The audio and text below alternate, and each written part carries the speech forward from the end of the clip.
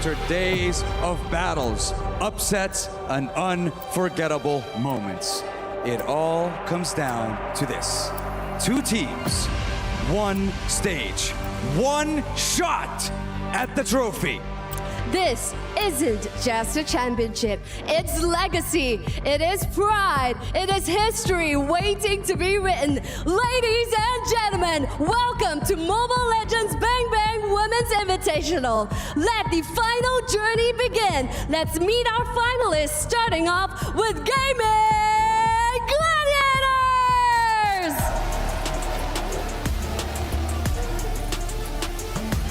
From the grueling grind, they've guaranteed their greatness, clutching grand victories and gathering glorious triumphs. Now, these galvanized giants are here to grasp the ultimate gold.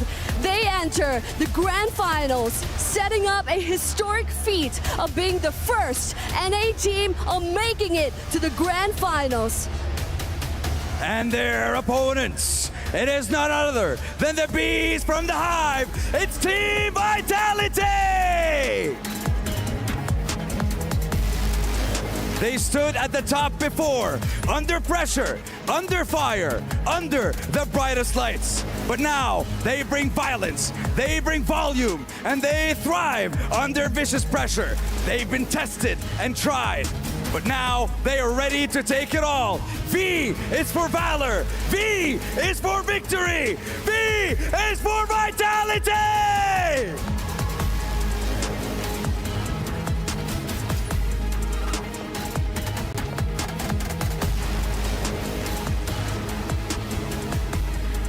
And now, I would like to invite each team's captains to meet me right here at the center. From Gaming Gladiators, Ashley, and from Team Vitality.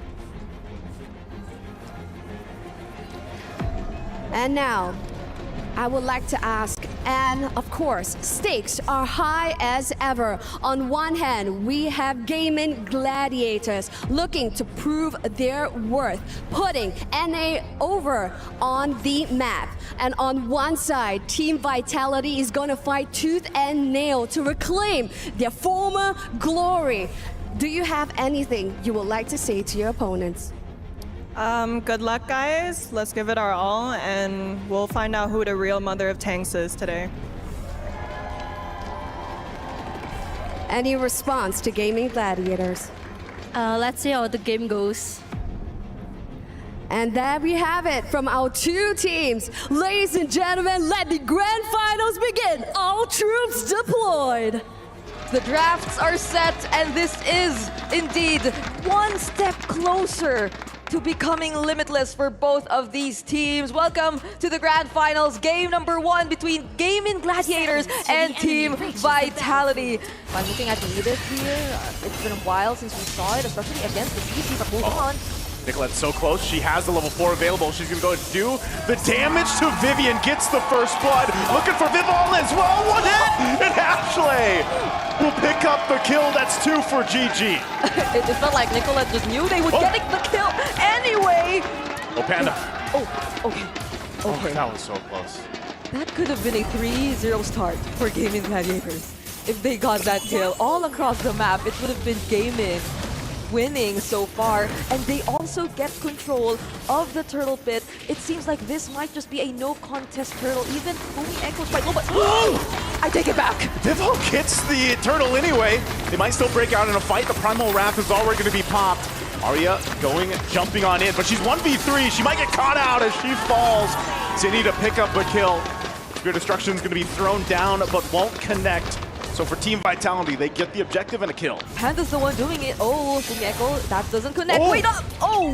Nicolette goes back after using Shadow Kill, but he's going to force the fight anyway. Vivian quite low. She has to get out. That's going to be a flicker burned. Again, the SOD won't land. The turtle is secured, though, and Zinni now joining the fight. Going to force them back, trying to reinforce the team. Arya looking to jump in under the turret, too. She gets tossed in the air with the onward, and she will fall, but it's still going to be a trade, and Ashley quite low herself, and Zinni gets a double. Looking for the triple. Forces the flicker out, but she'll get it over the wall anyway. Zinni Cindy comes in clutch for Team Vitality. They're gonna have to respect that, Edith. But meanwhile, 1v1, Nicolette going for Shell, might be able to get a solo kill for her, but Flicker burn, and meanwhile in the mid lane, they're gonna force Panda back. She's in trouble. Spear Destruction will land, but she's not gonna follow through. She finally does join the team. Ashley, though, will go in with Wild Charge on Shell. Shell's in trouble. They're gonna be trading the gold laners, 1-for-1 so far. Make it more. Mope. Fumieko jumps on in with a flicker. She goes in, pops the Primal Wrath, though. The sun is there on Arya. They're gonna have to disengage. So much expended here. Meanwhile, Vival still up, trying to take the purple buff. And that she will. All in time for the Lord to be up. Still very close. This fight for this Lord is gonna be not anyone's sure win, but they're gonna initiate the fight anyway. Nicolette on the backside, she will find Cinny! So she shuts down Cinny. Still GG all alive. Vivian has to flicker out. Under the turret she goes. Vival to follow, and GG. This is a clear sign to start up the Lord. Can Team Vitality do anything to stop him? I don't think so, but the push down bot from Shell. She'll go for the base turret. Vivian trying to be a distraction. Shell, somebody has to deal with Shell, the minion, she's with them. Meanwhile, the base is gonna be worked on. She's working on the base and Arya's there. They have to clear out the minion, but she'll take it in her own hands and they take game 1 for Team Vitality. No one would have expected that game to end in that moment. Don't necessarily have that hero who you could just assign to really look for the pickup onto the backside, but Fumieko jumping in. They're going to fight back. Heavy spin used to. Into the traction pulse, though. Ashley going to be in trouble. She doesn't have the level 4. Panda goes down, though. Meanwhile, still across the map, they're going for more. Vivian's quite low. Ashley can't hunt. Cinny just playing around the wall, and now Vival joining the fight will swoop down and take the turtle. Team Vitality gets a whole lot that early on. For the second time in this series. Oh, she's gonna go for Arya. Arya! She's nowhere to run! Not even the tower is safe. The turret goes down up top, so they're gonna be willing to trade an objective. Meanwhile, a full force of GG is gonna start this turtle up. They're gonna go for a traction pulse again. Heavy spin. Vival's gonna jump off, pops off the shadow kill, and Nicolette's gone. Turtle secured for Team Vitality. And now, GG on the run. Panda can't escape again as she falls, and Sayori and Ashley, no choice, they're left alone. GG is gonna lose a lot more here. The way they've been playing majority of the past 2 games they had, and speaking of, they might just decide to go for it this time, but I guess they want to fight. Enough. They go in with a glorious pathway, but then they disengage, and now Nicolette jumping in. She's gonna go in. Fumieko will catch her with the final slash, and Nicolette is gone. Meanwhile, Arya as well. Next up is Vivian finds a rock down with a heavy spin. Panda trying to run away, but Cindy goes forward, flickers in, and will take turret shots. So a trade there. Team Vitality wanted that kill. Won't get it, but they still win the fight. I mean, that wasn't a shutdown this time for City, but still, even that mistake felt like it was an okay thing for Team Vitality. Because even then, they're able to transition into getting this Lord. They already used the Diamond Force and the Shadow Kill. There's the Glorious Pathway. Will Game and catch up? Oh, they won't. Vival able to secure the Lord. I think GG should just disengage, recollect, and get back to ready to defend here. Ashley's responsible for tanking most of the damage. So how does that fall now? Ashley, oh no! Oh, this is trouble. They drop down the Zaman Force, forcing the fight. Turret's gonna go down. Fumieko will flicker defensively. Nicolette joining the fight. They're gonna force them back into it. They'll find Vivian, but on the backside, Vival goes into the turrets, into the fountain, and she'll go back. But on the hunt, Nicolette wants this one, but it'll be Panda that picks up a double kill. Gaiman Gladiator is able to find something on the overzealous Team Vitality for that base. It was a good angle. It was a good attempt, especially from Vival, but I feel like they weren't able to really consider the waves and the amount of support that were alongside them. But hold on, Shell, Zaman Force, she's gonna hit Nicolette a couple times, but she's in trouble. Panda picks up another. Gaiman Gladiator slowly but surely getting gold in the right hands here of Panda. She needs this on that carry. Okay, I feel like there's been a switch for Gaming Gladiators. This major objective, the Lord is up. It's going to be started by Team Vitality. Fumieko takes a couple shots. Concealed to be used. They final slash in. They're going to fight it anyway. Panda unleashing on the backside. Not able to find Vivian, but they will get the flicker down and Shell. The first to fall. Fumieko next. 2 down for Team Vitality. They want more. Nicolette jumps in. Vivol on the hunt, but she'll have to be forced back. So Gaming Gladiators just got control of this objective. If they can go ahead and secure it, Panda and Nicolette will start it up. But Vivol, she has the retribution. She's just around the corner. Is she gonna go for a steal? Arya jumps in, trying to cover them, but Nicolette will get the Lord, and Gaming Gladiators once again will turn the tide in their favor. Then that just allows for Gaimin to find a way to answer back. Oh, Panda's gonna be in trouble. She goes down, gets picked off. That is not where you want to be, but the Lord is still up. Gaming Gladiators will go ahead and still try to play into what they can get, but after that, I don't think you can get much more off this. It's going to be cleared out. Nicolette spotting things out. I'm not sure if the team wants to actually pursue any further, so they'll disengage. They somehow try to distract Gaimin. There's the glorious pathway though. Glorious pathway to jump down on defense. Vivol forced back too. You can already see the firepower is online for Gaming Gladiators. It looks like they still want to go roll down mid. Nicolette joined the fight too. She jumps in the backside, looking for the target. They get final slash though. Vivol trying to heal back up, join the fight. Fumieko will go down, but Cindy still unleashing, untouched in the mid lane as she picks up Ashley. And Ashley falls, and Arya gonna be next, and Cindy is untouched, unbothered, triple kill. Huge win for Team Vitality. Cine, the moment they weren't able to take out Cine, they thought they could go for the fight. There wasn't any heavy spin anymore. But they have to take note of the Sayori! Sayori trying to get the minions to focus on her. Flickers forward, but that's gonna be it. Team Vitality, it might have looked close, but Team Vitality will take game 2. Probably had to wait a little longer before showing themselves up that early because they were clearly at a disadvantage. The kick is true. Spear Destruction, Panda sees it, she's gonna back off. But again, the initiation, again, a final slash thrown out from Fumieko. She's gonna be collapsed down on her. Shadow Kill is gonna be popped out. Fumieko 1 hit away, she goes back with a vengeance. Finally going down to Arya. Turtle for the taking, and Vivol just around the corner, goes in, takes the turtle from under the noses. Now Nicolette on the run, she can't escape Vivian. The fight's still breaking out as Arya takes a little bit of damage, still force out, but can't run away as Arya falls as well. Team Vitality again finds the win. It was a great engage, but the follow-up might have been lacking. Here's a play, she goes in, Spear of Misery there too. City in trouble, Panda, she's so low, she does find Shell. So she picks up one, Panda, gonna be okay, but Fumieko jumps in, gets her ankles broken by Nicolette. But Nicolette gonna be fine, Ashley here to help. Fumieko still wants to go, Sacred Hammer gonna keep her okay. Nicolette has dealt with this pressure all game. And now the Lord is up. One crucial mistake from Nicolette could cost them the objective, could cost them the Lord. And you know how decisive Team Vitality is, but they go for Vivol. He's gonna jump in. Implosion already used, but it's Vivol. Maybe not the target you want to be going for here.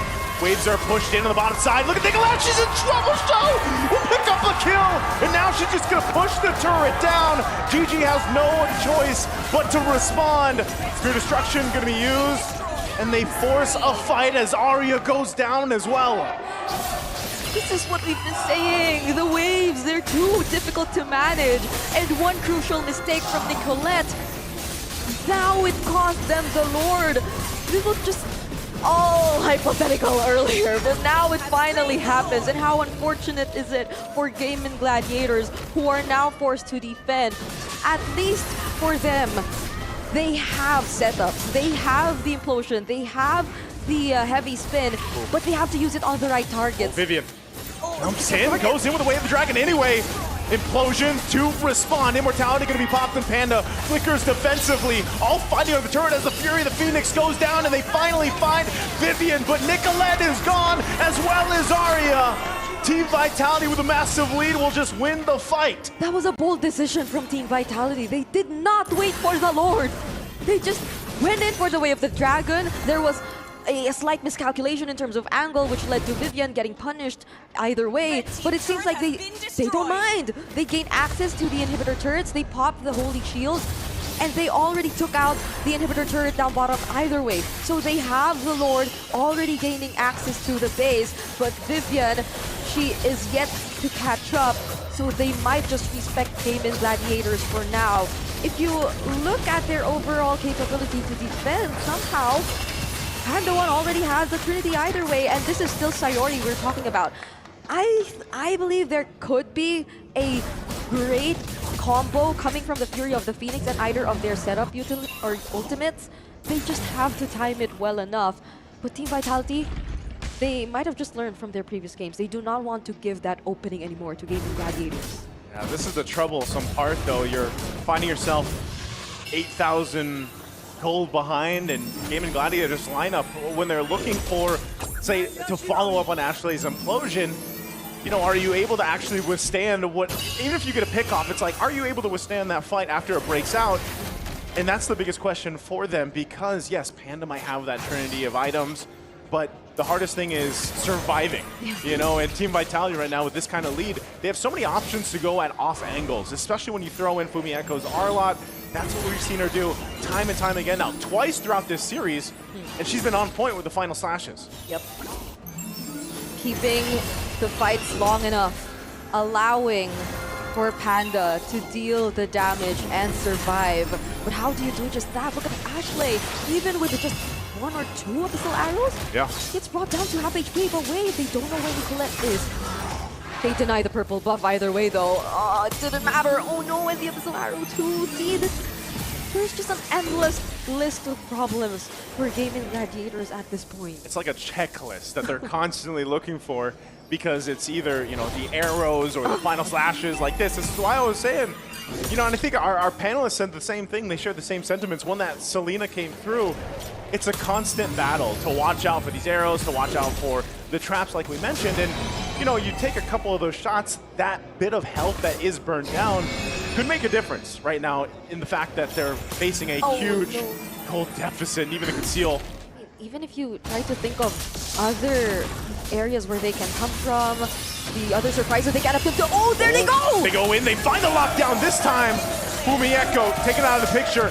Could they turn it around? A Spirit of Destruction goes forward, but and Shell still on the bottom side. She joins the fight. They're going to be able to find Nicolette, and now Arya in trouble. Flicker is on out, but Shell will find her. Cine getting the kill. 2 members down for Gaming Gladiators. And Team of Vitality will take that, and they'll go for the Lord. Vivian just goes back to her post. She just makes sure that the other remaining members of Gaming Gladiators are not able to go any further. Oh no, Ashley though, she's right here! Shoots on forward. Vivel on the hunt for Ashley. Here the Phoenix could be dropped down. Shell 2 checked by Panda. She's gonna be able to find Cine. Pops the Winter Crown. Fury of the Phoenix, an implosion too. The final slash keeps Ashley at bay. Another Winter Crown gonna be popped. Sayori's in trouble. She has her own Winter Crown. But now Panda, amidst 2, pops the Wind of Nature. Sayori goes down, and Panda versus Vivian. But Vivian gets the kill. And Nicolette on the run, as well as Arya forced back to base. Nicolette cut off from the rest of the team, and Team Vitality might be able to just clean things up as Nicolette goes down. Shell and the rest of the team will make their way to base. Arya takes the hits from the spears as Vivel and Cine will make their way with Vivian, and they have the base in their eyes as they work on it, and there's not much that GG can do. It's now championship point for Team Vitality. Does hit that level 4, so now she's got the circling heal. She has the guiding wind to help Panda. They're gonna go for an exchange, 2v2. Meanwhile, top, Arya's gone with the rough waves. Panda, oh, they get swept with the final slash from Vivian. So even with the 2v2, Team Vitality will still win that bottom. Can Nicolette change this? Gonna be joining the fight. She's gonna spawn out Vivian. She has the shadow kill. She'll pop that. Ashley trying to join the fight, but Vivian still gonna be able to survive. Nicolette can't pick up a kill. They have Panda, they have ways to keep her alive, they have the sustain in the hands of Ashley, but Arya, she won't be able to sustain that first damage. The way that you have to be mindful of where the Karita is gonna come from, of where the Karita is gonna like surprise you with either the Petrify or even the combo, because again, this has been one of the adjusted heroes, and yet I get once more! See, these are the hardest moments, the hardest parts of this game, you can't find a way to check the brushes either. Could potentially look for a pickoff, but why does it feel like Team Vitality sends that? They might go this time. Cindy could be in trouble. She's locked down with a heavy spin. A Spear of Destruction's gonna be thrown out. Shell's gonna join the fight, but Sayori on the run, can't escape Fumi Echo. And now Arya next. Dark Wave into the Infernal Pursuit, but she's not tanky enough. Team Vitality again picks up a couple kills. Now Nicolette waiting out on the whims. She's gonna jump in. A Shadow Kill's gonna be popped up. GG Panda joining the fight, but they back off. A final slash too, but the turtle for the taking here for Team Vitality. You know, you get this kind of strength in the early game with Kadita. Whoa, Nicolette so low.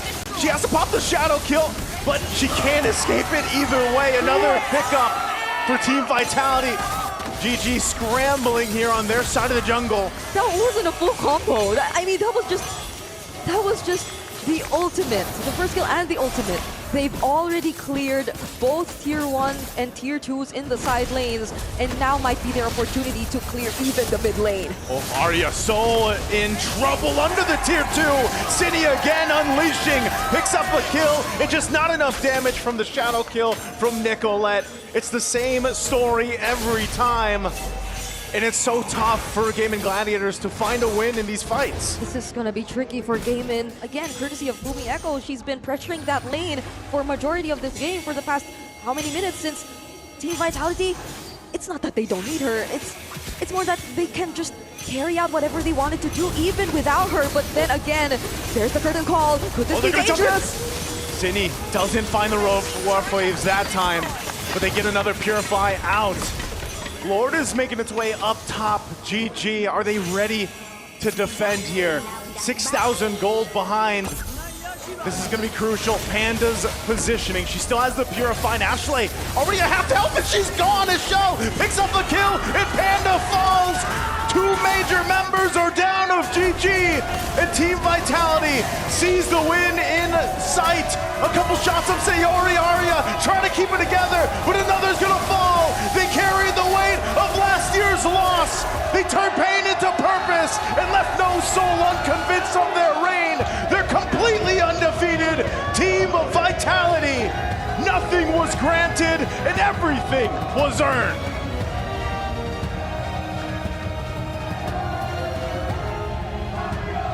You can now say that they are indeed limitless as Team Vitality secure the championship for this year's MWI. The only thing that mattered, and it once slipped out of their hands.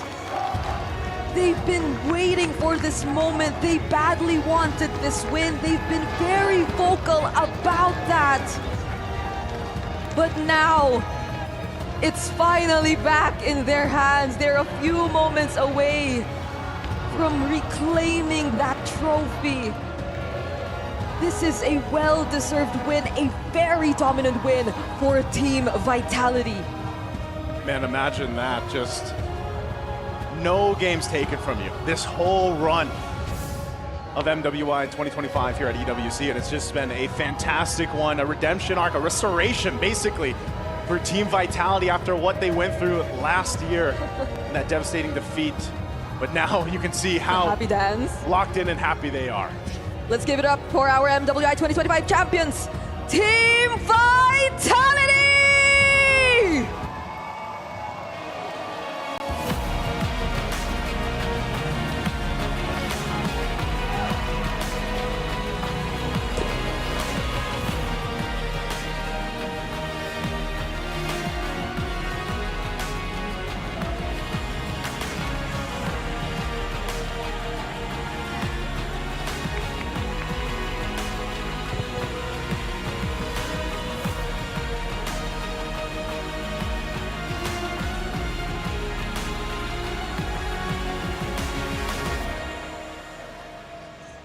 They didn't just win, they conquered every challenge without dropping a single game.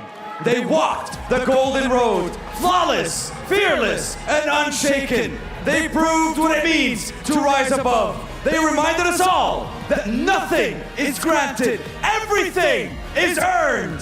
They played with purpose. They played with pride. They played limitless.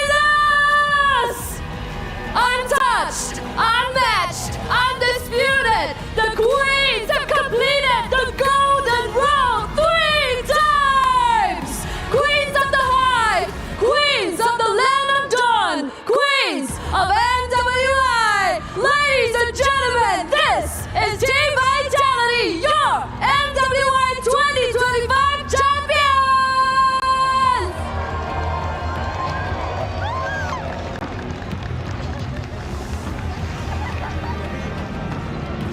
A well-deserved victory. A golden road for the third time, Cheryl. Who does that? Who's capable of such an achievement? They have golden roaded so many times. And when it came to the one that mattered most, last year, right here at EWC, they've lost that win streak. They've waited 1 full year with the perfect score record to face off their foe that took their win from them. And it has come full circle right here at the EWC MWI 2025. They've regained their glory, a third time golden road. This is Team Vitality. What an incredible performance. Final.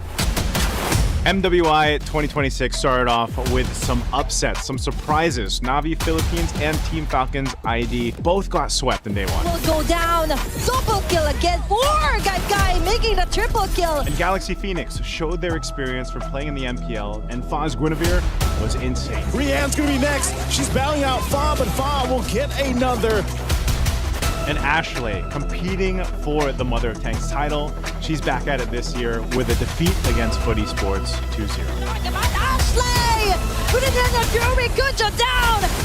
Now for day 2, Team Vitality, the final queens. Can they be challenged a little bit more from Gen G Esports? Top side, what a crazy sequence! So counts out with a circling eagle! Na'Vi and Team Falcons ID both hang on by a thread in the lower bracket. Can they continue their journey here at MWI 2026 here at EWC?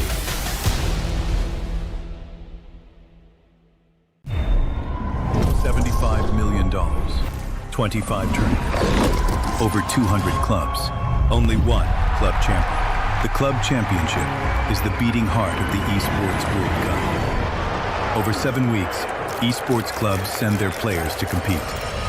Every placement, every win, every podium earns points for their club.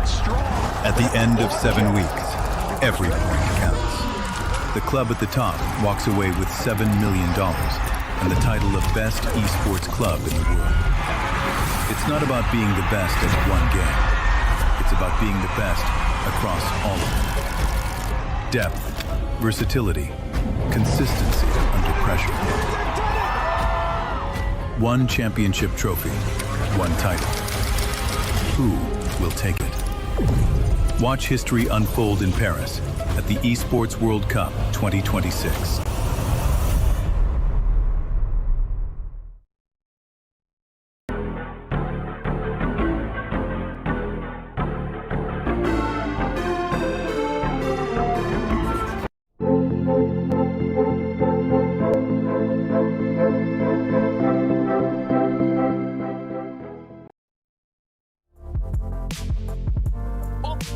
Gentlemen, all right, there we go. Welcome, ladies and gentlemen. This is MWI at the Esports World Cup 2026.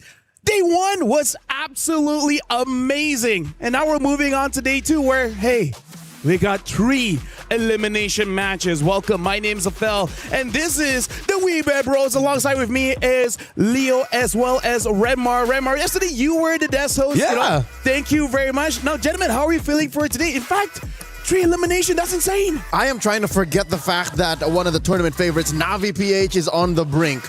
That is the #1 thing on my mind because yesterday, All of my predictions, all of them, I think were turned on their heads. I think that's what LaFell means by a great day. The fact that we don't know what is going on. Yeah, and that's a really sad thing. We're like the heartbreak stream today, but at the same time, how do we balance all the heartbreaks with the fun? I'm sure we can deliver the fun, and the fun is going to be coming from the action. But yes, we're going to be seeing some keys crushed today. I mean, like, here's the thing. For us, it's fun because we got a lot of things to analyze because as of right now, nothing is solid just yet. The thing that is solid is the trophy. We're going to be checking on the trophy system just for you guys to remember what's going on here at EWC. The Esports World Cup, the most elite competition in the world. Its trophy system is built to match. The Club Championship Trophy, awarded to the one club that rose above the rest and reigned supreme across all EWC games. Every participant earns a key engraved with their name. That's their right to compete.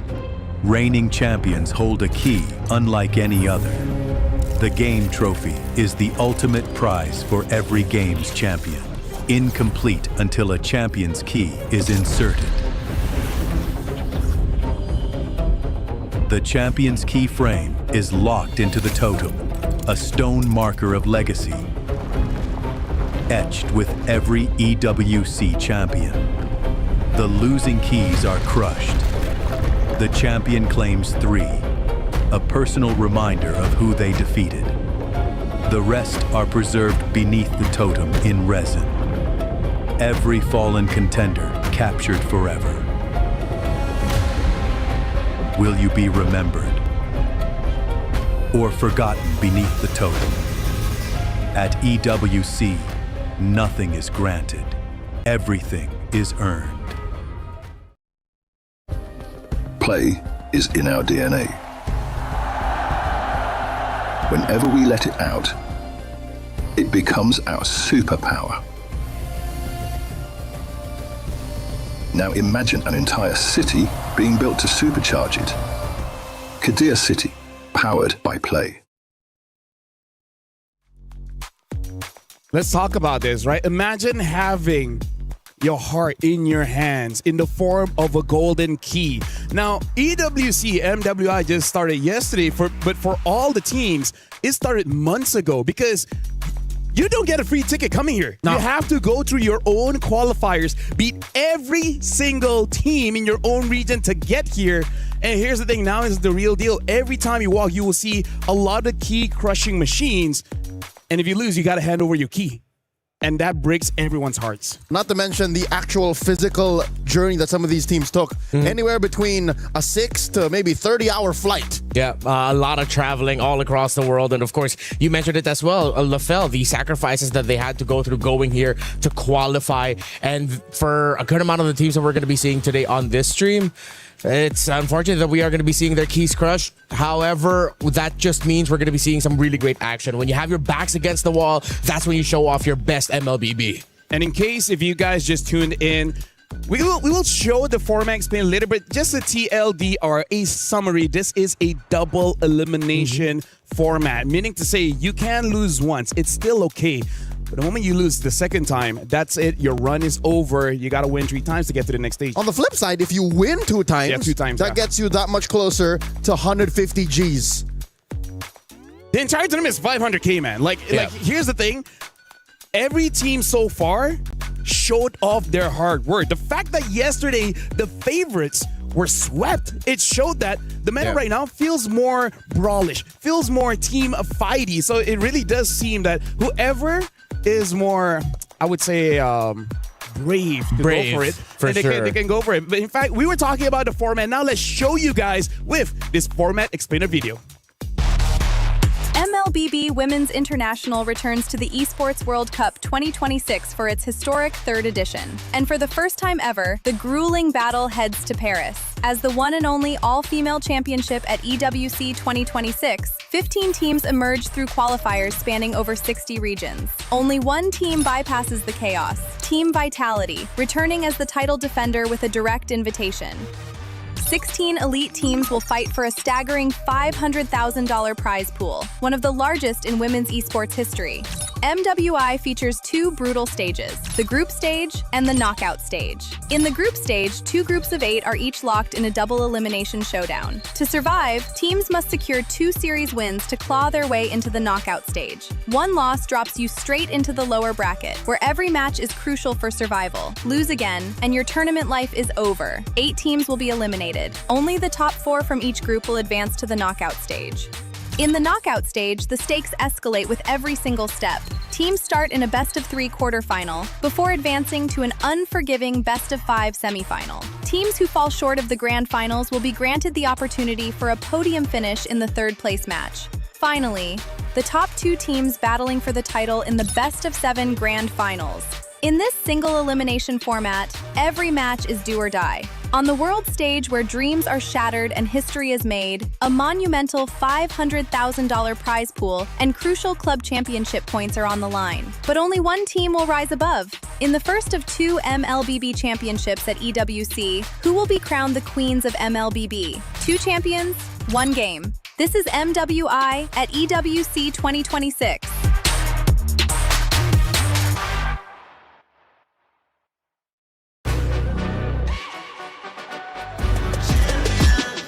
This ain't no regular thing. I came for the ring, you know what I mean.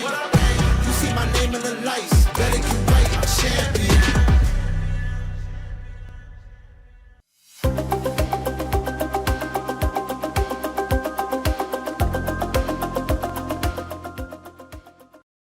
The format is unforgiving, but that's how you become a champion. Being good sometimes just isn't enough. Speaking of, let's talk back about the previous champions, right? 2024, now known as Na'Vi, was the champions. 2025, it was Vitality. Now we got to see whether Team Vitality can actually hold on to that championship throne, because here's the thing, teams have showed up this year. I'm not feeling too great for Vitality, honestly. Yeah, the competition globally for MLBB women's esports has risen exponentially. It seems like every year, not just every year, every month you see improvements across the board. You see teams from regions that are often overlooked suddenly making a name for themselves because teams from other regions are saying, hey, we didn't expect them to be so good, but then they've improved their macro, they've improved their micro. And I love that even on day one itself, because of the upsets that we got, of course, for Falcons ID, for Na'Vi, that holds so true. It's very evident in MWI. I hate to be a downer, Danny, but one might consider maybe we're growing horizontally and not vertically. Maybe it's more a matter of quantity and quality because we're just seeing more and more tournaments. So maybe that's why we have this doom and gloom feeling for our defending champions. And now for us to continue the conversation, let's look at the brackets. We're going to be looking at Group A first just to see the journey currently, because we're looking at the opening matches coming in from yesterday. Seda, amazing performance, able to beat out Team Falcons ID 2-0. And then Team Ray Young able to take down Aurora Gaming. Had some struggles, 18, 21-minute games, but eventually they got there. And Keltec Cyber Team, also a team to watch, able to defeat out GK Esport. And Twist of Minds, amazing performance, able to beat out Virtus Pro. Last night, before I went into my slumber, I rewatched the match between Saita and the Team Falcons ID. And of course, took a little peek at Geltec versus GK. I'll tell you now, those sweeping wins are dominant. They literally put them in their place. Yeah, meanwhile, in Group B, I loved what I saw from Genji, of course. A little bit disappointed in Foot, but I think it's a little bit more of Genji, which is really in their A game yesterday. And of course, MIBR lost, actually delivered a pretty entertaining game against Vitality in game number 2 after getting dominated in game 1. They were testing Vitality in terms of the micro capability, so I'm excited to see them go up against Foot. Hopefully, we get a 3-game series between those two because I feel like they have so much more to show. Natos Vincere, Na'Vi, my goodness, hopefully they've got it together today. Yeah, now we're going to look at today's schedule here in Stream B. We got GK Esports going up against Virtus Pro, elimination match. Geltec Cyber Team going up against Twisted Mind. This is not elimination, this is a decider match. And then we have Na'Vi against Falcon Daisy's elimination match. And the final one for today, Foot Esports going up against MIBR Lost. Again, elimination match. Just to echo what Renmar mentioned, that last match, we're hoping it goes all the way because seeing that almost 30-minute slobber knocker between MIBR Loss and Team Vitality, who'd have thought that you would put the defending champions, the de facto final queens of MLBB, to the limit like that? Yeah. Alongside Foot Esports, as a Stream B vet, Footy Sports has always been entertaining, so I hope we see more of them. I mean, here's the thing. You guys are probably curious about Stream A as well. So let's check out Stream A's schedule just to see what's going on there. It's going to be Seta Esports going up against Team Ray Young, a decider match. Team Falcons ID against Aurora Gaming. Talk about two big orgs going head-to-head in the elimination match. And then Gen G against Team Vitality. Here we go. Who would have thought the Grand Final 2025 happening so early? And then Galaxy Phoenix against Team Falcons Mena. So 3 decider match in Stream A, 3 elimination match in Stream B. Yeah, I think it's safe to say that a lot of eyes are going to be on Genji and Team Vitality. Oh, yeah. Of course, we know the exchanges between Ashley and Vivian, who, after the grand finals, did get swimmingly well together. They're I wouldn't call them friends, but at least they're civil, you know. But hopefully we get to see a long series so that we get a little bit more clips from the social media of whatever Ashley and Vivian get to say. You know what? I feel like Ashley, if she really wants to make it entertaining, be like, if you really are the mother of things, you would have been Marcel. I mean, like, here's the thing. She had a perfect game with that Marcel back in their own qualifiers. But now, a little bit of recap of what happened yesterday. And I feel like the best way for us to summarize it is a lot of fighting. Everyone has their own flavor. Very good. Hirara bad. Yeah, this was my favorite series of the day yesterday. Team Ray Young and Aurora, I do not hold back when I call them MLBB soulmates. They get each other's timing. They get when the other wants to fight. Yes, it was a sweep, but it's something that Aurora can look back and say, hey, we can be proud of ourselves. It was a close sweep.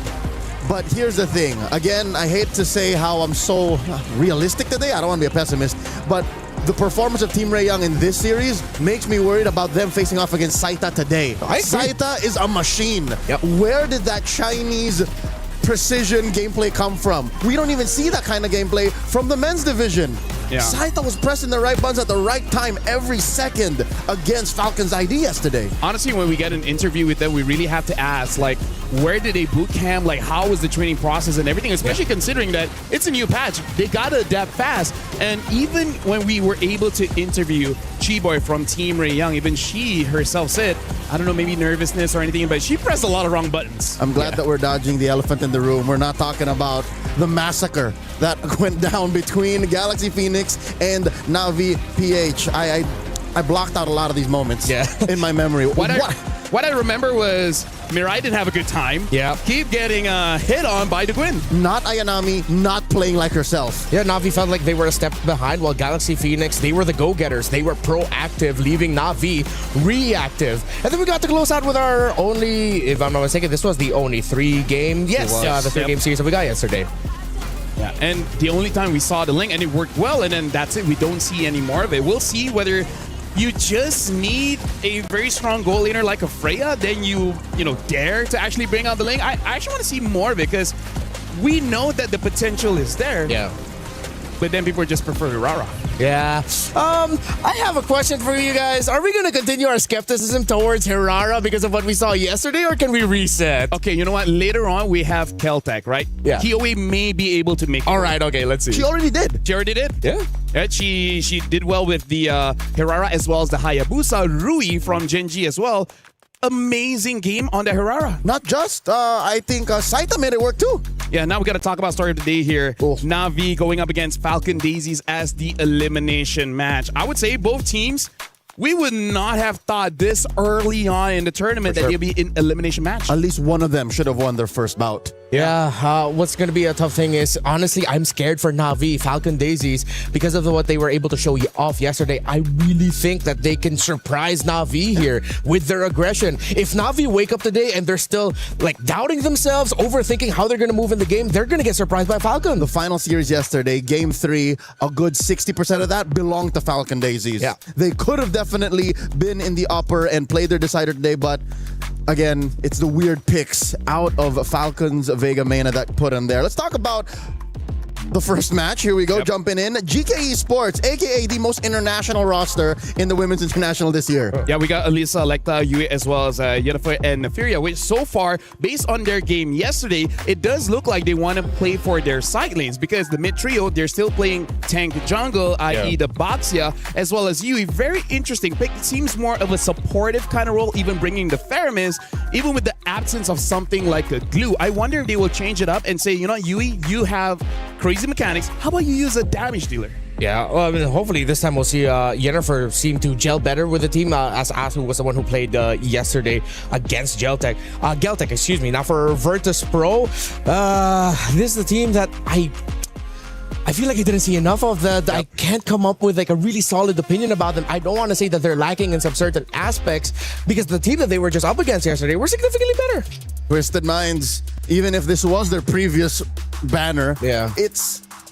How do I say? I don't want to say it's a chemistry thing. It definitely feels like if there was a team struggling with the patch, Virtus Pro might be one of them. Yeah. Hopefully after yesterday they get a bit more reps in. You know, maybe they're able to find 1 or 2 scrims. 18 hours in and off.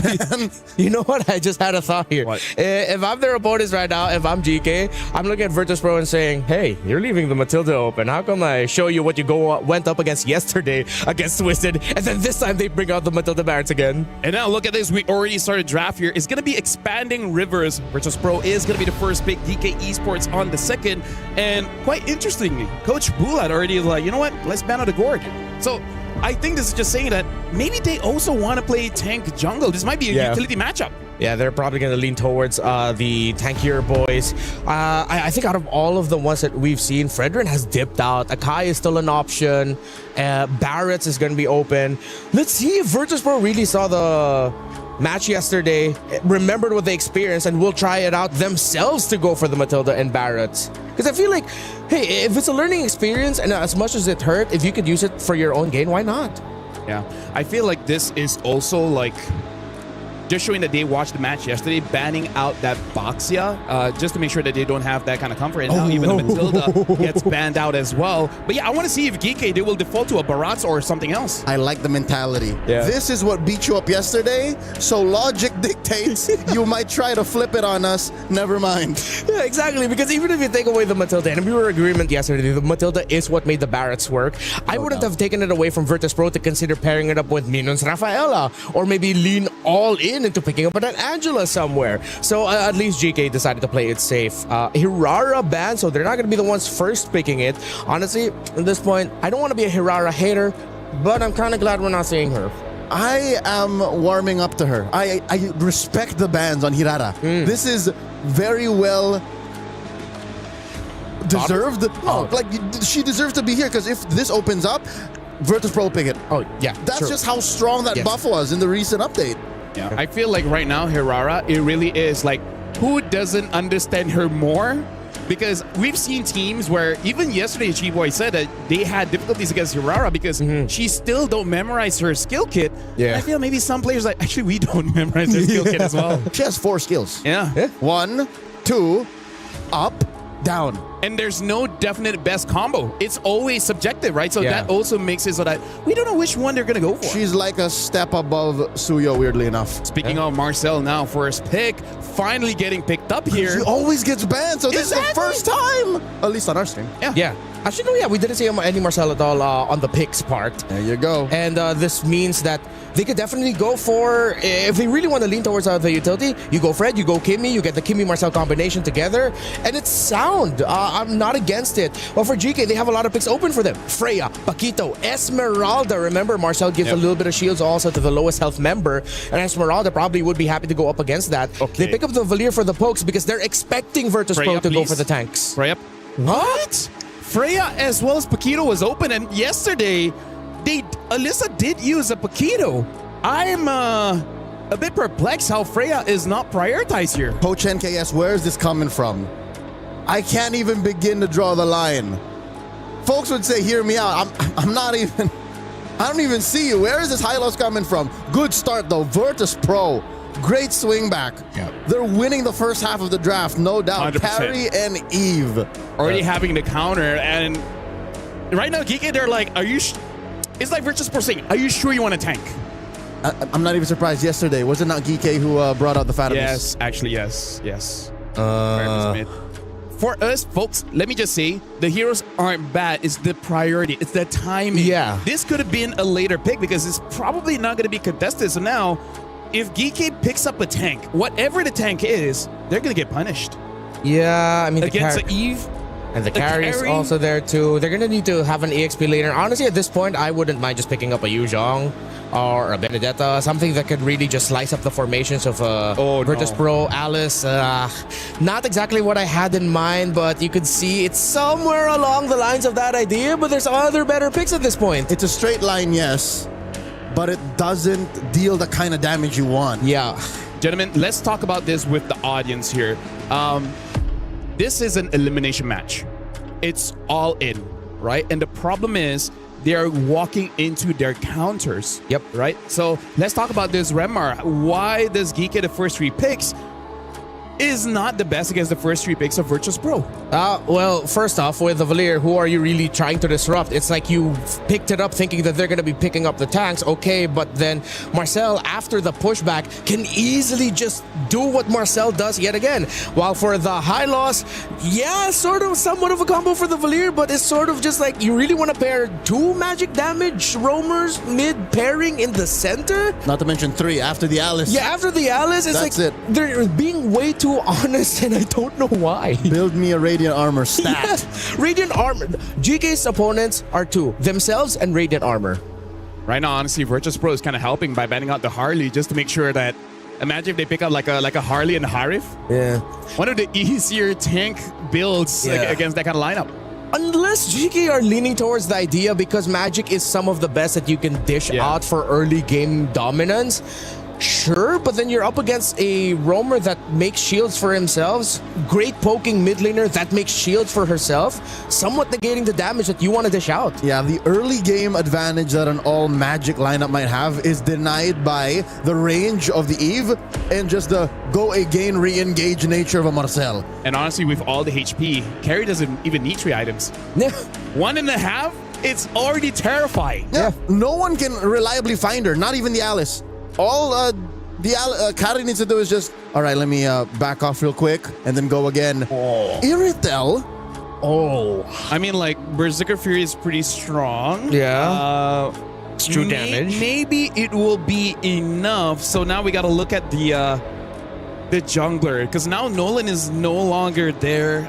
Yesterday we saw Falcon's ID bring up Iritel as well as Hanzo. I don't think GK should go for that. I don't know. I feel like Virtus Pro is really winning out the draft here.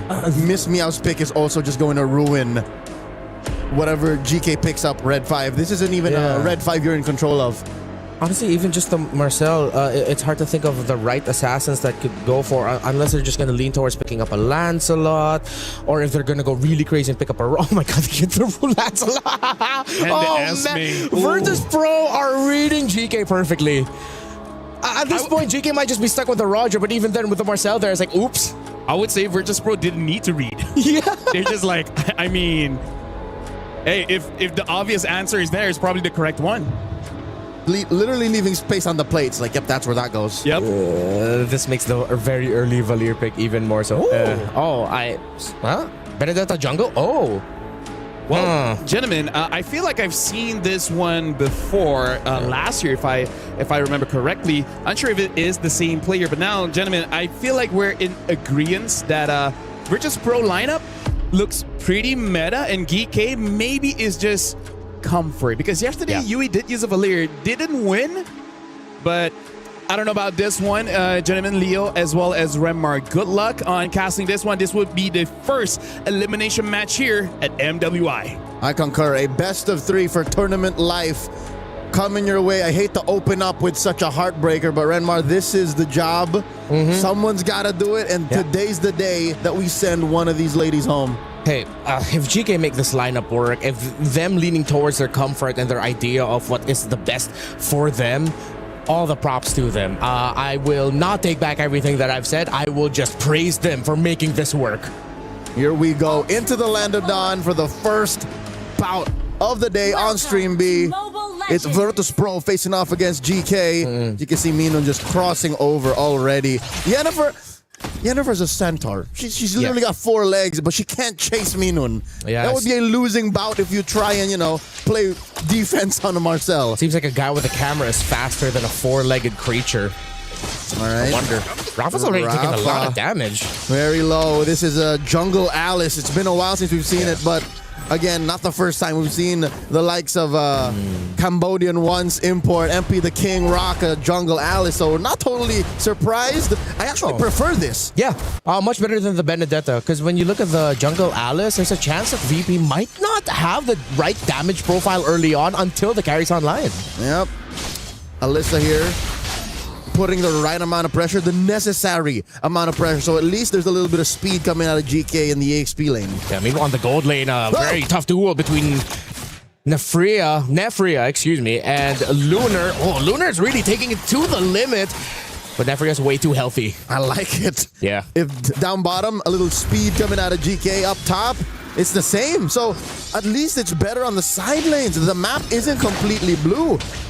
Although clearly in mid, there's a priority for a VP. Okay, this is where we'll see if our theories about this Alice is gonna work out for GK. Already level 4 for both junglers. How will they be able to fare with Alice just diving on them?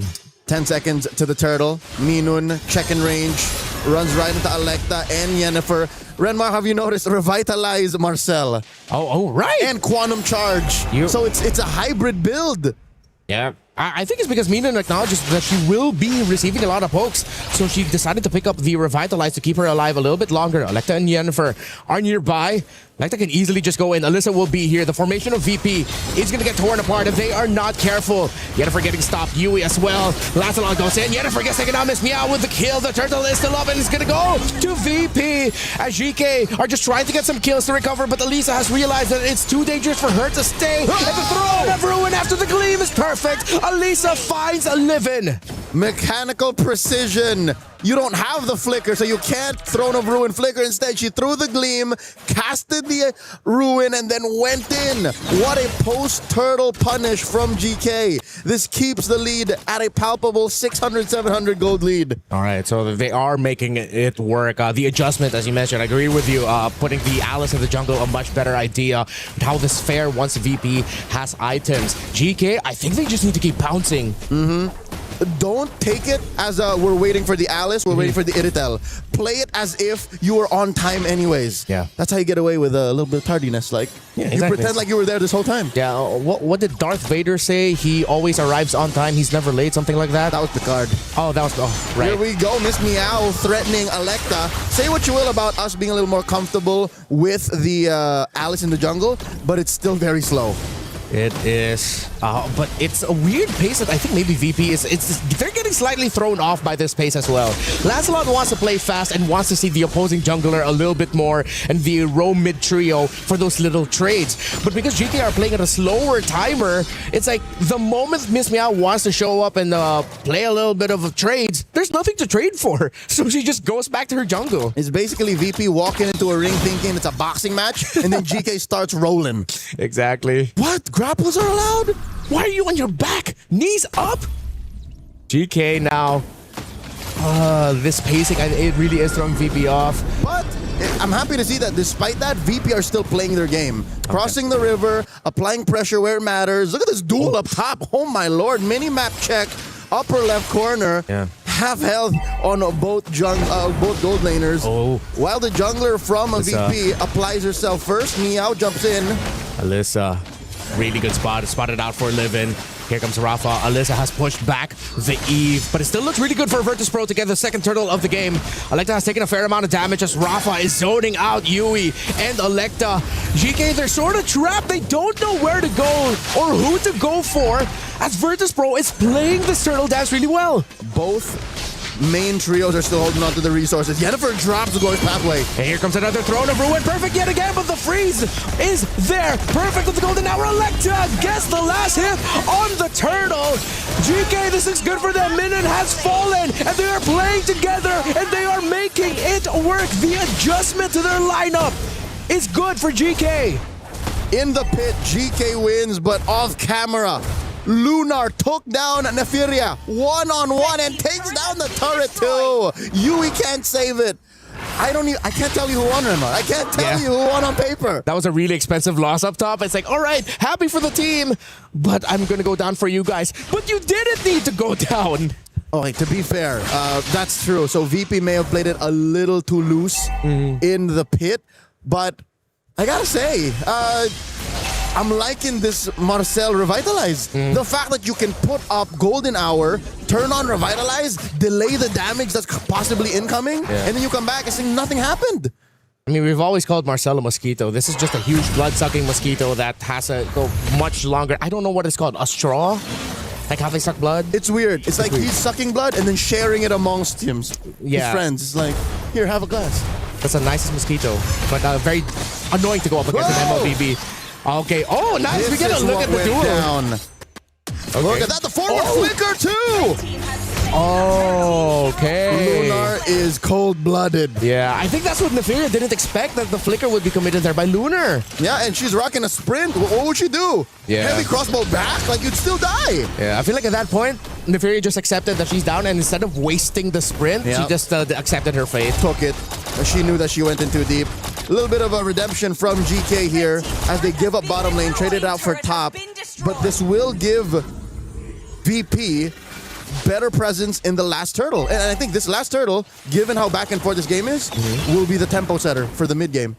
Because of the Berserker Fury change, having true damage now, 2-item power spike is the activation for the Irithel. So definitely it's go time. And as Lunar or LaFell mentioned as well, Lunar also has 2 items. I believe Neferia started with a Windtalker and a Huskclaw, so she's gonna farm up first. Rafa looking to jump in. Okay, Electa spotted out. Rafa, as usual, zoning out for Virtus Pro. Still, at any given moment, Electa can just go in, and here comes the snap. The Throne of Ruin. Miss Meow was a red tree battle. It wasn't even a red tree. She just got the last hit on the turtle. And it's good for VP, but GK, they're tagging. Miss Meow finds Yui, while Lunar finds Yennefer. And just like that, 2 members of GK fall, but Miss Meow gets traded out. And they trade out again. Electa falls, but that is definitely a VP win as GK. Elisa tried to hold, and she goes down. The damn bloodbath in the turtle pit extending into the purple. GK did not expect VP to get this dirty. They were hands-on with the approach, and I think VP has learned exactly how much GK is willing to give. The first couple of turtles, they were like, oh, it's like that. And then now they're like, no, just go in. Play the one-on-one defense, play the offense if necessary, and I think that's what allowed for this kind of split-up fight. Look, there's 3 different fronts. Yeah, it's the split. It's the Lancelot that's throwing off GK, and they're thriving on the chaos, VP. Oh, and of course, Grand Theft Purple. Oh, Alyssa tried. What was Alyssa thinking here? Yeah, I feel like it was too greedy to hold on, and just when we thought that we wouldn't be getting any action, Yennefer falls slightly off cap just when we got back. Surprise! There was no purple buff to be had there. It seems like they just ran into each other. Uh-oh. Alyssa dueling with Rafa. And I think she sniffs Minun out. I think we're getting reminded why Marcel never showed up on day number 1. Minun has been terrific on this Marcel. Electa checking, despite Miss Meow being a level up. Yeah. And I would reckon even on economy. Oh, Alyssa. All right, she's fine. I think it's a fair fight. If somehow Miss Meow finds Electa, she still has to think. She can't beat the Alice one-on-one. Oh man, if the Falling Star Moon landed on Neferia, that would have been really bad. Can they commit Grand Theft Purple again? Nope, looks like it's still on to Electa, so at least they'll have their purple buff for the Alice. Without having to retry. Yeah. It's in time for the Lord. It's anybody's Lord despite the 3K gold lead. I do think, honestly, GK can contest. Let's see if they will.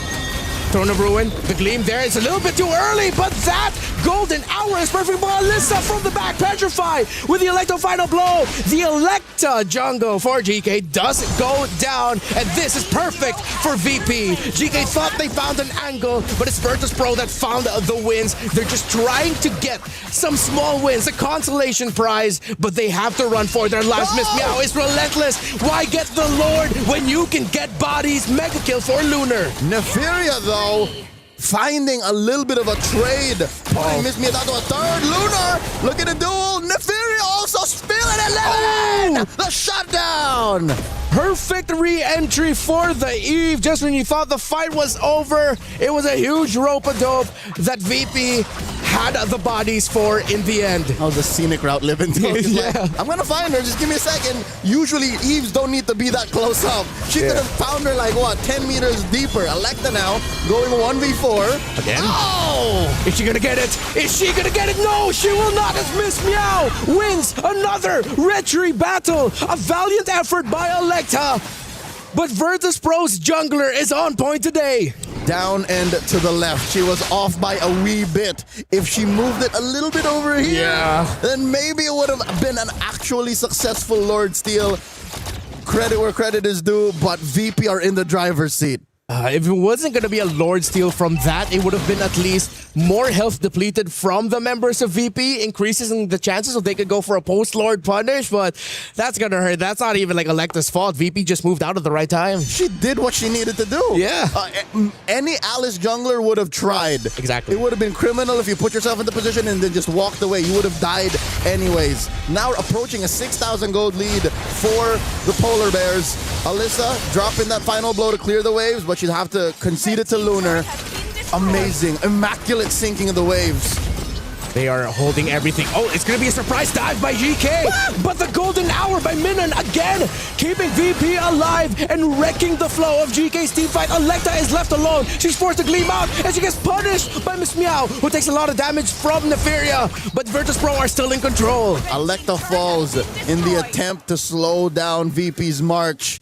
And now in the absence of their jungler, they're going to lose an inhibitor. I'd say maybe another one in the next 15 seconds if VP have their way. It is all VP. GK missed some very important early turtles. If definitely would have been a different story if the maybe at least one more turtle went to the side of GK. They took some right trades for the towers, but it's just not their game. Rennie, it came down to the final turtle. Yeah. Again, whoever took the final turtle just had a better ramp up into the mid game. And now approaching the late game, we know that Nefaria is playing with Dynamite, and here comes the pathway! Set up by Minon again! The Falling Star Moon follow-up is perfect, but they say way too much as the Throne of Ruin is enough to turn it around for GK. Livin falls, Minon as well, but Lunar is still able to free hit and takes down Electa. 2 kills for GK, that's a start. That was the nightmare situation for Virtus Pro. I'm glad that they cut their losses and just backed the hell out of there. If that lasted maybe 2 or 3 seconds longer, they would have lost one more, and it would have turned into a 3-for-1. And possibly, I hate to think that it could have been Lunar who died. Imagine the shutdown goal that would go to GK. Actually, now that you're saying it, Lunar is terrifying. No deaths. Yennefer gets caught out. You should not have been there. Lunar is interstellar right now. 7-0-5, flickering forward a majority of the times. Miss Meow going 2v1. This could be bad. But Nefaria and Alyssa sniff it out that there could be members of Virtus Pro coming in to help. To trap. Livin was there. Lord, if somehow miraculously GK can take this while taking some bodies with them, this is going to be a massive turnaround. They need it now. Nefaria goes. Oh! Nefaria! No fear for ya! That was a miscalculation on Miss Meow's part, but they look to repair the situation as top lane, Electa gets picked off. Cross map. No love lost there. No retribution for both sides. Jungle for jungle when we least expected. We were away from the objectives at both points. Here comes Alyssa with the Electo. Final blow. Golden hour as well. Nefaria able to free hit. Alyssa falls. Lunar is still a monster. Unkillable to the moon. Minon falls. Lunar and Livin. They're trying to poke as they still have the Esmeralda with them to hold the front line. Legendary for this carry. 9-0-5. Now 10. She's hitting double digits on these kills. Virtus Pro took down 3 members. There's no way, even in the absence of Miss Meow, who's here in just a jiffy. There she is. They have a retribution. Score another Lord, denying GK a comeback. Virtus Pro. You got to feel for GK at this point. It seems like with every win they get, just when it looks good, Virtus Pro gets something back. They understand the cross-map trades that you're supposed to take in this meta game currently. If you see the opposing team win elsewhere, you need to be fast and win on the other side. I don't like these cross-map trades anymore. Please, they're a little too expensive. Golden hour, perfect yet again. Rafa falling star moon, it connects, and look at that damage. But Neferia is able to buy immortality just in time, but is not able to hold on. Here comes Miss Meow with the Lancelot, Phantom Execution, bring in the RWM, but the other members of GK will be able to get out. They still have a Lord to deal with. Despite there not being additional kills, I think it's worth it. Virtus Pro pulled out a lot of major resources. Yui! And the entry though by Electa might be the last glimpse of hope, but hope will get dashed out as Livin gets a double. The Lord is here and VP takes game number 1. Virtus Pro slipped up maybe twice total in this first game, but alas, it still ended under 18. 2 Lords all it took for them to put themselves at match point. 1 more game loss, and we say goodbye to GK. Surprisingly competitive after the early game that we got. GK, you felt it. They were slowly crawling back, and you see them talking to one another, what they have to change up. Different approach. They were almost there, but Virtus Pro had all the answers. I am curious. Would it be the draft you would change a little bit more, or in execution? Because there were definitely highlights, no doubt. But draft-wise, could there have been maybe 1 or 2 tweaks? That's still what I'm looking at. That's still what I'm thinking about. Really does feel like it. Hello. All right, now I'm back. All right, here's the thing. I would say yes, because honestly, in this game, it all falls down to basic MLBB logic. The draft that GK had, they will do well for the first 7 minutes, and then they did. But the moment that Lunar got 2 items, that's GG. That's the end of it. It's kind of like, just to simplify, we're playing rock, paper, scissors. I'm already putting up rock, and then you just pick up scissors. Right? Yeah. And it's not a surprise. I keep showing, I'm not changing. This is a rock. I have Carrie's second pick, Marcel first pick, Carrie's second pick, and then it's like, let's get all the high HP heroes. So I'm rock. Yeah. And then you're already showing rock, and then you're like, yep, scissors.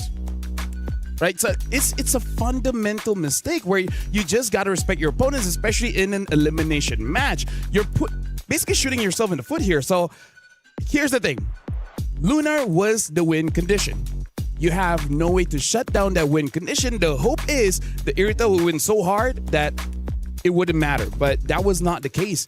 She needed the help. She needed one diver that has a different source of defense than just high HP. And she also needed Virtus Pro to make mistakes. There were, again, 1 or 2 times wherein they fought in tight spaces, wherein the lineup that GK ended up with actually wins. Let me just pose this question. What if GK had a Farsight? They would have been better. They could have killed Lunar, and then at that point it's like, hey, you know what? The rest is fine. They would have at least matched the range on Livin. Exactly. Yeah, what's the range difference? You could see in some moments in the aforementioned fights in tight spaces how well it could go for the High Loss and the Valir. Add to that the Alice, but then you're up against a Marcel. The first pick alone stops a lot of what these two want to do, hence why we reacted a certain way during the draft. And folks, we got to be critical here because, again, just to remind everyone, 500,000 total prize pool. Champion gets 150K, and this is elimination match. You're going up against the best of the best. You always have to assume your opponents are a 10 out of 10 on all these heroes. You can't be like, I can't outplay that. No, you need to be at least on equal grounds. You can't be having a losing matchup. And more than just tournament life, again, by winning this match, you already up your prize winnings. True, yes. Yep. Right? So this is more than just the now and here. Big picture. You need to draft and play as if it was your last, because it really is. Like, this is it. GK, I think they know what's going on. And again, I think we brought this up. Benefit of the doubt, right? Devil's advocate, it comes down to comfort. It's what they prepared. It's what they have in their arsenal. So it's just down to how well they can play it. If that's the case, I think the best strategy that a coach can have is try to get blue side first pick and ban out the carry. Because that's the biggest bane towards their draft. Yeah. Right? If the carry is not there, sure, picks like the Claude will be a problem. Picks like the Eve would be a problem. But at least you take out the obvious. So ban carry, ban Matilda, ban Marcel. Yeah. Yeah, the Marcel's to go unless you're really good at a Hilda or a Khalid to match the Marcel. Yeah. A lot of the draft wins here from Virtus Pro just really came from the fact that the Hylos and Valir were prioritized. It was easy to just pick up the even carry. Could have been red 4 or 5. Yeah, it could have been later. I mean, like, here's the thing. We will give time for the teams to think about it as we also think about what will happen in game number 2. For now, we're going for a short break, but when we return, we'll continue this elimination match.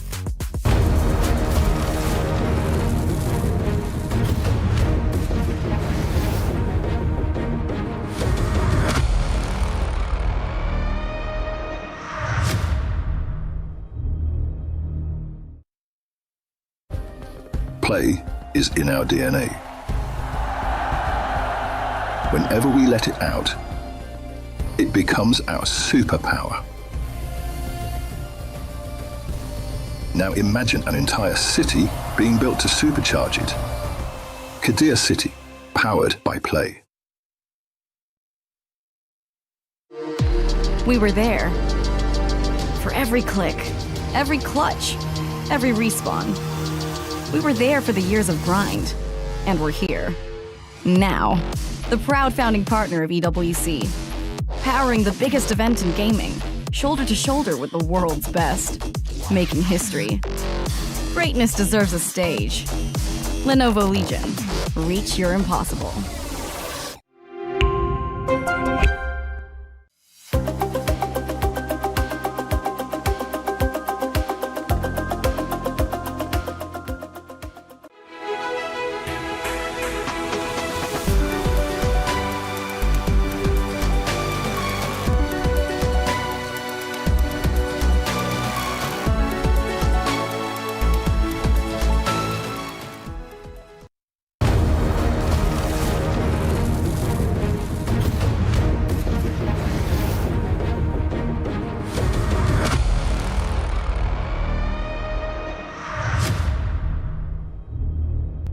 Welcome back, ladies and gentlemen. This is elimination match between VP against GK. VP right now is on the board. They need one more win to move through and eliminate GK. So now let's talk about the change here. I really feel like priority has to be in line with the meta. Like, comfort, yes, but at the same time, you know, some things can be pushed a bit later. Not even the meta. Just interact with your opponent. Yeah. Consider what they're doing. You're not playing in a vacuum. Yeah, it really felt like with those rush picks, they had an idea of what they wanted to play. And instead of taking the more patient route to get there, they were just like, we want this now. Yep. And if you have a very specific idea, that is usually just countered by the top meta picks. Yeah, I'm just honestly worried if it's a draft problem where Yui does not have a lot in the hero pool, which I feel like should not be the case. She's been here for a few years now here in the EWC, and Valir is okay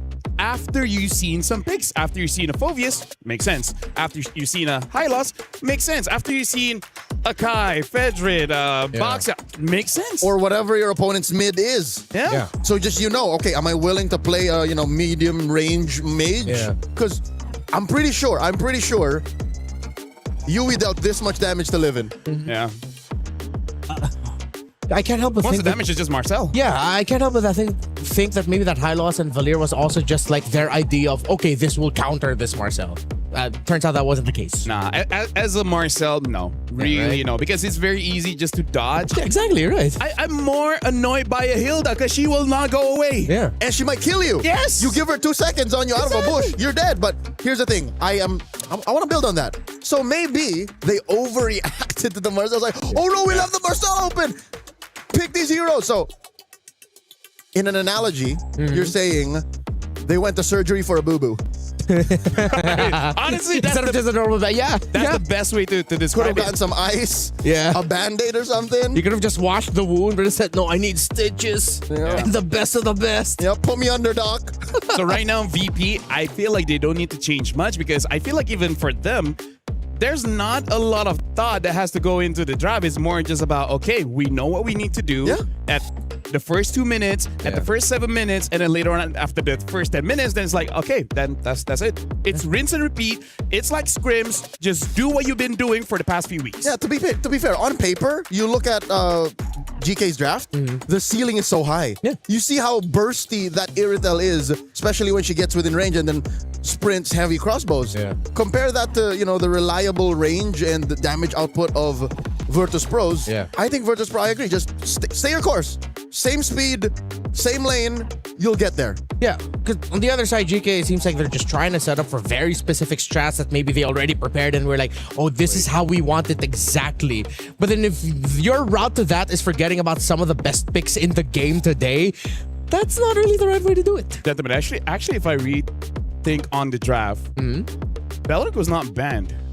Belric? Nope. Yeah. They could also pick up the belt. Like, you don't first pick the Hylos. Third pick, see if it's viable. You could have picked up the Belric as well. You're right. I would have. I don't know about the Valier again. Yeah, exactly. Like Belric red 1 or 2. Because that also does well against the Marcel. Yes. Folks, for those of you who don't know and are just recently checking in, Belric is great against heroes that run through your lineup. Yeah. In the heyday of Joy and Cho in M6, Belric came out like, hello. And now, he's a thing again, hello.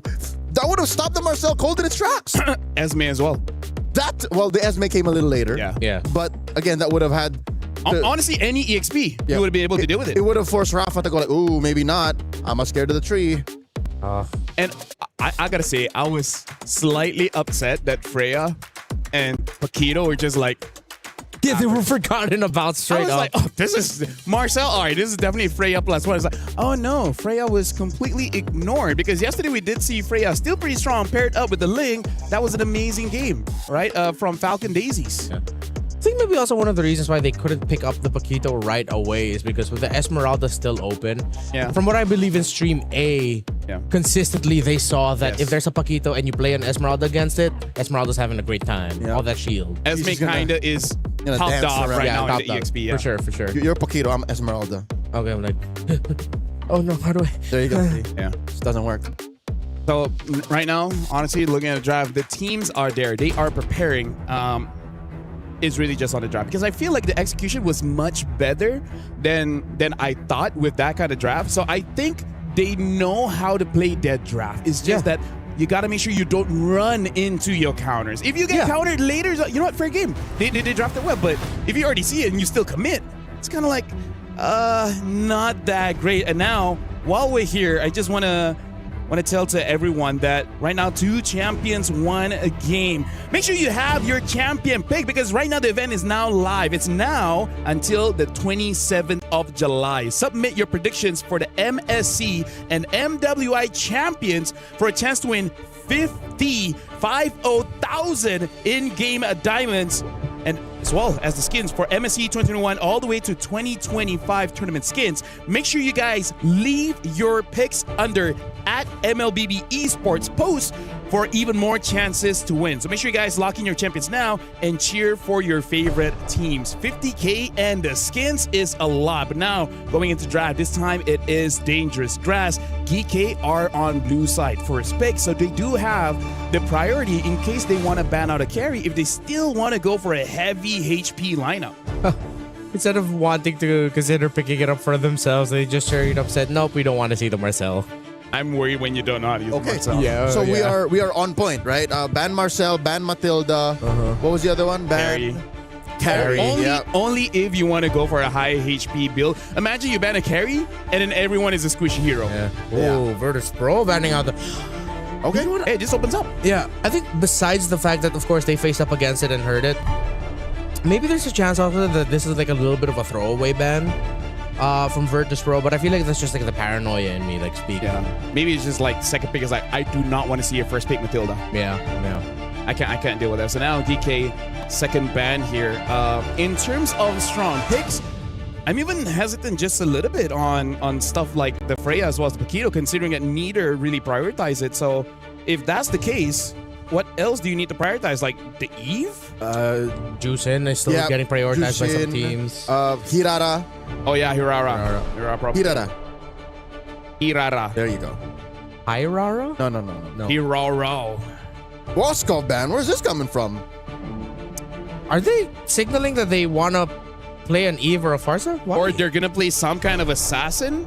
Yeah. I would be kind of happy if we see like a Fanny first pick. Or Ling. Or yeah. Moskov is one of the few marksmen that can protect yourself. Yeah, and are capable of, making prey out of a Ling or Oh, wait. No, it seems like they're signaling that they want to go for the Freya. Yeah. They ban out the Fove, they ban out the Moskov. Imagine my disappointment if they don't pick it up. I will be disappointed with you. All right. Because, folks, we are not just professionals. We are passionate fans. Yes. Like, we watch the game, we have fun. But at the same time, we're like... we love MLBB that much. We love MLBB. That's why we've been doing it for almost 10 years now. It's been 10 years for you? Almost. For me, it's 9. I don't like counting. Oh. Yeah. I just noticed because of an interview a few days ago. I'm like, I've been here for 9 years. Since 2019. So this has to be the Freya. Yeah. It has to be. Please. Only choice, right? I can see if they want to first pick an Akai as well. Okay, I wouldn't mind. Yeah, there we Freya. go. Okay, all right. We're off to a good start. As they would say, Alhamdulillah. Yeah. Yes. So now for VP. I don't know. I feel like you don't have to commit to an Akai so soon. Especially with the Valentine Open. I'm just wondering if GK will commit to a Freya gold lane and have something like a Ling in the jungle. Because they're already setting it up. Could be. And they don't have to commit to that until the second phase. Yeah. Because, again, no one would expect it. No one has... It would be better for GK if VP overthought. So yeah. As Electa had been using just Boxia in Stream A, you'd be like, yeah, there's no way she's going to play Assassins. No way. Oh, the Grok. Quite an early Grok as well as the carry. So, no thanks, please. No thanks. Yeah. Also, I like this because you're expecting there's a lot of dive going to be coming out of GK. So at least the Grok is going to be the little soft counter to that. You force dashes through his wall. Then, of course, you get a nice big knock-up if you just land it perfectly. Okay. I love how Coach NKS is actually showing some teeth now. Yep. Yeah. Good. Heed our words. Interact with the opponents. Force them to play under you. So I like the Eve here, but they need one solid frontliner. This is not going to work without a frontline pick in blue 3. I think you don't need to get your Ling just yet. Yeah, just go for your tank. Even a Gacha, I would not mind. Well, they pick up an Atlas. Yeah. Haven't seen for a while. Only 5 times being picked the entire MWI. So, yeah, again, a very good pick. Pairs up very well with the Eve. So, this time, a much solid start for GK Esports. And it's still a flexible draft, right? No matter the bans, they can still play around it. And now an Esmeralda picked up by VP. So, both teams, really solid opening. This is starting to look like going to be a very good game, too. Yeah. Somewhat of a dead lane there. We don't expect the Esmeralda to be as proactive. But we don't know. Yeah, we don't know. GK might be the one setting the tempo through their Atlas and Eve, depending on if they can get their timings right. Yeah, I feel like VP, if they want to respect, I'm seeing a Ling as well as a Yisun Shin ban because both of them are pretty good with double fighters. Yeah. Oh, yeah. Even if it's not the Ling, the YSS, we saw a really great YSS performance yesterday. Yep. It's a Genevieve, aka Chun-Li. Oh, yeah. Which not a lot of people have been using. I've only seen one Chun-Li skin this EWC, and it was during the wildcards. Yeah, we haven't seen it yet in MWI, you're right. Yeah. And we did see Guinevere twice yesterday, the Guinevere Belleric, and it was a different skin. For the Kiev skin, yeah. So Valentina banned by GK, so this is them kind of closing the door on matching the range of the Eve. Yeah, might also be a soft signal that they're considering Akai. Yeah. Which I feel like is still okay. Or Sora. So that maybe later on they pick up either a Harif or a Claude. Oh, they might be considering their Faramis again from yesterday. Because they picked up their Faramis as one of their last 2 picks yesterday, and then... I don't think so, because they already have the Eve here for Geek King. Oh, yeah. I got too excited, my bad. Yeah, Yui was the one that used the on me yesterday. No, it's all good. It's been a long day, okay? It's been a long day. We just started. It's already been a long day. You don't need to. It's fine. I messed up. It's all good. We have those moments. Parlay, the last ban for Virtus Pro. One more for GK. Maybe. What else in mid? Red Ring. How is Zushin? No, you know what? There's no reason for Zushin anymore. Yeah. The range really does hurt a little bit. Even though you see the numbers scaled down just like by a 0.1 or 0.2. Yeah. But as guys, we know, every number counts. Yeah. And she's not on every situation win anymore. Yeah. She like works in certain lineups and matchups. If you 100% know it's going to be a tank jungle, then hey, it looks good. By all means. Yeah. Well, here we don't know. Zetian. Yeah. So that matches the range still. Yeah, and typical answer for the dive heavy comps. Plus, it does mess up the perfect match with the Atlas a little bit, but they sort of just like, it's funny interaction between the two. It doesn't give you the cleanest perfect match, but perfect match is the best way to just pop the passive of the Zetian. Correct, and you have to engage again. Yeah. Which is doable after perfect match goes off cooldown. Yeah, they sort of just like cancel each other out. It's like, that's it. So now, honestly, it's between the Akai or the damaged junglers, because even though, yes, they have a carry there, but because they have a Freya can kind of deal with the carry, giving more space for the Akai. So I'm actually good with either picks in the jungle. Wouldn't be a bad choice for any route that they decide to take. I wonder what they're going to go for their gold. I They kind of want Rain? Yi Shin. I kind of want Yi Shin. Why is this jungle and then double fight? Arlet. Yeah. Arlet Joy? Ooh. What? Ooh. I would be okay. Arlet Akai. Yeah. It's kind of disconnected. Yeah, we've seen double fighters with the E because her skill as well as range is good. And now we talked about the Ling, but the Ling is actually going on Virtus Pro, which honestly I'm not entirely sure, because look at Virtus Pro, it's all scaling, right? Yeah. The fastest one to get to the power spike is, funnily enough, carry. Yeah. Well, I guess Esme as well, but more on the carry. So this is very interesting, gentlemen, where GK, I said that after the first 3 picks, it's hard for them to make the draft odd, but they were able to do that with the Joy. I haven't seen Joy for a while, and now Ling on Virtus Pro. Virtus Pro, a lot of scaling. We'll see whether that works for them or against them. So Leo as well as Renmar, GK needs to win this one or they get eliminated. And I'm not so sure if swerving like this is the key to forcing game number 3. To fighting back to reclaim tournament life. Despite the relatively expensive and greedy lineup for Virtus Pro, I think they still got this. Yep. Yeah, it's going to take a while. They will get there. Let's see if GK, again, if this is another one of their attempts of having a very specific strat work out for them, then they really have to be aggressive. They can't allow VP time. Miss Meow, a very specific emblem set. This is Ling Marksman emblem. Not the first time we're seeing this on a jungler, but this is what we're doing now. Yeah.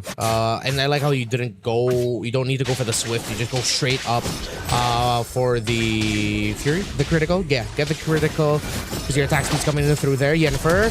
Oh, forces out the flicker already from Rafa. This is going to be a good start here for GK if they get the kill onto the Esmeralda. But that is an Esmeralda buffed up recently with all the shields. Wow, 3v1, and she sends them all back. Oh man, that is. I feel like that's sort of just like a preview of what might happen in this game. Yennefer gets knocked back, forced to use a perfect match to get past the wall. That's a power move if I've ever seen one. Standing your ground against 3, and look, Rafa didn't even go home. All she needed to do was a flicker and then regen. Needs to be faster here. DK, once you hit level 4 with Electa, and once you can get some really good objectives going on, you do not have the range. You are all dive all day. The only range that you have is going to be susceptible to even just a counter dive by VP, because the rest of your squad will most likely leave the Eve behind. First turtle spawning in about 15. Because of Virtus Pro's rotations, Electa's forced her to just sit down and do a little bit of nothing. Lunar, as expected, when you're going up against Freya. Honestly, that's just part of the job at this point when you're going up against this hero. Hold it. Yeah. Still die, you know. Take a few swords to the face and then just don't die. Yeah. Make sure you get your farm too. Rafa getting dived again. Alyssa level 4. Looks good for GK. Honestly, they might be able to start this turtle first because Ling is still going to get the buff. That is purple buff duty first for Miss Meow. She will be able to jump over and join in fast enough. Nefaria, look at this rotation. Yep. Level 1 rotate through the river. Rafa goes in with a falling star moon. And that Fury of the Phoenix looks so good, but GK, they have the answer ready. They thrive in this environment. The early fight. And look at the Electa going straight for Livin. VP just walked straight into what GK wanted. It's a 3-for-1. And a GK showed us no matter how rocky the first few seconds of a game is, we will rise above Virtus Pro. They took their time, man. They took their time. I think Miss Meow was not late a second, not even like 5 seconds. More like.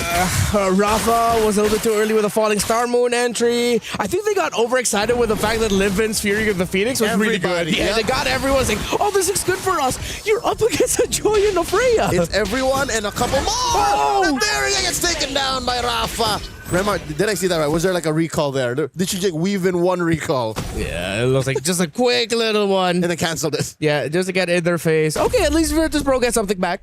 They get a quick little trade out. And again, just showing why Esmeralda's so busted right now. And they still have the lead, actually. So that means GK, despite them having won that major exchange, aren't farming as fast. Yeah. So where is Virtus Pro getting all of this? Is this because Miss Meow keeps crossing the river? Yeah. Just little creeps here and there. Despite all the timings, they're still getting their minions anyway. Oh, there it is. A majority of it is on Rafa and Lunar. Mm-hmm.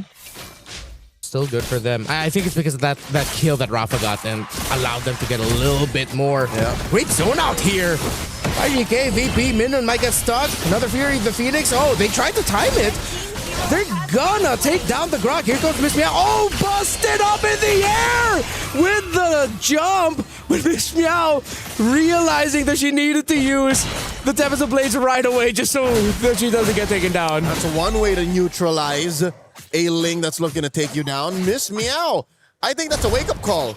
You're not there yet. You don't have enough items. Yeah. Slow your roll. That would have been so bad. You're flying up in the air and you still get knocked out by the jump of the Freya. Good thing Miss Meow was fast enough to Tempest of Blades out of there. Alyssa in danger. Miss Meow and Rafa applying the pressure. Alyssa decides to go back. Ooh. And with a little bit of a cha-cha, use the flicker to get away. Meanwhile, Luna gets dove on by GK.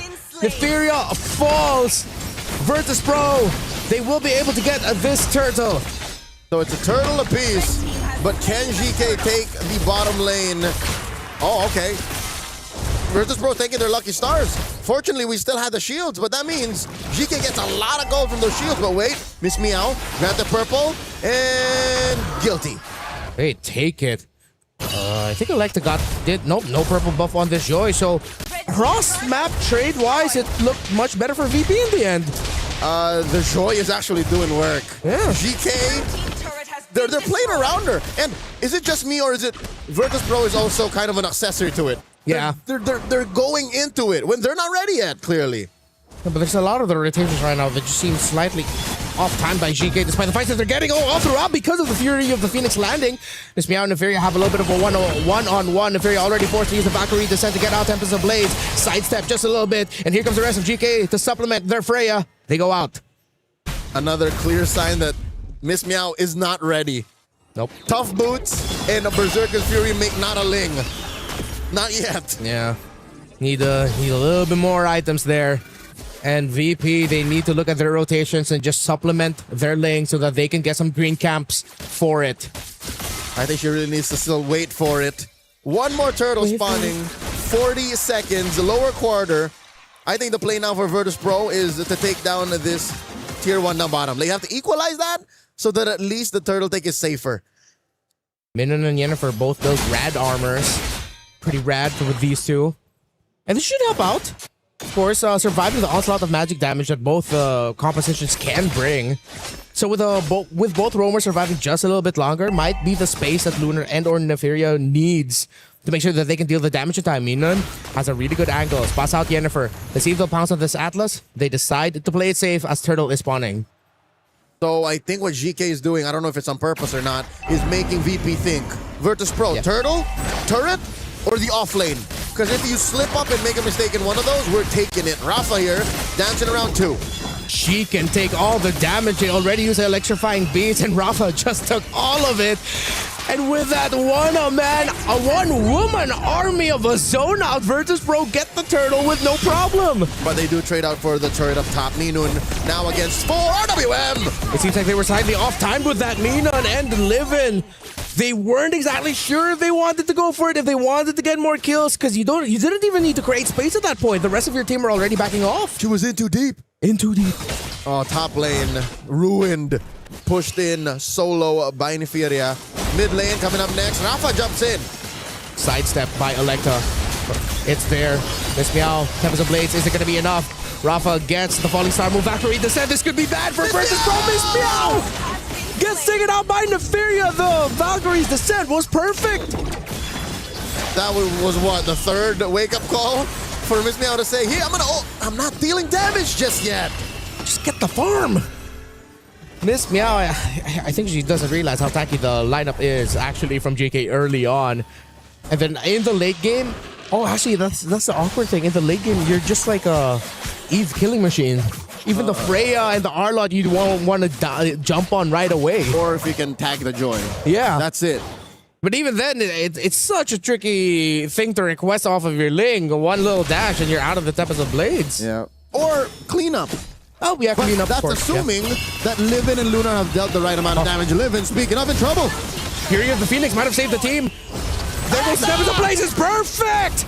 Miss Meow, all right, a little bit of redemption. Maiden gets the tech charge. Yennefer falls. Here comes the turnaround by Virtus Pro. But GK is able to keep themselves alive under the turret through the real-world manipulation. Potentially could have been disastrous.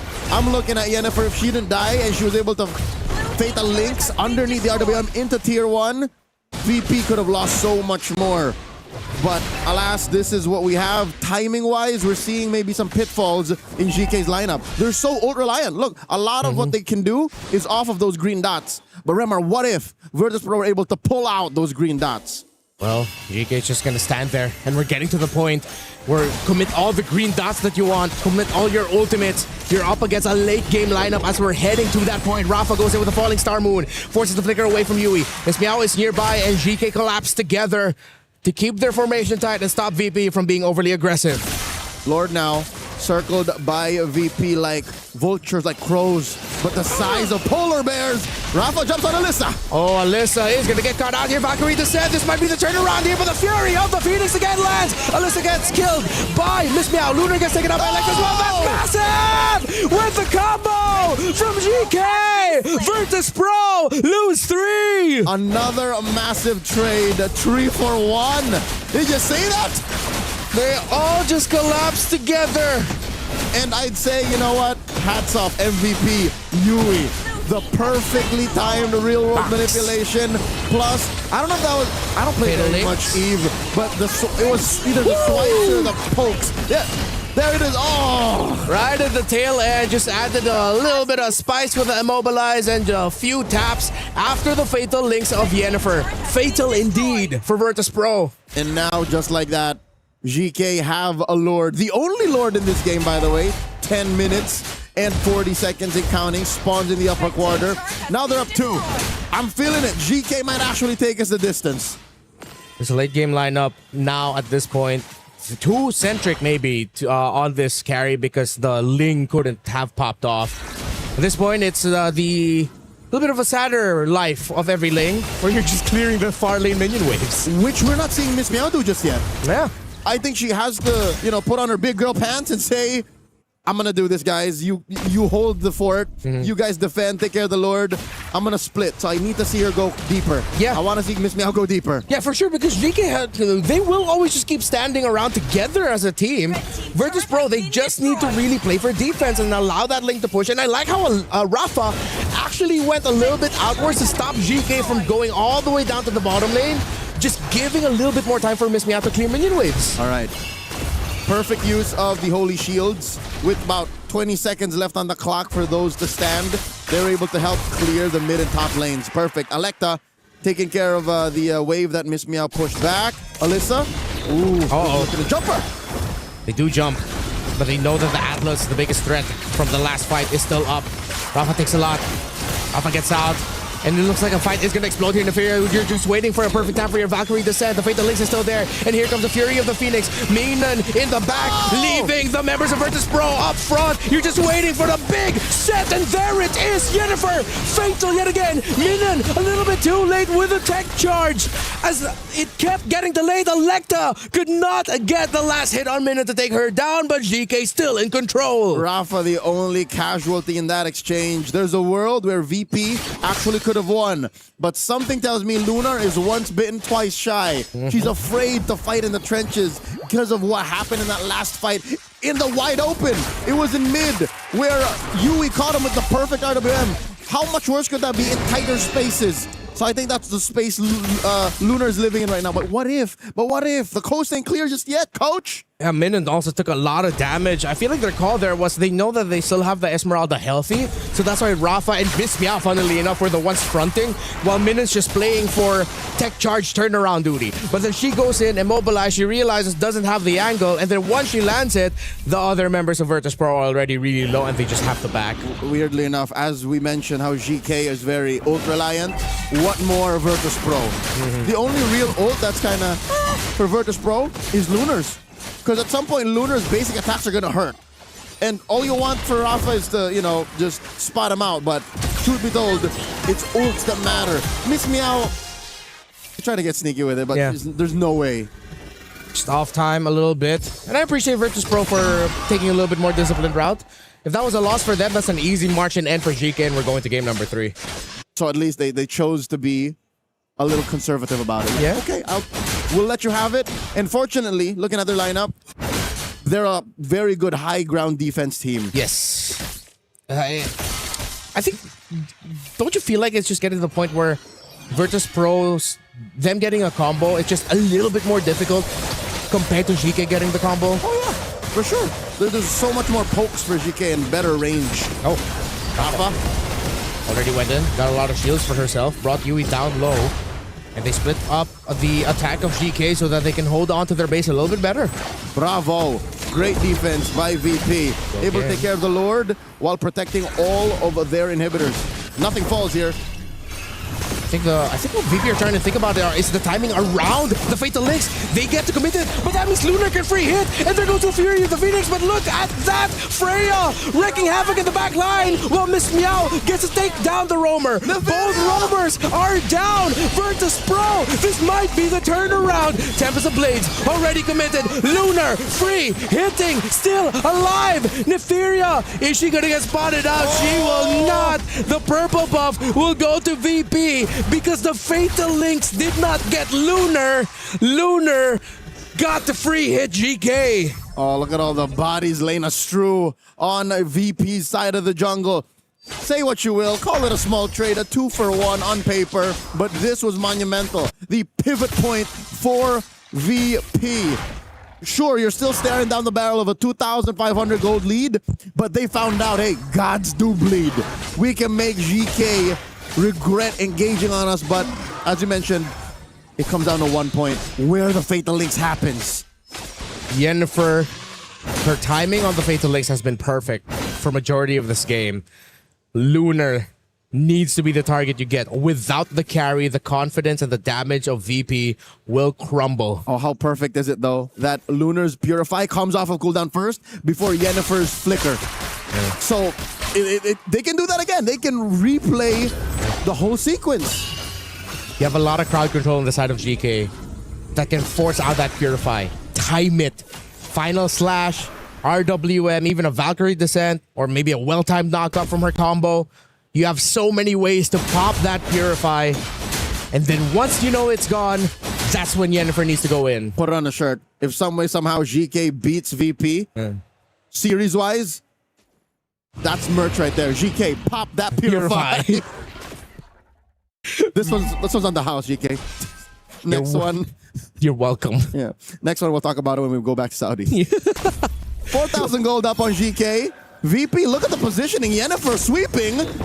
Trying to find information. Lunar gets spotted out. Oh, Alexa takes way too much damage. And here comes Rafa with the answer. But in the back, they left their Eve alone. And that might have been too much for this Freya to handle. Minon committed the tech charge and the flicker. Netheria still alive. But Miss Meow will have the damage. But here comes Yennefer. Falling Star Moon from the Esmeralda. Yennefer, Fatal Links with the final slash to boot.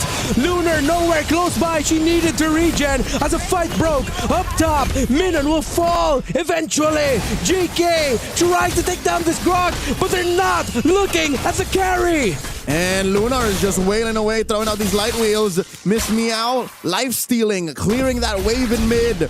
We're back to square one. Still a trade 1-for-1. She goes for her purple. Alyssa gets checked. One more! Final slash. Lunar still has to purify, holding on to it, but too much is the damage of the electrifying beats. Minon, Lunar, both down, ad-living to that.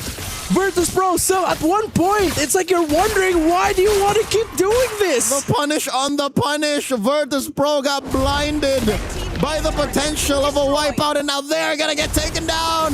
Rafa and Miguel defending. You get the blades, you get the knockup. Will you be able to buy all the time in the world? Rafa holds on for VP, but here comes the potential Valkyrie to usher her to her doom. Rafa is holding. The damn dancer in Rafa dances her way to buying time. It's not over just yet. What is a Valkyrie to the cha-cha of Rafa? Dear Lord, who'd have thunk an Esmeralda could clear waves and get a couple of kills on the way out. Moonton, you've over-calibrated her. Rafa was just popping and locking. What up in the R, dude? What a hold by this Esmeralda. Rafa stepped up. This whole sequence went on for 3 minutes. Part 2 in 3D. All of it. Here we go. Fatal Links, they popped that Fury. Miss Meow, who is gonna get this Lord? Electa is nowhere close. No! It's Lunar who gets it. Livin got someone on her. Tempest of Blades up for Miss Meow. VP on damage control. Rafa does it again. This Esmeralda is taking it to GK. All the shields. Neferia, she's angry, but with Lunar there, they need to stop this. Rafa keeps dancing. And Lunar keeps throwing out these. Miss Meow. Gets taken down by Rafa. Miss Meow wanted to go in, but she got popped immediately. You still have 4 members of VP chasing after the members of GK.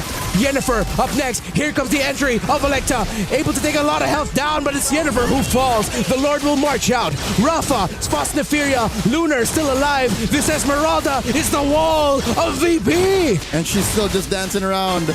Oh no, Minon flicker, tectonic charge through the wall, saves herself. Lord spawns in mid, but Electa will take care of it.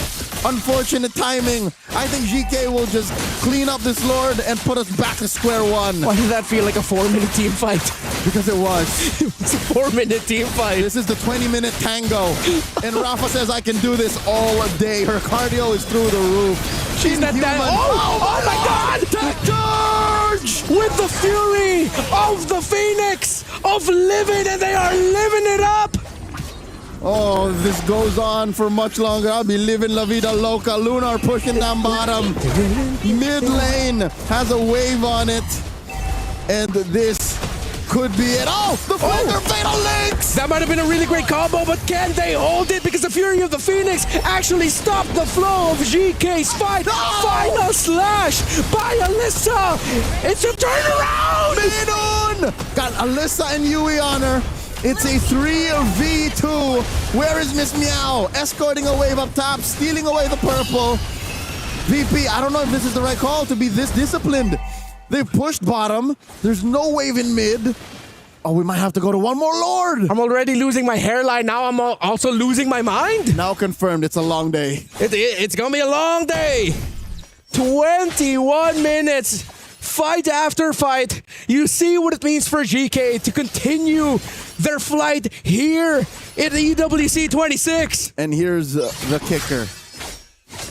It's 60 minutes, or rather 60 seconds, a minute before the flicker comes off, and 30 seconds for Lunar Purify.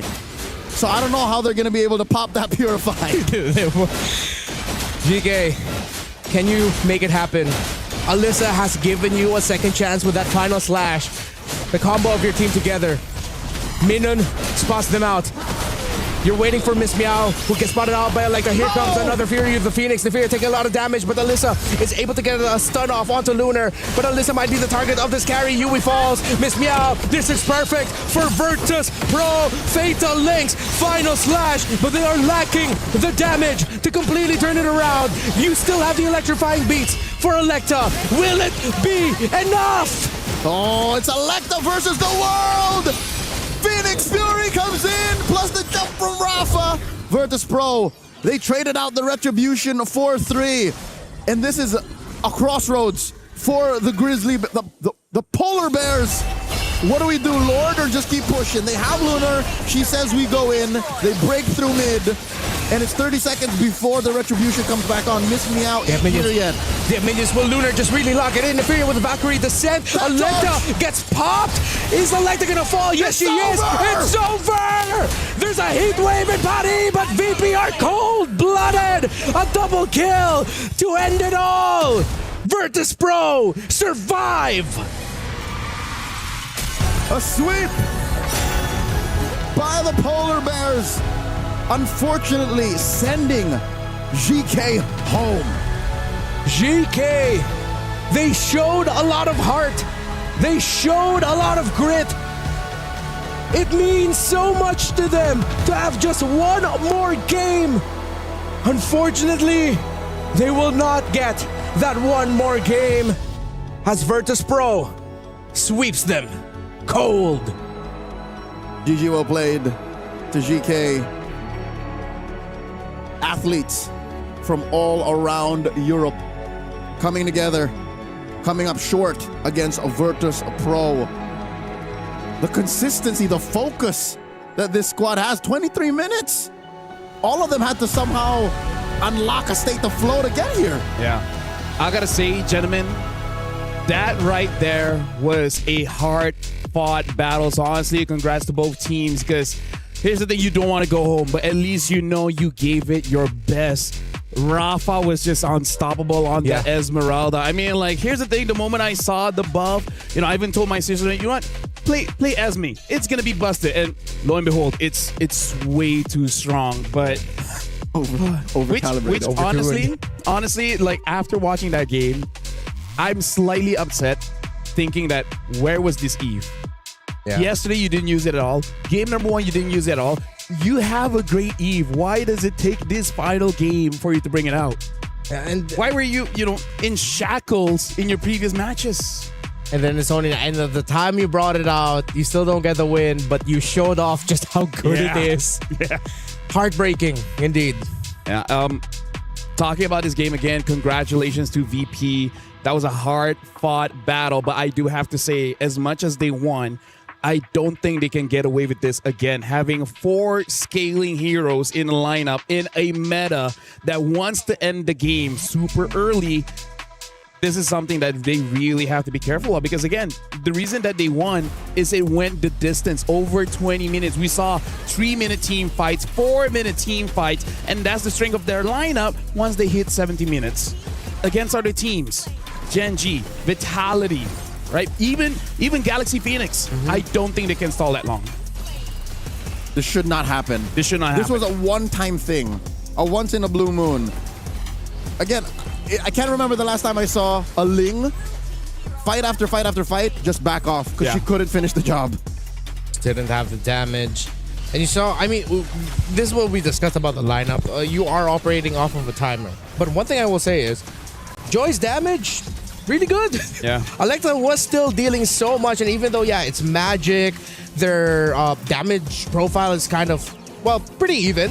And they don't have that raw, basic attack damage that a carry could provide, and you could see in some sequences they were missing that. Yes, I know they have the Freya, but that's basic attacks with extra steps to really make it work. And gentlemen, this is the risk that you take when you play double fighters. Yeah. How are you going to end the game?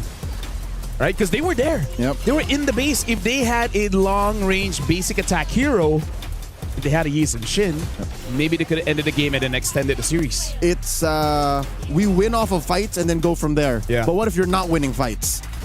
Which, again, credit where credit is due, I think Alyssa is a sleeper hit. Yeah. And the fact that after Fatal Links, there's always a final slash that helps extend the sequence. Because again, they're lacking basic attack damage potential.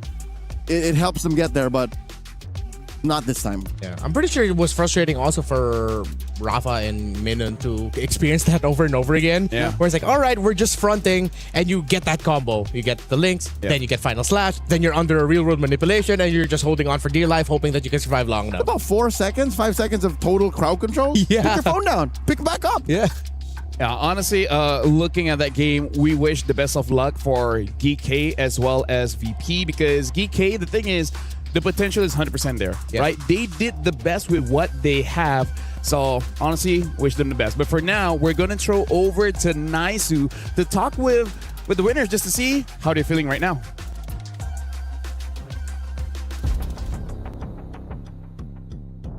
Now, today we have, from VP, we have Livin, the mid laner here. They just had a sweep.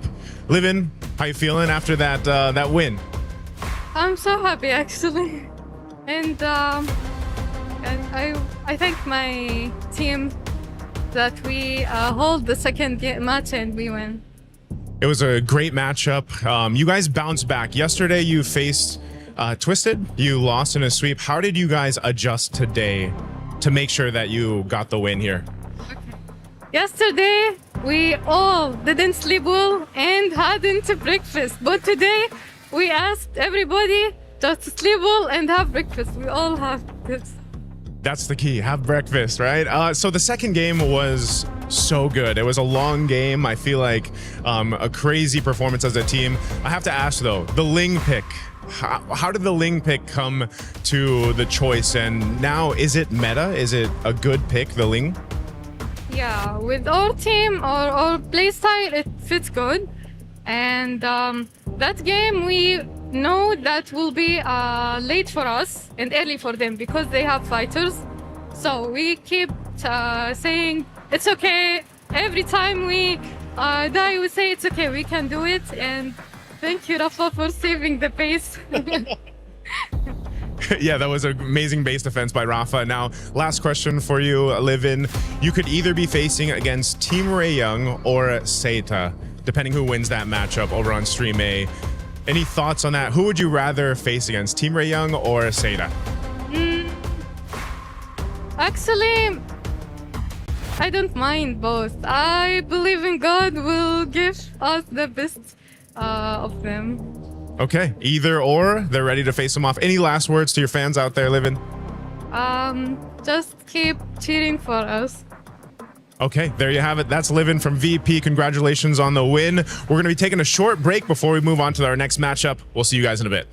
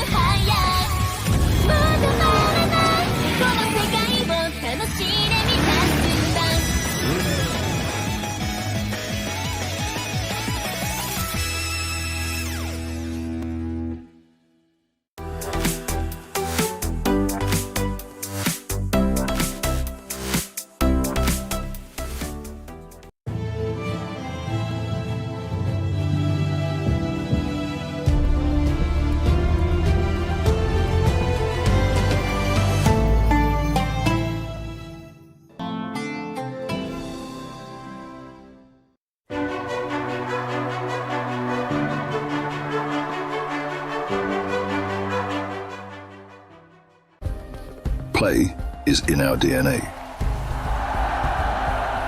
Whenever we let it out, it becomes our superpower. Now imagine an entire city being built to supercharge it. Kadir City, powered by play.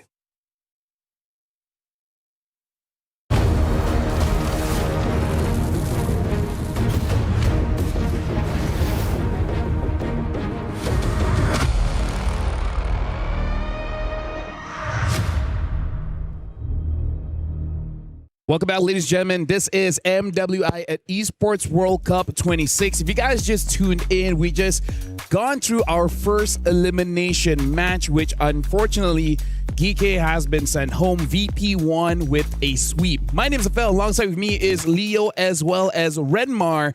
The next match is not going to be a heartbreaker because it's a decider match to see whether the teams get to go over to the playoffs, which is between Galtech Cyber Team as well as Twisted Mind, which, by the way, looking at Stream A, there's a good chance Team Ray Young gets a sweep as well and goes over to the playoffs. Over against Seta? Yeah. Yep. Oh, wow. Right now, they have about a 7,000 goal lead. That's something to study, given how yesterday Team Ray Young played it fast and loose against Aurora Gaming, and how Seta just dismantled Team Falcons Vega ID.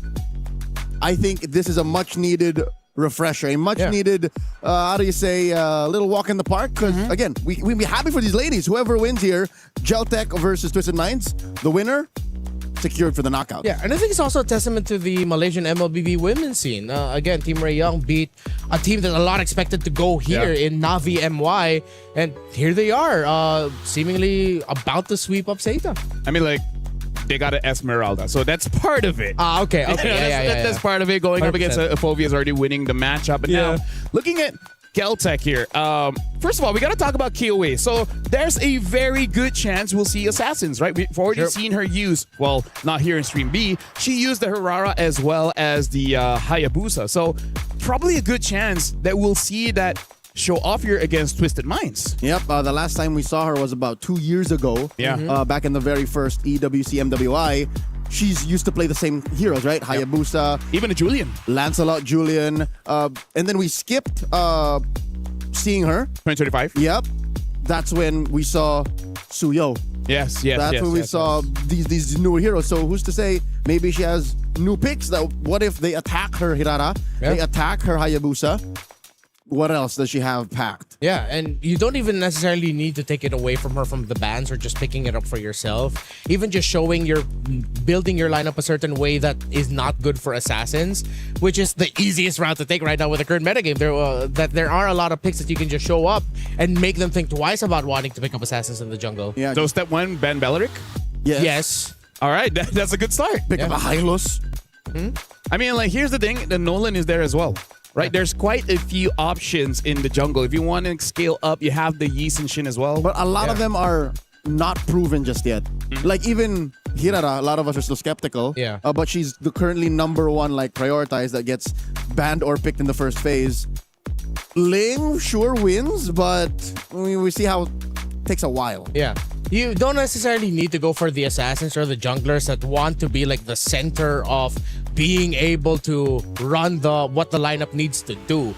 Similar with what you said, the Yi and Shin. You can just play something that is a little bit more farm dependent and allow the rest of the map to play for you. Now let's talk about Twisted Minds. Yesterday they went 3 games. Game number 1 is kind of like, let's warm up a bit. There were some mistakes here and there, but it's only game 2 and game 3. A whole different Twisted Minds. If I'm not mistaken, Twisted Minds swept Virtus Pro. That's the Virtus Pro sweep. My bad. Yeah, Twisted Minds is the one that just fielded Matilda Barrett. Yes. Oh my lord. Bam Matilda. The Assassin main versus the Barat spammer. Yeah. Oh, yeah. Oh, now that's actually a very funny route you have to consider now for Galtech. Like, they ban Matilda? Ban Matilda, ban Beleric. And then just deal with either Freya, Pack, or whatever left is open. Yeah, and remember we were talking about this yesterday. Yes. Yeah, right? It's like after Twisted Minds won the way they did with just spamming Matilda Beleric, any team going up against them now has to overthink just a little bit. It's like, wait, if they can do this, that means they can do this. Who are we? Are we then gonna ban this? Do we start banning out Angelas? Or do we have to fear an Estes showing up? What the heck? I think Matilda is Florin. I think Matilda is already good enough. Yeah, and I think that is a bang for buck ban. Yeah. If you're just one slot, Matilda, that's a good deal. Take it. But then what? Twisted Minds, do they just go for a Hirara ban plus Hirara? Take it. Hirara. Maybe it's just the Southeast Asian tongue. No, that's American. Wait, what did I say? Hirara. It's Hirara. Hirara? Yeah. Hirara. Make a good chunk of the audience happy because people take this seriously. What if I don't want to make the audience happy? There was a while people wanted us to call Kaja Kaya. Remember that? Okay. Yeah? The toast people cannot allow us to change it to Kaya. It is Kaja. Yeah. In-game Kaja. It's a Malaysian Singapore thing. Kaya toast. Now I want some Kaya toast. Yeah, Kaya is amazing. Right now, we're just waiting for the teams to stand by. They are already there. Right now, again, just to let you guys know, this is the decider match. So even if they lose, it's not too sad. It's kind of sad because now you have to play extra games. But for some teams, they kind of need that extra games, more reps so that you kind of know what's good, what's not good, and it helps you out later on in the knockouts. Either way, we only count series. Yeah. There are no points on the line. No points. You make it, you made it. Yeah, it's a safety blanket. At least now you could say, hey, once you get through this, we've already advanced to the next stage. Wait for us. Or if you just barely win by the skin of your teeth, got away with it. Yeah. Wonder which way we're going to be leading towards. Oh, speaking of, looks like Stream A, they concluded this game. Unsure whether it was Team Ray Young that won or Seta. Just going to wait just a few more seconds to see on that result because, again, we still want to know what's going on. And looks like Team Ray won. Yeah. That's a sweep. That's a sweep. Our first knockout stage team. Oh, yeah. Took a while, actually. That's their first series of the day. Yeah, that's the first series. And we're already starting our second. Nice. About to start. Yeah, so early out. And yeah, we thought I thought long day. Sorry. It's a long day, guys. It's a long day. It's a long day. We were already calling it. Yeah. I thought after game number 2, I thought we were going to be the ones ending late. Because we had long ones. Our game 2 was a 24-minute banger. Yeah. Yeah. Well, looks like Stream A for all of you guys rooting for Team Ray Young. Big congratulations to them. They won here in Stream B yesterday, and now they got to win in Stream A, qualified to the knockout stage. So now we got to see who's gonna follow them. Either Celtic Cyber Team or is it gonna be Twisted Minds? Because I kind of feel like there's a lot of fans for Kiowe. So yeah, we'll see. I mean, like personally, we love assassins, right?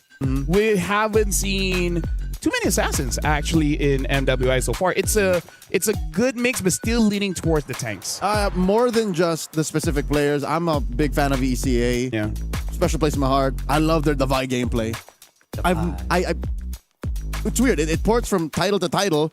They're very aggressive. Yeah. Wait, can you remind me again? What does Divide mean? Is it like Bole? Go. Yeah. Go. Okay. Yeah. Do it. All right. Also Malaysian player. Divide? Yeah. Divide. Oh, DAVAI. Right? Yeah. Okay. I can't say the game, I assume. But yeah.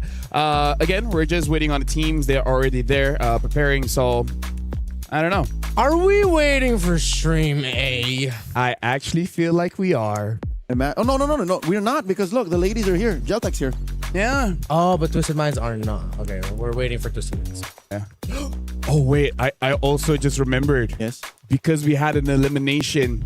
Oh. We're going to have a key crush. Well, we'll see that later on. I think they're doing that right now. Once it's done, we'll see it. I gotta say, it has been quite a while seeing a key crush. Yeah. It's been a year. Hopefully we still hear the pop. Like when the key gets Considering crushed. it's doing that in Stream A, if we hear it, that's gonna be soul crushing for those that it's already there in Stream A. All right. Oh yeah, because they're doing it on that side. Yeah, they're doing it on that side, and it's very loud. Yeah, just so y'all know, we have our own key crusher right here. The machine is here, but like over there. We can have it everywhere. Hours. Yeah. But they can use whichever. Yeah, they all crush the keys the same way. Yeah, I think for some reason I found a key crush in one of the bathrooms. I don't know why. That's a different machine here in France. I hope you didn't use it. No, of course not. Oh well, thank goodness. I hope heavy machinery. You're gonna need a hard hat for. Yeah. Hopefully Safety first. Hopefully the next invention they put in the toilets is a bidet. Yeah. A lot of the world really needs it. I miss Southeast Asia. Yeah. Yep. You know what? Production, good one. We love you for that one. No, we just. How often are you gonna need that? Yeah. So. We just heard a really good joke in our ears. We heard a really good joke. Y'all won't get it. Y'all won't get it. So for this one, do we talk about physics? Do we talk about philosophy? I learned quite a lot about philosophy yesterday as well. I found out. Okay, what do you find out? I'm a history nerd. Oh yeah? Yeah. In the heat of traffic, and just. I guess that's why I like throwing back to things that happen in MLBB sports all the times. Like, 5 years ago, 4 years ago. I love history. Yeah? Like historic things that have nothing to do with me. Like the history of piracy in the golden age of piracy in the 1700s, the American Revolution in the 17 and 1800s. You know what I mean? Like, well, here's one for history. We're going to be looking at the key crushing here. So there's no turning back. There's no turning back. Rob is there, and now VP. They're going to be crushing the key of GK, and look at that. That's not a snap. That's torn in half. Oh, that crumbled like a cookie. Oh, like a nugget. Yeah. That hurts. That's a boo-boo. Yeah, that properly hurts. That's more than a boo-boo. You go to the hospital for that. You're going to need some metallurgy to fix that. Well, we're going to be looking at the brackets here just to confirm everything that's happening in Group A here. So, yeah, looks like it's confirmed. It's taking a while, right? There it is. It's taking a while. Team Ray Young is going over to the playoffs or the knockout stage, and unfortunately, GK Esports has been eliminated. So it's going to be Virtus Pro going up against Zeta Esports. So Zeta plays fast, right? So they can't get away with the scaling draft all the time. Yep. Maybe one. Zeta plays precise. Zeta plays optimal. Yeah, Virtus Pro has to get that out of their system. No more. Don't. Two scaling heroes tops. Yep, I agree. I also feel like maybe Team Rayong also got that because of how we saw them. Maybe that's just like the antithesis to the style of Zeta. Yeah. Where Team Rayong might be just a little bit too fast and too aggressive for them to like, oh, wait a minute. This is different from what we faced yesterday. Yeah. The Malaysia Bole. Yeah. No, honestly, they went faster because I saw in game number 2, they were using a Nolan. So I think they just drafted winning lanes and just Tan on a Nolan? Tan on a Nolan. It's tan. Tan. On this stream. Tan on a Nolan. Mother Tan. Tan mother. Someone walked out to me and said, Tan. No, Tan is the actual one. Yeah. But here we're Tan. We're Tan. Tan. Yeah. As per the request of Chi-Boy also. Chi-Boy, yeah. Yeah.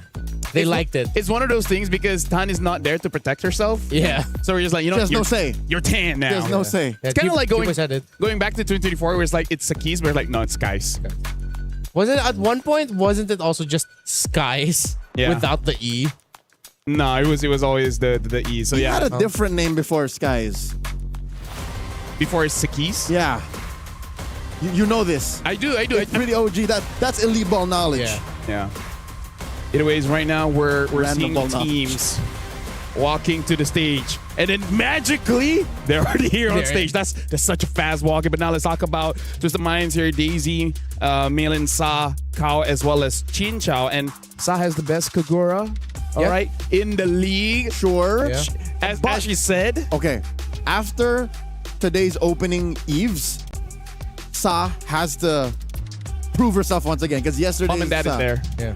Well, mine, but yeah. Yours? Yeah. Well, technically my wife's. But we're sharing a family now, right? It works. Yeah. That's how it works. But yeah, seriously, like, we got to look at the drafts here because we're talking about the Matilda Barats, and then they already have an answer for the Gore. It's like, yeah, pick up the Gore. We're going to use a Kagura, and there's nothing much that you can do. So it really does look like Sa showed up the Eve, showed up the Kagura, really makes it so that I don't care what you're going to use, I will 100% counter the mid. And Leo, have it not been the story of MWI, the first 2 minutes, the one that suffers the most is the mids? Yep. Mid prio and just the poking there defines what else is possible in the map. And also what I liked about Twisted Minds yesterday is, yes, there were a lot of eyes always on like Chin Chow, on Takao, and of course Melee's picks. It was Sa who really stood out also. Yeah. Especially on that second game with the Eve. So let's assume that Matilda is not going to be there. I'm worried whenever we're changing the bans. You know what usually gets through? The Marcel. Yep. So that's also something that we have to look out for because almost all roamers here in MWI has had amazing stats on their Marcel in their qualifiers getting to here. It's not even about stats on the Marcel per se. It's just what the Marcel does to enable your lineup or to deny the opponents the formation and the initiation that they need. On your screens right now, the team with not arguably, definitively the best drip in MWI 2026 Geltec Cyber team. All eyes are on KOA with her return here on this stage. But I have to say, after what I saw, I'm a huge fan of Kuejo. How she was able to just match the tempo and the aggression of KOA. I like the the chemistry that she has with Son, the Roman mid, which is why I like that this is the matchup we're gonna get. Kao and Sa, Huejo and Son, gonna be a good one. I gotta say, yesterday as well, Liobon really popped off on the EXP. So especially after we saw the Esmeralda, we saw a good Yuzong game. We saw, even though the loss, the Arlet was pretty good coming in from Alyssa, right? So it really is like, I feel like ever since 2025, the EXP has been one of those lanes that you can kind of hard carry your team, either with that rarely damage, but more about the engages and the kills. It seems to be the kicker. Yeah. It's basically if you have a solid mid trio, a reliable core in the gold lane, XP lane is like what gets you over the top in case your opponent matches you. So yeah, I agree. Eyes on Liubon here because we know that Daisy's solid. Daisy can hold it down. Yesterday, Daisy on the is that the Lapu Lapu? Yes. Was just diving hard. Liubon has to play woman-on-woman defense here. Honestly, right now, we've seen multiple heroes in the EXP, so it really is up in the air. Speaking of, even a Sora is something that we have to be careful of. Oh, yeah. Where one of the reasons why we see some hesitation on some Gores, just because there's quite a lot of counters right now. And not just counters, ways to dive in and get you. Alice is a hero that comes to mind that you have to watch out for. And that's why I think I'm very focused on the EXP laners, Liubon and Daisy. I don't expect KOA nor Mei Lane to pick it up. And that's why we have to consider Alice, Yuzhong, Sora, and now the latter mentioned. You think that's going to force like Sa to change up from Eve, Kagura to Valentina? Honestly, looking at how she plays, I wouldn't be surprised because Sa gives off the energy to say like, I have maybe 7 to 8 heroes just in case situation A, B, C happens, right? I feel like the coach is having a good time drafting the game just because Sa has a reliable hero pool that is hard for you to deny. And this is not even mentioning the meta staple that is Zushin. Oh, yeah? Who's to say? Who's to say? What if they switch up and they're the ones who don't... I mean, if you're going to take away the Matilda, then you don't Barats anymore, right? Yeah. So that means it allows for the opponents to kind of play a little more in your face. And when you have an in-your-face lineup to face, what if you go Zushin? That's something I'm expecting from Sa as well. So yeah, you're right. 7 to 8 heroes. That's a very solid arsenal. Yeah. We also have to consider, like, what if they still force out the Barats anyway? What will be the other thing that helps? Because one of the things that Matilda helps out is speed. So I wonder if they will commit to something like a Rafaela. You know, slow down the enemy, make the Barats faster, and hopefully that's enough. They beat the Rafaela yesterday. Yeah. I mean, like, here's the thing. Rafa, I think, has a spot. She's niche, but if you're able to get a good draft around her, then it's going to be looking pretty good. But the only problem is Rafa does not like to go up against assassins because if she dies first, then the entire lineup just crumbles. Like, all lineup that has a healer, once the healer is not there, all of a sudden your big win condition is gone. A hero that I'm excited to see, even with the rampant Esmeraldas, is Angela. Because what if you're able to, in red 4, right? You get Esmeralda. Yeah. Or red 3, you get Esmeralda. And then you go Angela 5? Yeah. Isn't that crazy? That's gonna be nasty. That's gonna be super nasty. No one because can stop you. And you have options. You don't always have to go for the junglers. You can go for the EXP or the gold because right now it really does look like a meta where different parts of the map can carry. Yep. As long as, again, you take care of the Esmeralda. Yeah. If it's banned or you have it on your side, by all means, experiment. I'm gonna double down.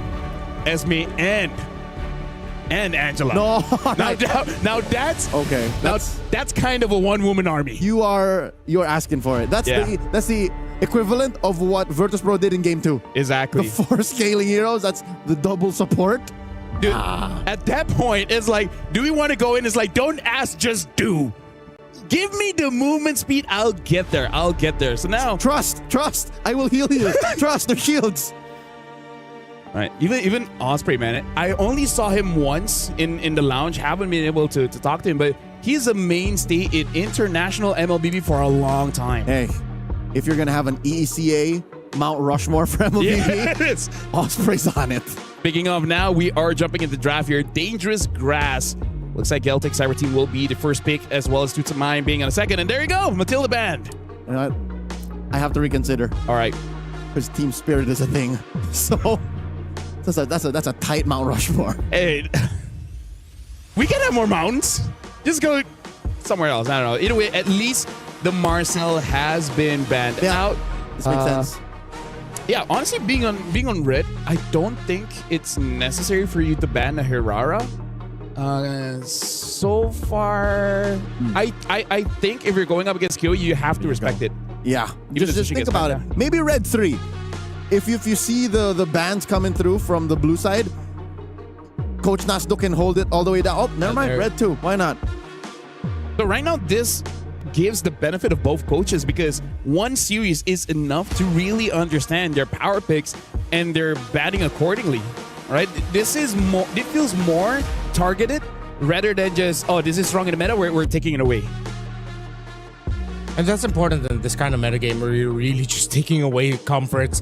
Especially, it's a big plus. If it's a comfort plus a meta, you don't need to play it safe. I mean, just play it safe. You don't need to take any risks. Just take it away. I don't know if they're going to go so far in comfort that they will try a 1-1 again. Yeah. It was okay-ish, but I really feel like a different pick might have made the game a little bit easier for the team. Yeah. Plus, seeing how the 1-1 was like yesterday, if she really doesn't have the same impact as she did, yeah, Chincha was able to land some great crossbow of tanks, but you're wondering, you're looking at the ultimate, you're seeing how much health is going down, you're wondering, is that really just it? And then when you go down, you die anyways. Yeah, it's like once you're down, it's like, oh, you get popped. A couple of times it was a close call. I thought that they were going to lose because Chincha was caught out. Yep.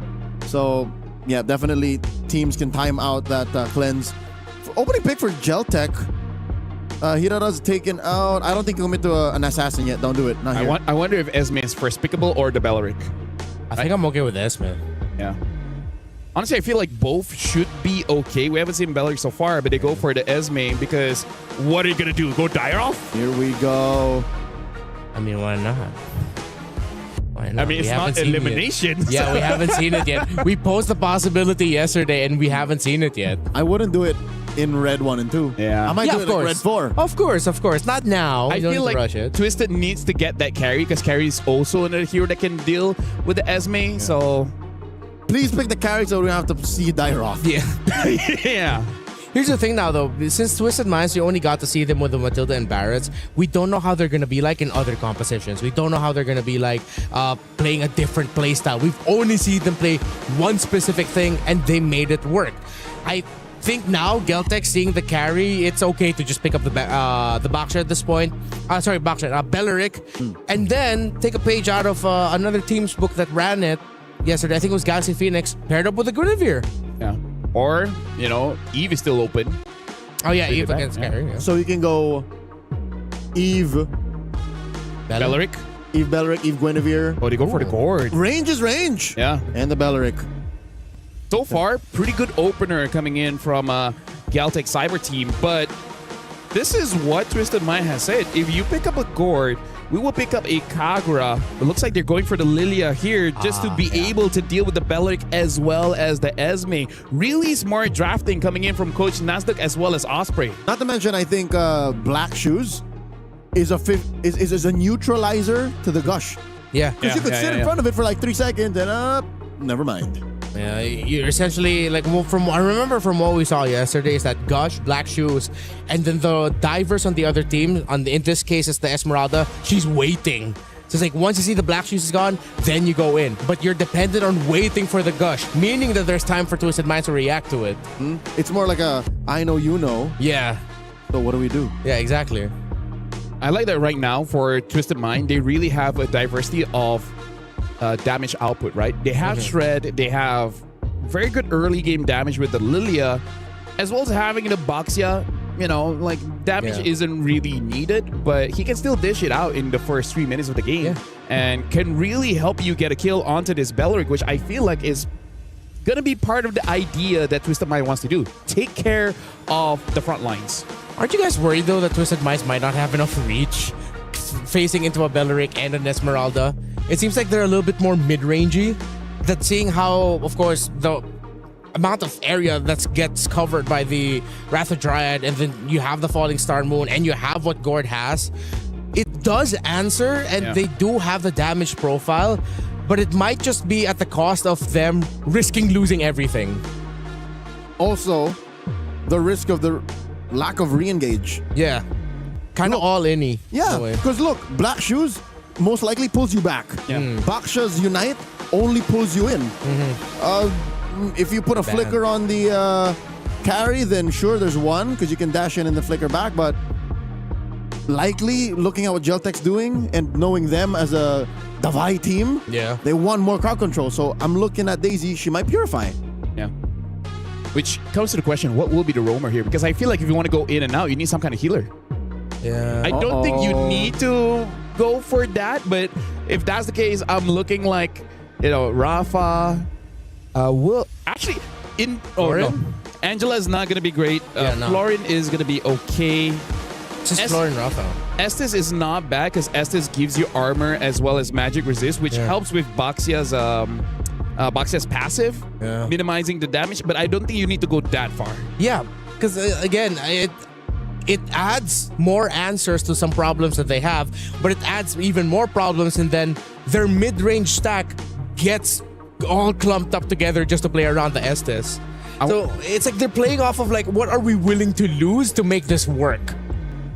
Right now, also, they don't have a lot of crowd control. Yes. One of the OG ways to deal with the Esme is the Uranus, but if you go for that, then no crowd control. So do you think they might just go glue Rome or glue XP? I feel like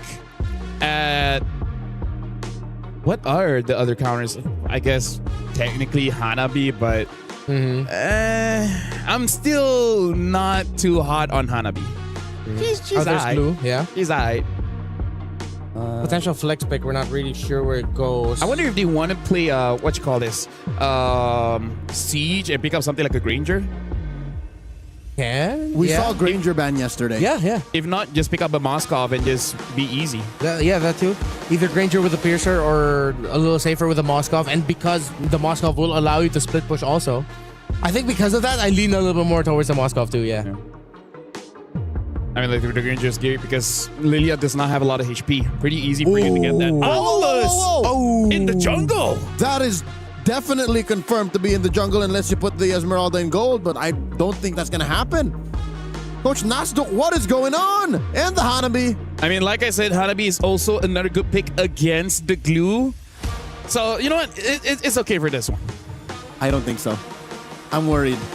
No, because her bounces the she gets a lot of basic attack effects. Yeah, but no, this is too much. This is a triple scaling lineup. Oh, yeah. Actually, I'm interested to see because Aulus now, they've taken away some damage and gave a lot more heals for the Aulus, so the early game is going to be good, but you're going up against a Boxia. So, honestly, this is very new for us because this is going to be our first game casting Geltec Cyber Team. So, it's going to be very interesting to see how they pilot this draft. So, with that, I'm giving it over to Leo as well as Renmar to see which team advances to the knockout stage. Hey.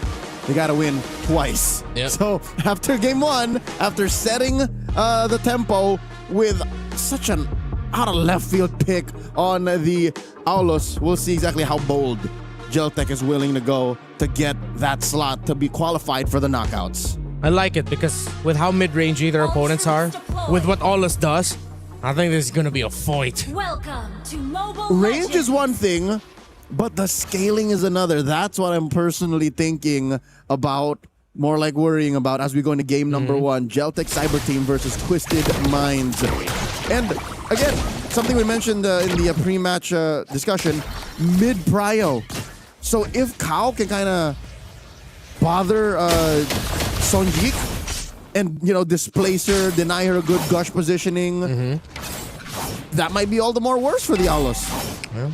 Let's see if that will work out for them, especially with what you mentioned about Kyle. Daisy is doing a great job of disrupting the lower half of the map. The damage output that you can bring out against a Belleric and an Esmeralda, you are a very annoying presence for those two early on. And talking about the speed of rotation, Daisy just gets out of the lane much, much faster. Much more things for GCT to worry about here as Melee is just having a good time, undisrupted. I mean, as expected, up against a lineup with an Aulus, you'd want to do what you can to give it a bit more trouble. It seems like the moment they saw that Aulus, they realized, okay, we can't allow it to farm safely, so we need to pick up something like a Bennett, but it got taunted. First blood for the Aulus. You don't want to let that snowball. That's 2. It's a disaster for Twisted Minds at the start. They wanted to disrupt, but instead they gave Kiyue early kills, 3 to be exact. They walked into it. And this is a mistake that a lot of people make when facing off against Aulus is, I can get away with it, I can get away with it. But nope, she fed right into that fight, straight into the first turtle. And Kiyue, I'm pretty sure after that 3rd kill, she just said, thank you, Twisted. Because you made it so much easier for me, and now they're going back to Daisy in the bottom lane. Through the Benedetta, Petrify plus the Electro Final Blow. Kiyue might get punished, but Liubon is enough to take down Daisy alongside Kiyue. Because they wanted to go for the Benedetta, they weren't able to get to the turtle in time. Twisted will get it.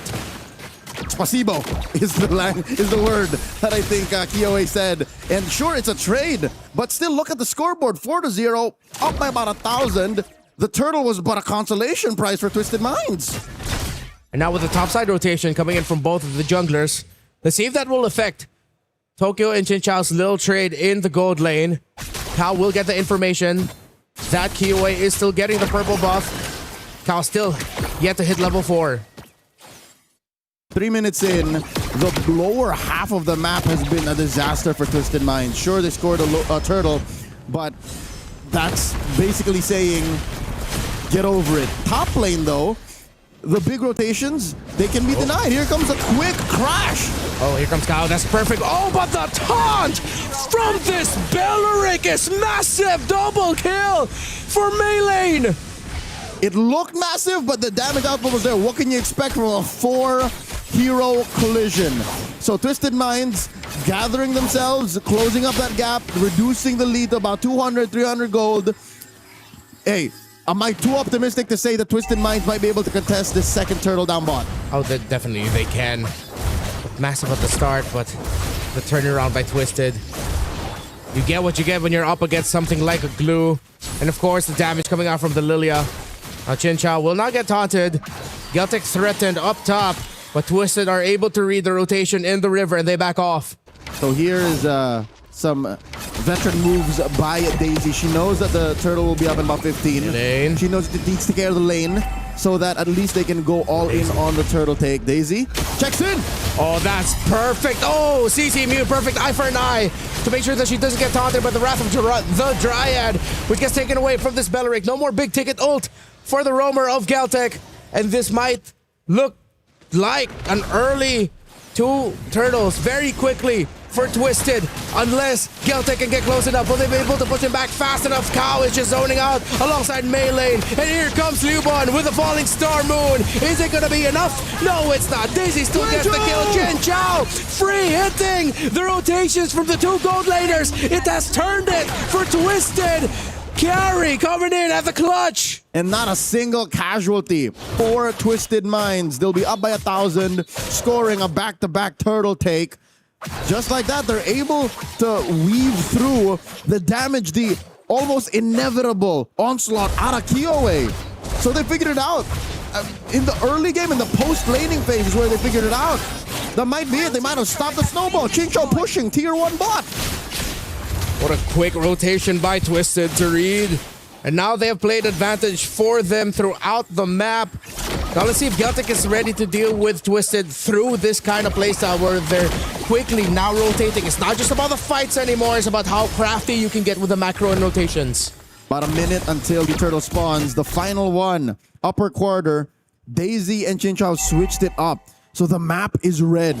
Twisted Minds are in control. Yes, it was a great start. Great doesn't even cover it for Kiyue's triple early on.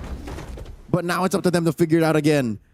And if anything, this is the most important 5-minute lesson that Twisted Minds can have. Yeah. I'm glad that they lost early on, because what if this kind of swing happened at the 12 to 13 minute mark? That could be a game-ending swing. In the mid, oh, it's game-ending there for Son, who gets taken out by Maylin and Kao. Meanwhile, Daisy needs to try and hold up top. Petrify trying to make sure that Yuban gets hits from the turrets, but they're able to outplay the Benedetta. But here comes the rotation for Twisted Minds. Tokyo will be able to get within tower range. Stay alive, Kuejo. Is it going to go through? Yes, it will. She's Just with a sliver of time left. She's good. She's fine. She gets away with it. And they will have to reposition. Kao playing one-on-one defense against Kioe. At least they know where this could be coming from. And Chin Chao just gets a sneaky push here. Oh, they do clear the minions. That's when Aulus was recently buffed, right? When he got reworked. That's the thing. You hide in a bush, and then you press your ult, and then you jump in. Yeah. The Benedicta and Boxer, they're way too fast. They're covering too much ground for Geltek to handle. And now this lineup that looks like it thrives so well in the fight, Twisted are just avoiding it. They're like, okay, you want to fight? We're gonna play the map. We're gonna play the map. What can you get if you are committing too much as 4 or 5 looking for kills, but we're getting your turrets? Yep. Your map is getting smaller. Yep. It's chasing. Oh, man. Wait. Another one. That's Razor not a Dryad. A taunt. Twisted. Looks bad for the two that got caught out. Jin Chao gets the push up top, but Melee still alive. This Baksha is too tanky. Daisy holds on long enough to take down a kill. And here comes the turnaround for Twisted Minds. It started off terribly for them, but it is going great for Twisted. A plot twist to the team fight. Kao will be able to get the grab onto Kioe, but Kioe will be able to get away as size too low. But here comes Jin Chao. She goes the long way around to cut it off. It's the perfect pathing for the carry. She went the scenic route from all the way up top down the bot to get one more kill for Twisted Minds. They barrel forth a 4K gold lead. Setting up for the Lord coming out in a minute. Grand Theft Orange attempted by Chin Chao. Quejo able to protect Kioe's orange buff. Twisted Minds, it's Fast and the Furious. Yeah. It's literally, okay, we'll allow for this. Oh, here comes the cavalry. Here comes the reinforcements. I could have sworn GCT was at least going to get maybe 1 or 2 kills. Twisted, I feel like they just keep outsmarting GCT. Now it's not just about the macro. Even with how they're fighting, they're waiting, they're a little bit more patient. And Geltek, it seems to be throwing it off their game. Yes, they're getting those stuns, they're getting their combos together to start things off, but then Twisted still has a skill or two ready. Yep, that's what you call mental micro. Yeah. They're able to put themselves in GCT's shoes and say they're willing to do this, so we set them up for this. Oh. Kioe backs off. Melee jumps. Quejo brings out the taunt already, but takes way too much damage. So do some members of Twisted Minds. So I think we're starting to feel here that the main damage dealers for both are definitely online. That this might not be as easy for Twisted Minds. That as crafty as you can get, sometimes there's no beating a hero that can literally stand, not get crowd control, and just continue to free hit as Twisted are continuing this rush on the Lord. Geltek could do nothing but watch. Twisted will get Lord 1 for the game. Despite that lead, shuddering between 3,000 and 4,000 gold, Twisted Minds continue to outfarm GCT. And I love that you mentioned the Hanabi. Tokyo is a storm a-brewing. There will come a time where Twisted Minds will have to figure out how to find her. Oh, yeah. And whose job is that? Is it Daisy? Is it Kao? Can Chin Chao find the flank and just wail away? These are the questions that Twisted Minds eventually have to answer. Maybe not now, but maybe at the 14 or 15 minute mark. Yeah, and this is one of the difficult things about you being really good and really crafty in team fights, finding different angles, and it seems like there's a lot to do. Look how simple it is for Geltek to just jump on Melee, but Melee is so tanky that Twisted can come in for the response as the Aulus will try to run and succeed at that. Twisted will not get a kill, but Geltek does not get one either, unless Daisy is going to go for the loop around. She doesn't have the Petrify anymore, so going in would be too much to ask for. 5 players getting kited by a singular Baksha. Liubon dancing around. She wants off! Oh, it's another Esmeralda dance-off! You don't want to dance against the Esme, but it's too much as Geltek played it safe. I don't know if that was the call of Liubon to tell the team to just back off. Melee gets taken down. Geltek still fighting, but Twisted continue to trade. They get the grab. Quejo will fall. Chin Chao is 4-0-4. 2 for 3. And this was all a smokescreen. Twisted Minds wanted that fight to overextend so that they could eventually get Lord up top, put that turret at half. Mid lane almost fell too. Bottom lane, at least, that holy shield got popped. So that means Twisted Minds got what they wanted, I think, despite the trade. Necessary deaths. Yeah. Death sustains life. That is true. Where have I heard that before? Song of Ice and Fire. Okay, thank you. So Westerosi saying. It's been a while, so I can't remember a lot of the sayings. Something about wearing armor so that you don't get hurt. Something like that. Something like that. Mother of dragon eggs, right? Looking at the build, Sa has outfarmed Songjae by 2,000 gold. That's huge. Liubon dancing around too. They're good. They're gonna chase this Esmeralda to the end of the earth. So Liubon just decides, you know what? I'm gonna try to take one of you with me, but nah, it's not gonna work out. Nope. That is a rotational miscalculation for Liubon. And that just gave Twisted Minds a little bit more room to work with. But also, maybe it was on purpose. Because Geltec pushed that bottom lane tier 1. But if her life was worth it, that's another question entirely. At least Geltec got back here in time to defend their turret. At least they don't lose a base turret too. Still, it seems like Geltec are really running out of ways to try and break through Twisted Minds. Because even Melee alone, we saw their attempt on Melee and they could not take the Boxer down. Which I think still impresses me. It's less about Geltec making a mistake and more of, wow. Melee has figured out the right item progression to quell GCT's damage output. Lord number 2, easily taken here by Twisted Minds. Liubon might get a little chunkier now, a little thicker. Picks up that Chastised Pauldron. Yeah. Where else are everyone on Twisted Minds? Because the 6k gold has to be somewhere. Besides Sa. Oh, Chinchao, 3-level gap against Tokyo. Okay. Yeah, it's only a level 12 Hanabi. Oh, Ice Queen wand on Sa. And that's going to make it even harder to fight, especially for this Aulus. And for Liubon. And Kuejo. Yeah, we might just be delaying the inevitable, and we might be witnessing Twisted Minds taking this game number 1 with the Lord marching up top. And they are playing the push incredibly well. Even if they don't end it here with this Lord, they'll have more minion waves crashing in. Looking to see if Geltec will force out resources just so that they can defend. Top lane gets broken down. Twisted Minds are inside GCT's base. Mid lane and bottom are next up on the docket. Wave gets taken care of in mid. Bottom lane up next. Oh, Twisted still decide to play safe. Kiwi goes in, but immediately gets blasted by the members of Twisted Minds. Even though the Wrath of Dryad came out, Chinchao still free hitting and still unreachable by Geltec. Still deathless and perfect. Ain't no item build to quell the true damage coming from turrets. Mei lane stayed a little too long underneath the heat of this inhibitor, so it ended up being a trade. Tokyo picking up a Malefic gun here.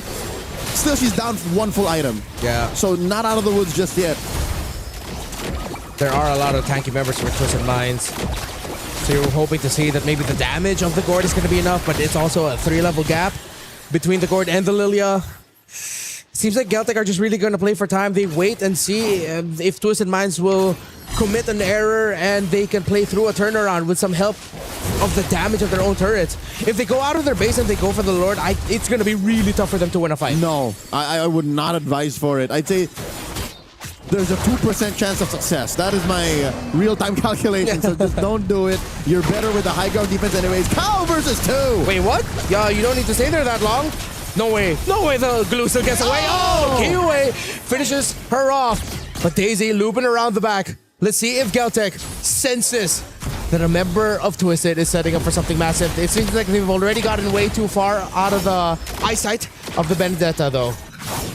So Daisy's been setting that up for the past minute now. Yeah. She's been hiding amongst these bushes in the bottom lane, in the jungle. I don't know what the real setup is because I don't think Sa and Mei lane can make it there that fast. Maybe Mei lane, but not Sa. And if you do that, you're kind of spreading yourself too thin because GCT obviously are, despite being down 6,000 gold and the map against them, are trying to push. They're still very proactive. So I don't know what Daisy's trying to do here. That's how costly it was for Twisted Minds that Cow was taken out in that fashion. It gave just enough room for Geltec to finally get out of base, have some presence in the center of the map, then put the tower up top. Mei lane, that's the jungler that they found! Daisy, the long setup, finally pays off! It's the perfect flank by the Benedetta! Twisted Minds trade 3 for 1, and now they might just run it down mid. It's the Aulus and the Esmeralda against 4. They set it up for more than a minute. And finally, they're in it to win it. Twisted. They will have the minion waves. Geltec doing everything they can to clear. But Twisted could not find the opportunity. They are still alive and fighting. Geltec Cyber Team. Interesting call by Twisted Minds. This is more than likely 3 out of 5 times the correct move to be disciplined, to be conservative and go for the Lord instead, go for a game-ending push. But the 2 out of 5, the other reasons why you might have just wanted to rush it is because Song Jae and Tokyo weren't there. That could have been the perfect way to just force it because there was very little wave clear between Kyoe and Liubon. Yeah, maybe they just played it a little bit too safe there. Yeah. But let's see. They still got the Lord. They still have minions, big ones coming through, but they don't have the time to clear the minion wave up top. Unless they're really just forcing the push right away so that Geltic will commit resources. And then once the next flow of minion waves comes in, then they end it. Lord in mid. Chubby wave down bot, escorted by Sa and Daisy. Huejo's really low. Meilin already threatening the entry with the shield unity. Twisted, just throw bodies. They're playing it too safe. Cal takes a lot of damage. This might be the turnaround here for Celtic Cyber Team as Meilin will get dove upon. And there goes the glue. Immortality gets bought from Meilin. Daisy's trying to go in but gets nothing except damage. She backs off. Twisted Minds. I think they fumbled the bag there. They did. They were next to a baddie and just did not talk to them. Okay, would it be too risky? Because you can see now it could have led to a wipeout. Yeah. What else are they looking for? What other setup? Or was it because Meilin got cut out first and she got counter-initiated on? Was that it? I mean, Chinchao was already free. Sao was also free to hit. The targeting was there. They're getting cold feet, Twisted. I know those are the moments where, yeah, discipline, hero first, if you can't take one out. But you are able to take the traits like this. See, it's working out well for them in this scenario. Mystic already committed. Daisy finds a perfect angle, dives upon the back. Immortality gets popped off, and that's going to be a falling star moon. Oh, maybe this is why they were playing it disciplined. Okay, I see it now. I see it now. Yep, and maybe, just maybe, under perfect circumstances, they would have gone for the split. Because look, they have the mid and top set up. Yeah. So that's something that they're going for, but again, they might be shooting for the moon.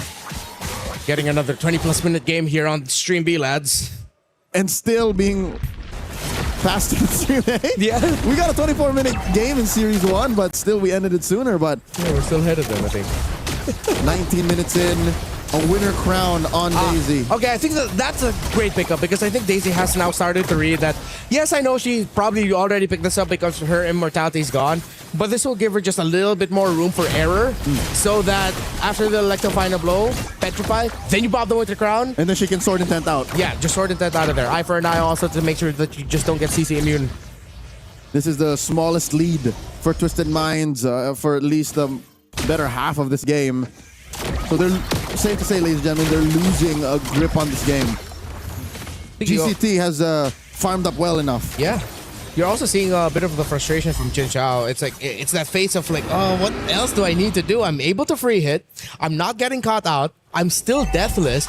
But it seems like all the damage that this carry is doing is just not enough for the inevitable tide that is Celtic Cyber Team just jumping on Twisted Minds. Yeah, more than just the damage, I think it's range. Yeah. That's why I think it's a little more palpable, the frustration out of Chen Chao. And we go back to the problem that we had for Twisted Minds early draft. It's too mid-rangey with all of this long-range pokes that Celtic Cyber Team has with their addition of the Gourd and then them also picking up the Hanabi. It's risky at this stage of the game, but still, Twisted Minds are playing the map really well. Quite really, oh my god! Jin Chao gets deleted! Given her first death in the game, Daisy taken out as well. Geltec, sense of victory impending. Newborn caught her out because she was under a conceal. There's nothing Chincha could have done. The only other thing Chincha could have done was kept herself scarce and went for a late entry. But ladies and gentlemen, we've seen scenarios like this since yesterday. Her 1-1 getting caught out, failing to cleanse. Lord goes over to GCT and now Meilin gets taken down. They held on for so long. Finally, Geltec has control of this game as they get the Lord. They'll be able to march out. They still need to do a little bit of cleanup. But now Twisted is in the most uncomfortable spot this entire game. For the first time since the 2-minute mark, Celtic Cyber Team are in the lead. Yeah, it's been 19 minutes of all Twisted Minds. Yep. They slowed it down. They denied Kioi the snowball. And then here they failed to finish when Liubon and Kioi were the only ones left. So maybe, you know what?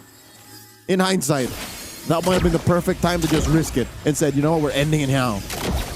How many times have we said throughout our careers, at this point, you just want to throw bodies at the base. You had minion waves that were quite far, but were coming in.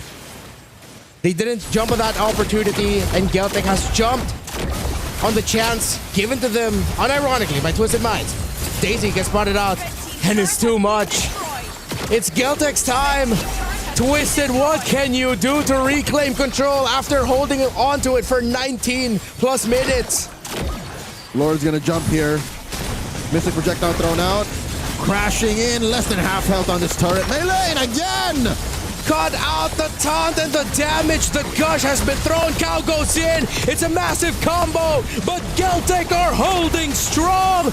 Chin Chow doing everything she can to damage, but it's singular, while Geltec together as a group stand defiant against Twisted. Cow gave herself up to protect these inhibitors, but alas, there's only so much they could do.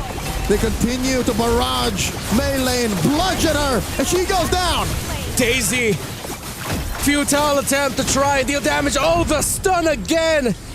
Son on this gourd has been the biggest thorn to Twisted Mind's side. Yes, Kiwi is 10-3 and 5, but over and over again, it's the gush that's proving too problematic for Twisted to handle. And Chin Chow, who has been deathless for majority of this game, it seems like her single target focus damage is not doing enough to stop Geltec. Okay, so in a position like this, you make the call. Geltec Cyber Team are not going to force the issue and instead go for the Lord. This is the coup de grace. The Lord to end it all. I do not know how Twisted Minds will defend. They barely made it through without the Lord. They barely survived and not lost without the Lord. But what now with an involved Lord? Lord, number 5 goes to Geltec Cyber Team. Geltec, heed our word. Just throw bodies at this point. In the team fights that you've shown recently, it's enough information that Twisted cannot beat you on a 5v5 with their composition. And how well this gourd has been positioning. You're up against a late game Hanabi. Meme on a Hanabi pick as much as you want. Majority of us throughout our MLBB lifetimes have fallen to this exact same situation. Yep. And again, you put the fear of God into Chin Chow, make it more awkward. Get in her face. That's how you got her. That's how you gave her first kill. Yep. Her first death, rather. And now they jump on him again. Melee. They spot them out, and look at all the red health bars get melted down quickly. Chin Chow does not have the damage. The front line does not have the health. Geltec has all the time they need. It took 24 plus minutes, but they win game 1. Victory! A long, drawn-out fight. Doing the math, Geltec was winning this for just about a total of 5 minutes. The first 2 and the last 3. Sometimes it's like you went through a book and you realized, you know what, all of this middle right here, not for me. Yeah. Let me read the fire intro that got me into the novel in the first place, and then let me skip straight into the ending. Yep. He's still the good guy. Yeah. What a comeback! I hate to say it. A lineup with Alus and Hanabi won. And here's the thing. Is it with fair? Benerick, with Gord, oh my goodness. Is it fair to say that it's because Twisted Minds did not force the issue and threw bodies to win? Oh, 100%. At the 17-minute mark. 100%. That was a situation where Erwin from AOT be like, hey, give your hearts. Sasage all the way. Because here's the thing. The thing is... I don't watch Naruto. That hurt him physically. You've done this kind of joke for 2 years, but that was one of the times I'm like, ouch. I kind of got it though, but continue. Yeah. Well, not a joke.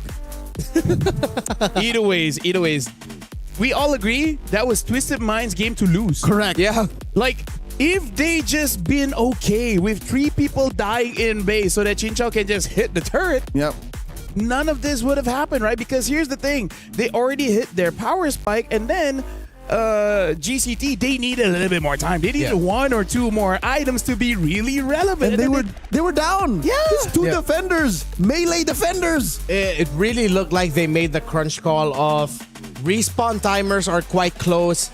Minion waves, once they get here, it would have been a full 5-man, but then the other 2 who were left defending also needed to go back and heal, meaning that you have a little bit of a time window as well. And I think they just decided to play it safe. I mean, it was way too close to call, but from our perspective, it looked like they should have just jumped on it. And I gotta say, the resume for Beleric is looking much, much better. I mean, it's already looking good. Yeah. Right now it's getting better. And the thing is, Hanabi maybe only lost 1 game so far. It hurts to say. I think we now know the scale of power. Yeah. Beleric, Hanabi, Hirara. I mean, welcome to Stream B. Welcome to Stream B, folks. And Esmeralda looked pretty good as well, but we saw the power of the carry, right?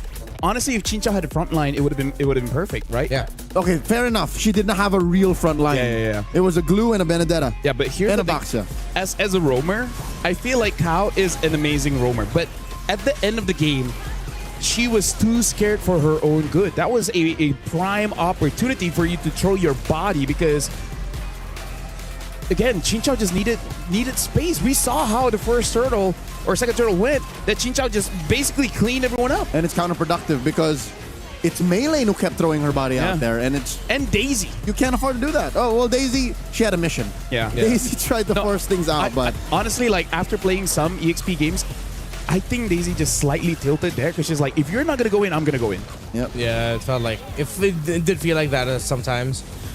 Also, you can see the moments where she set up something with a Petrify, but then the follow-up was just a little bit off the timer that she would want as the Benedetta who decided to entry as the team.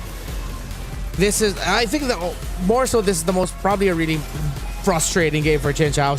She had an amazing game for majority of it. There, that was a spot. That last clip, that's where they should have ended it.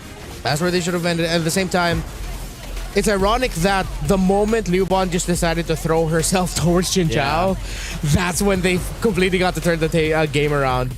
But also there was one death, although the super random death on Kao, when they found her somewhere in the river near the purple buff. And Maylane. And then that led to a little bit more room for Galtech to go out, hold the center, push a turret.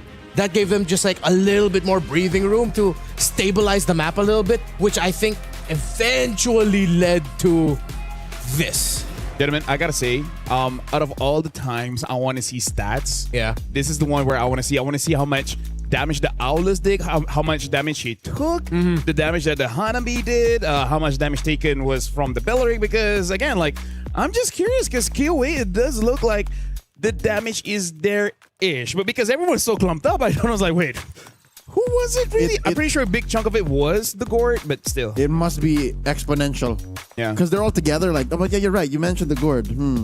Right? It makes it so that because basically everyone has that AoE. Yeah. Right? Beleric is the outlier. Yeah. Technically, it's AoE as well because the passive can pierce if you're close enough, but either ways, yeah, that was an amazing game, but that's also a game where it tests your mental, right? Like, are you going to get tilted after that? Because you 100% knew you were going to win, right? I'm pretty sure some of the players would be like, if only you did this, and that, we could have won. I am man enough to admit, if I was in the shoes of Twisted Minds, probably would have cried a little bit while getting mad. Not at my teammates, at myself. I would have been mad at myself. That's why we're here. I mean, like, here's the thing for you guys at home. You guys can get the new interactive Evo because of Rhino Day. It is available now, so make sure you guys check it out in the shop and show off your new emotes. Happy Rhino Day. Happy Rhino Day. I'm not a Rhino anymore. I'm just saying. I'm not a Rhino. Still a lion. For some reason, I can't connect to Bang Bang over here. I don't know why. I think I'm halfway through to becoming a dragon. Oh, congratulations. Good for you, man. I am 2 or 3 games away. From becoming a dragon? Yeah. Oh, he's played a lot. Yeah. Yeah, and for now, we are going to go for a break because that is quite the game. I feel like Twisted Mind needs to utilize this time as best as they can to calm down. So when we return, we'll see if GCT can close it out or Twisted Minds extend the series. We'll see you guys later.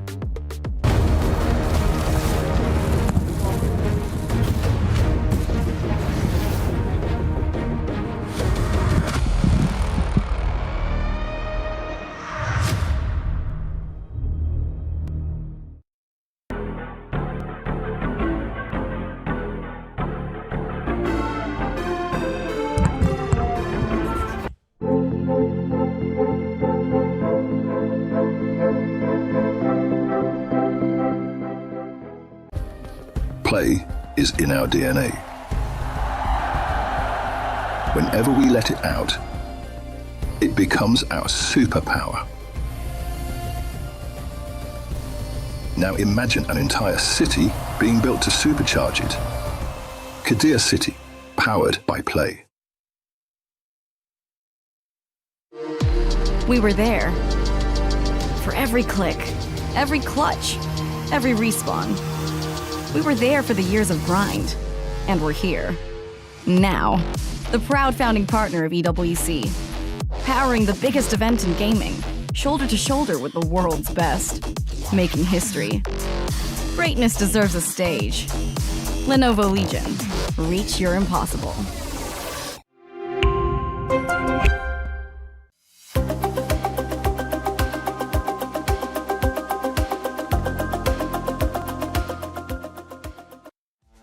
Hello and welcome to MWI. We have another game here with Chincha and Sanjike, who are joining us for Don't Touch the Hero. Nana, Mia, Freya, Nana, Mia, Lilia, Nana, Lilia, Freya, Mia, Nana. You guys are good. Thank you. Thank you. Oh. Folks, welcome back, folks. Looks like the players are just about ready. They just got on stage a few minutes ago, and are you looking at the faces of Twisted Mind? It does look like they're not entirely down. They're still okay. So hopefully it translates in game. Nothing can break Chen Chao. Yeah. She was the one that got beat up hardest whenever, Twisted Minds was losing during that pivotal turn, and she's all smiles. Yeah. You know what? I think... I'm sorry to bring back this little important history bit. After the many times that Chen Chao and Mei Lane had to suffer heartbreaks from their rivals in Vitality, I'm pretty sure their mental is 100% okay at this point. Yeah. No, I do agree, but at the same time, I feel like they got to use their veterancy and be like, guys, we could have won. You guys just... Like, if you see an opportunity, just go for it, right? I agree. Seriously, we're like, whoever hesitates loses, and we see that just now. I think that is a more productive use of their time if they just don't say, it's okay. If they say, like, no, we should have won. We should have won, yeah. Let's do better. Yep. Like, again, this is the group, this is the knockout stage qualifier. Yeah. Winning this one really helps you out a lot. That 1 day of rest could be like 3 scrims. Confirmed prize pool elevation. Yeah. Or at least a nice day off in Paris. Oh. Right? Like a nice little reward from the coach and the management. Hey, I know we're already in the knockouts. You know what? Let's enjoy the city. Yeah. Congratulations. Visit the Louvre. Yeah. Notre Dame. By the way, we're docking this from your pay. You're paying for this day. But it's okay because we already got the next tier of prize pool. So now, honestly, in terms of the game, I really feel like play around Chin Chao if she can get that carry again. Because carry, I think, is creeping up to be one of the top 3 marksmen now because she does counter quite a lot in the EXP as well as in the roam. Yeah, and carry for the past few months now has been that hero, has saved a lot of teams globally. Yeah. Of like late game, you've lost early to mid, but you have a carry, and as long as you keep your carry alive, then you can turn the fight around. Yeah. She's also a very high risk, high reward hero that if you're willing to play like that, you can turn things around. But here's the thing. For a majority of game 1, they were in control. Yeah. So there was no room for that. And I think they should have known when they could have gone for that. Again, I think it might have been the Hanabi effect. Could be as well. Ladies and gentlemen, we are jumping into the draft here. Twisted Mind is going to be on blue side first pick. This is going to be Flying Clouds. Already betting out the Roamers here, betting out the Bellaric as well as the Atlas. And I think that is going to be a very good call. Osprey is not going to let that Matilda go. So maybe this is one of those games where Twisted Mind might actually just let go of the Hirara. Okay, they're saving it for the last band to see. Wait. What if, in an effort to turn things around, Mei Lane just goes for a heel turn and then picks the Hirara herself? Oh yeah, we haven't seen her yet play like an assassin. Assassin. Baksha Barats, that's all she's been doing here so far. Yeah. I mean, honestly, she has been doing quite well, but it does seem like the way that Daisy played, it would actually be so good if she was some kind of tank, because she has the gutso to just dive. Like, I don't care dying, I'm gonna create an opportunity for the team. A tank kind of needs that kind of mindset to really help your team, and that's what they needed in the previous game. She did that, but again, as an assassin, you can't survive that long. So Yuzhong. Honestly, yeah, Yuzhong is a perfect fit. Depends on who's on the other side, like who you're hunting down. So there's a Claude ban for Twisted Interesting Minds. Claude ban. They're opening something up here. Do they want something like a Freya? Phoveus, Freya, Paquito, Esme all open. And that's a tough trade to take. I wouldn't be surprised if Twisted Minds just picks up the Phoveus and accept that it might have a difficult time because you're still open to a Valir showing up suddenly. Other picks, but at least you turn off a Freya, Paquito. Gord, you're susceptible also. Yeah. If Geltec ban out the Phoveus, that might actually hurt them. I say just let the Phoveus through and then just do what you can to counter that. Yeah, there we go. Marcel is open. Oh, yeah. Oh, that's the tough part. Yeah. Unless they are willing to use a roamer that can stick onto that Marcel, then maybe that's fine. So right now, Twisted Mind, look at this. Even they're having a bit of a shock. They go for the Herrera. There's the heel turn. So now this is gonna be an easy Marcel for Geltec, and then +1. Yeah. Which they can go for Esme again. There's no carry. Starting to get memories from yesterday and my feelings towards Herrera pick so early. Marcel Eve, Marcel Meralda. I would go Esmeralda. The carry is not there. There's not gonna be a lot of counters here. Okay.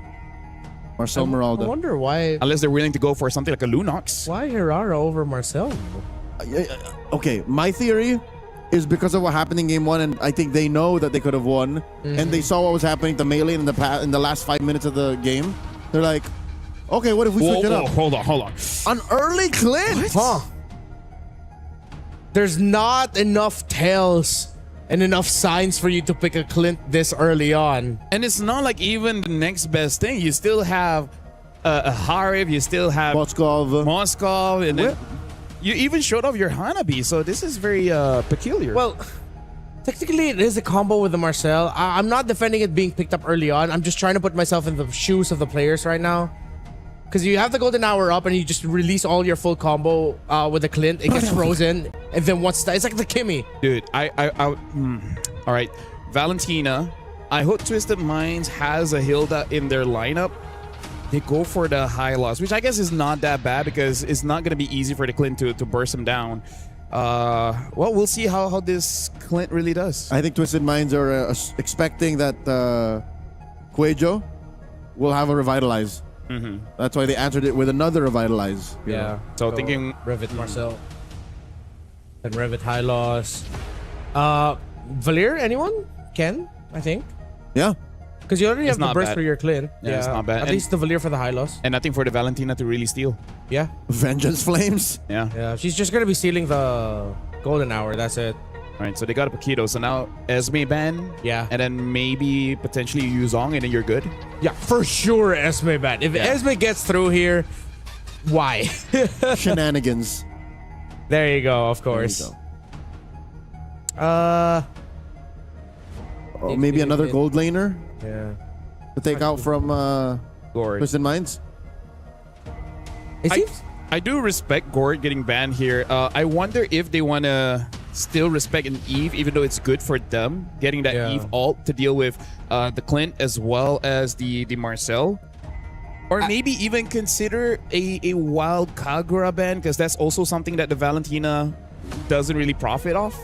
Oh, yeah. No, but I feel like profit-wise, you already have the Marcel. Yeah. They're really just going to be looking to get the golden hour for themselves and recalibrate through there. Oh. In terms of the gold, yeah, I think maybe consider taking out the Moskov. Is there a jungler that you really have to be careful of, like a Hayabusa? Because that's also something that Kiyomi has shown. Oh, the Boxia. Oh, the Hayabusa would actually be good for them. Yeah, but the Boxia got banned. Very interesting. I guess it makes sense going up against a high loss, trying to match early against Hirara. Yeah. The good thing is, if they do want to go assassin for Gelt... wait, no, you still have to be careful of a sudden swerve Hilda EXP or something like that could just fast clear and then come in and disrupt the rotation of the assassin. I think just save the jungle for last. Yeah, I agree. pick up your mid laner. Safest pick to go for. And it's one of those mid lane picks that you can't go wrong with any of them.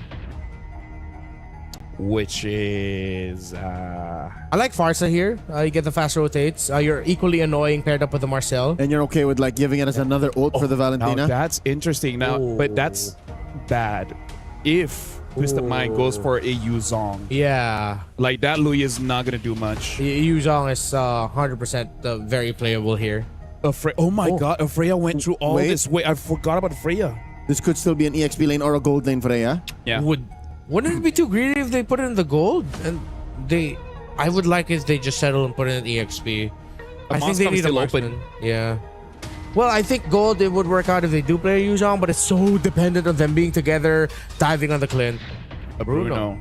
All right. Huh. EXP lane Freya then. Yeah, I feel like Twisted Mind got a very solid draft here because that Freya is not going to give Lui as well as the Clint a very good time.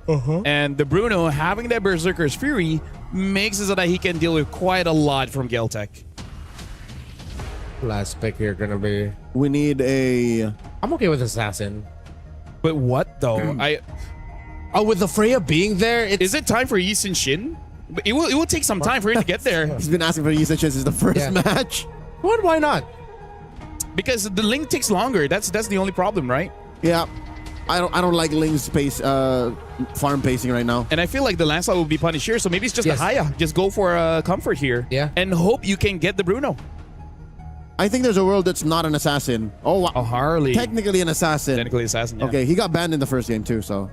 Yeah, so now, honestly, like, I feel like Twisted Minds has a very solid draft in the sense of they have counters towards what Geltec already has. Geltec has a pretty interesting draft here. Whenever there's a Lui, it becomes very, very interesting. Playing some Lui games myself, I just don't like diving heroes because I do not have a dash, right? Yeah. So, honestly, good luck to both teams. Let's see how Twisted Mind recovers after their previous comeback game. I'm going to give it over to Leo as well as Renmar for this one. And we're going to receive with much gusto. Merci, Lefel. Beaucoup. This is match point for Geltec Cyber Team. We've yet to see if the draft is enough time for Twisted Minds to reset and, you know, figure out what happened in game one because that really looked like they were theirs. Yeah. Also, for Geltec, though, they drafted a potentially very dangerous lineup. If things are gonna go right with their Lo Yi, with their Harley and all that, then we might see a Twisted Minds that might not even be able to get any room in the map whatsoever.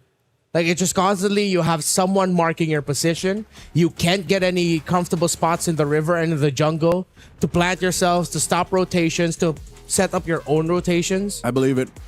Knowing the late game awareness and like the state of flow Geltec Cyber Team is capable of after game one, I don't put it against them. I actually hope that this ends at 16 or 17 so that we know if what happened in game one was mainly a mistake. Yeah. It's a better test that way. I wonder. I think there's a chance here, though. Although I feel like the chance for an early game Twisted taking control for a lot is a little bit lower. I think it's just because of the presence of the Marcel. Like, I keep looking at that Marcel, keep looking at the Lo Yi, what they can do together with those little skirmishes and trades for when they meet up with the 2v2s, 3v3, somewhere in the river. That them together just seems so deadly. And annoying. Yeah. I think that's like the most important word, like annoying. So I'm throwing back. I'm still here. Join us. Yeah. I'm throwing back to a memory of world champion, M7 world champion, multi-time MPL champion.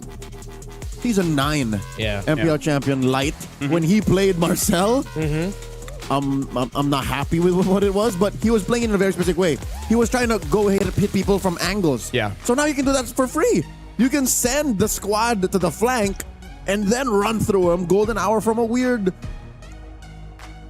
side. Yeah. So I think there's something to it. Geltec are cooking. Yeah. Honestly, after the first game, I really feel like this is one of those series where until it ends, we really can't say much because the teams have really shown that they just sometimes need time. And they definitely know how to defend their base very, very well. So I think at this point, it really is more on the gusto. Funnily enough, that's how you receive the take for this game. Whoever has the more courage will eventually be able to win, because I can definitely see for both having a good setup, we could eventually get a wipeout. Yeah. In fact, someone even asked me, have we ever seen a Maniac or Savage so far in Stream B? And I feel like we haven't. Right? I think one main... Oh, wait, no, it was all... I think I remember one Maniac. One maybe Maniac, but that was like so fast, and then like all of a sudden that just kind of like leaves your memory. Yeah, it's a Maniac of like, all right. It's not even a nice job. It's like, cool. Yeah. Well, it's crazy how the overarching theme for this stream really is just like, don't hesitate. Yeah. Keep fighting.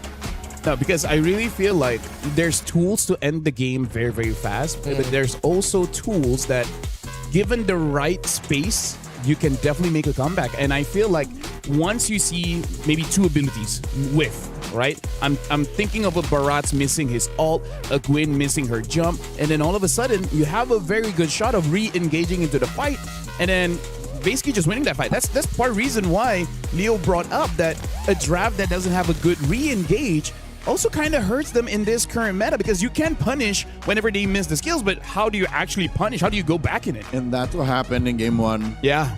Mei Lane just kept dying when she was literally an inch off. Hao was dying because she couldn't get the mount. Yeah. And even if you do get the mount, what if Geltec Cyber Team takes you to Kingdom Come, takes you to Timbuktu? Where do I go? Exactly. So honestly, there's a lot of layers to the current meta that is still developing here in the MWI. I really feel like maybe the second day of knockouts, maybe we'll see a solid form of what we can call a meta after this patch update. But for now, there's a lot of layers that we really have to reconsider. LaFell, I'd say 72 hours. After tomorrow, I think we would have a solid read. Like, stats would make sense. Yeah. After tomorrow. Today, we're still seeing, like, all those. Yeah. We're still seeing... Although I feel like Ling. That's really an Osprey kind of thing, right? He's one of those guys that knows that this is a counter. Sometimes we were like, yes, it's a counter, but it doesn't really solve the problem that we need to solve right now. But it's like, hey, I trust this. We can make it work. It's a mid-range, no re-engage punish. Yeah. The Aulos, yeah, I agree. Like, okay, you're all in? All right, taste my blade. Plus, sometimes there is some merit into your opponents not really understanding how tanky you are or how much damage that you can really do, which causes them to make some very bad decisions. Yep. You know, this is what I like about Coach Osprey, like, over these years. Like, I haven't always fully agreed, like, with his drafting decisions or, you know, how he shapes the team, but I respect it. Yeah. The risk-taking. Yeah. I've never felt like Coach Osprey is the type to really force like an archetype or an image or a mold of what he thinks a team should be. He really plays to the strengths of his players and what they can bring. So throughout the years, like we've known Coach Osprey and he's been a part of MLBB esports. Hats off to him and all the teams that he's handled, he's played with, he's been a part of. You can see how he really adapts to their strengths and weaknesses. I really feel like the best way to put it is that he can put some form of system into chaos, right? Make it controlled, because having a lot of good players with amazing mechanics, there's going to be a lot of chaos. But he was like, you know what? I can create music with this kind of chaos. I can make it into a symphony. Or look at music, turn it into something that might look like it's chaotic, and then at the end of the day, I kind of like it. Yeah. Make dubstep into something that Mozart would like. Hey, I am of the firm belief that Mozart would have appreciated dubstep. I'm actually with you on that one. Yeah. I think it would have been that dude Bach. Hell nah. Yeah. Bach would not have liked dubstep. It was like, bring my music back. Yeah. I'm gonna drop some truth bombs. Yeah. The ancestor and the progenitor of emo is the blues. Yes, sir. Oh yeah. There you go. See how weird that connection is? I think that's the kind of connection Osprey sees in these drafts, in these strats. Now, Coach Nasduk, he's got something else to figure out. Yeah. For those of y'all wondering what's going on right now, of course, our marshals and our referees are working very hard to cooperate with the side of Geltec Cyber Team as they are just sorting some things out. Of course, you know, we're not going to allow our players to go through an environment where they are at a disadvantage because of things that can be fixed. So thank you to our wonderful staff, our referees. While this is happening, might as well update what's going on in Stream A, which, by the way, is an elimination match between Falcons ID against Aurora. Falcons ID won the first game. So right now, Aurora, one more game away, and David's at 5 minutes of the game, almost 6 minutes, has 2 kills and almost 2,000 goal lead against Aurora. Sounds about right, according to the Falcons Vega IDMO. After what happened yesterday against Seita, glad to see them back in their flow, but also, gotta watch out the Mongolian download. It's possible that Aurora Gaming might be able to turn this around. Yeah. Looking at the draft here, quite interesting where Aurora was able to get a Marcel as well as a Hanabi for Falcons. They got the Hilda, which has stopped the Marcel a little bit for now. Yep, as a one-on-one guard. Yep. That works. Even when you can consider the Hilda the Hanabi situation, you can nip her at the bud early on.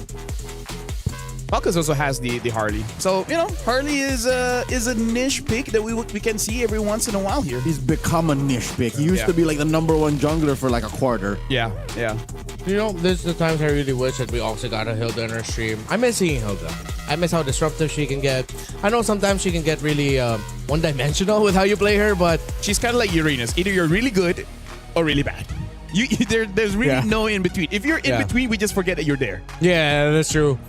Mid Hilda is just no Hilda at all. Yeah. My favorites are those snowball Hildas that for some reason just quickly become the carry of the team at 2 or 3 minutes in. Heptaseas Hilda? Yeah, like Heptaseas Hilda, the Hilda that for some reason just plays like an assassin that you can't stop. It's not really an assassin. It's more like a mercenary. Yeah. Mercenaries you see coming. Assassins, you don't. Hilda's honest with it. I'm gonna kill you. It's funny when you're camping in the bush, Hilda goes inside the bush and Hilda kills you. Yeah. Right. Okay. This was not the plan. This her bush now. I didn't know this was your house. I'm sorry about that. Yeah. Well, looks like this happens quite a few times in Stream A as well, where we're really just trying to figure things out. It looks like it is on the side of Caltech. Correct. Yeah. If one might be able to deduce, it seems like it's just the audio variety. I also feel that way. I feel like it's a audio. I wonder if the members of looking at the members of Twisted Minds, they're chatting. They have someone I think made a joke. It seems like this is actually buying them time to gather their spirits. Yeah. That's true. Like you're not allowed to talk strategy. Yeah. But you're just allowed to get out of your head. Yeah. This is a good way to reset. And whether or not it wasn't their choice. This is Geltech trying to fix also something on their end. So I'm assuming game 2. Well, fortunately, the draft is set. So gentlemen, I'm sorry for being correct. It's gonna be a long day. We manifested it too hard. Your full series for today, Leo. No, you are too. Yes, we're on the same boat. That just means I got to spend more time with you fellas. So I don't see why this is a bad thing. Yeah. He says begrudgingly. Something about doing this for at least 6 to 7 years. You just see it coming, right? Yeah. Like you can feel it. Yeah. Must have been the wind. Nope, it was me. I am the wind. Yeah. I am the wind. Oh, by the way, thank you very much for everyone tuning in. Wherever you are from the world, around the world. Hopefully we'll get this settled soon. And whatever time you guys are in, by the way, is this already nighttime in Southeast Asia? Yeah. Yeah, it's nighttime, right? For our friends in the +7. Yeah. It would be almost 8 p.m. So for us, it's 9. Almost 9, yes. Almost 9, yeah. So shout outs to you guys for sticking here. And honestly, there's quite a lot of people here in the EWC arena. Yeah. And I just noticed we also have some speakers. So that's cool. Yeah. It's nice. Again, if you, of course, can't come here to where EWC is, just imagine a massive convention hall where you can have multiple game titles playing at the same time. Yeah.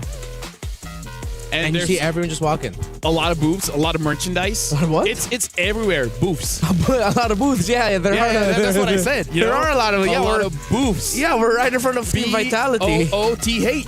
Yeah, Vivian's looking at me right now through, of course, the mural of the Vitality side. Niall is there too. Yep. Yeah. That's so cool. What is this other booth next to us? Qiddiya City. Yeah. There you go. Shout out to Qiddiya. We shot there yesterday. Renmar. Huh? We had a shoot earlier today, and I don't think we were able to use it. Why? Because we already we shot the cold opening. Sorry, Oh, 2 days ago. That was 2 days ago. Yeah. I was wondering, we shot something. Was I awake for the shoot? Like, how come I can't remember this? Sorry, man. It's a long day. It's a long day. It already has been. Yeah. I chose the wrong day to be. Anyways, right now again we're just waiting for things to settle down.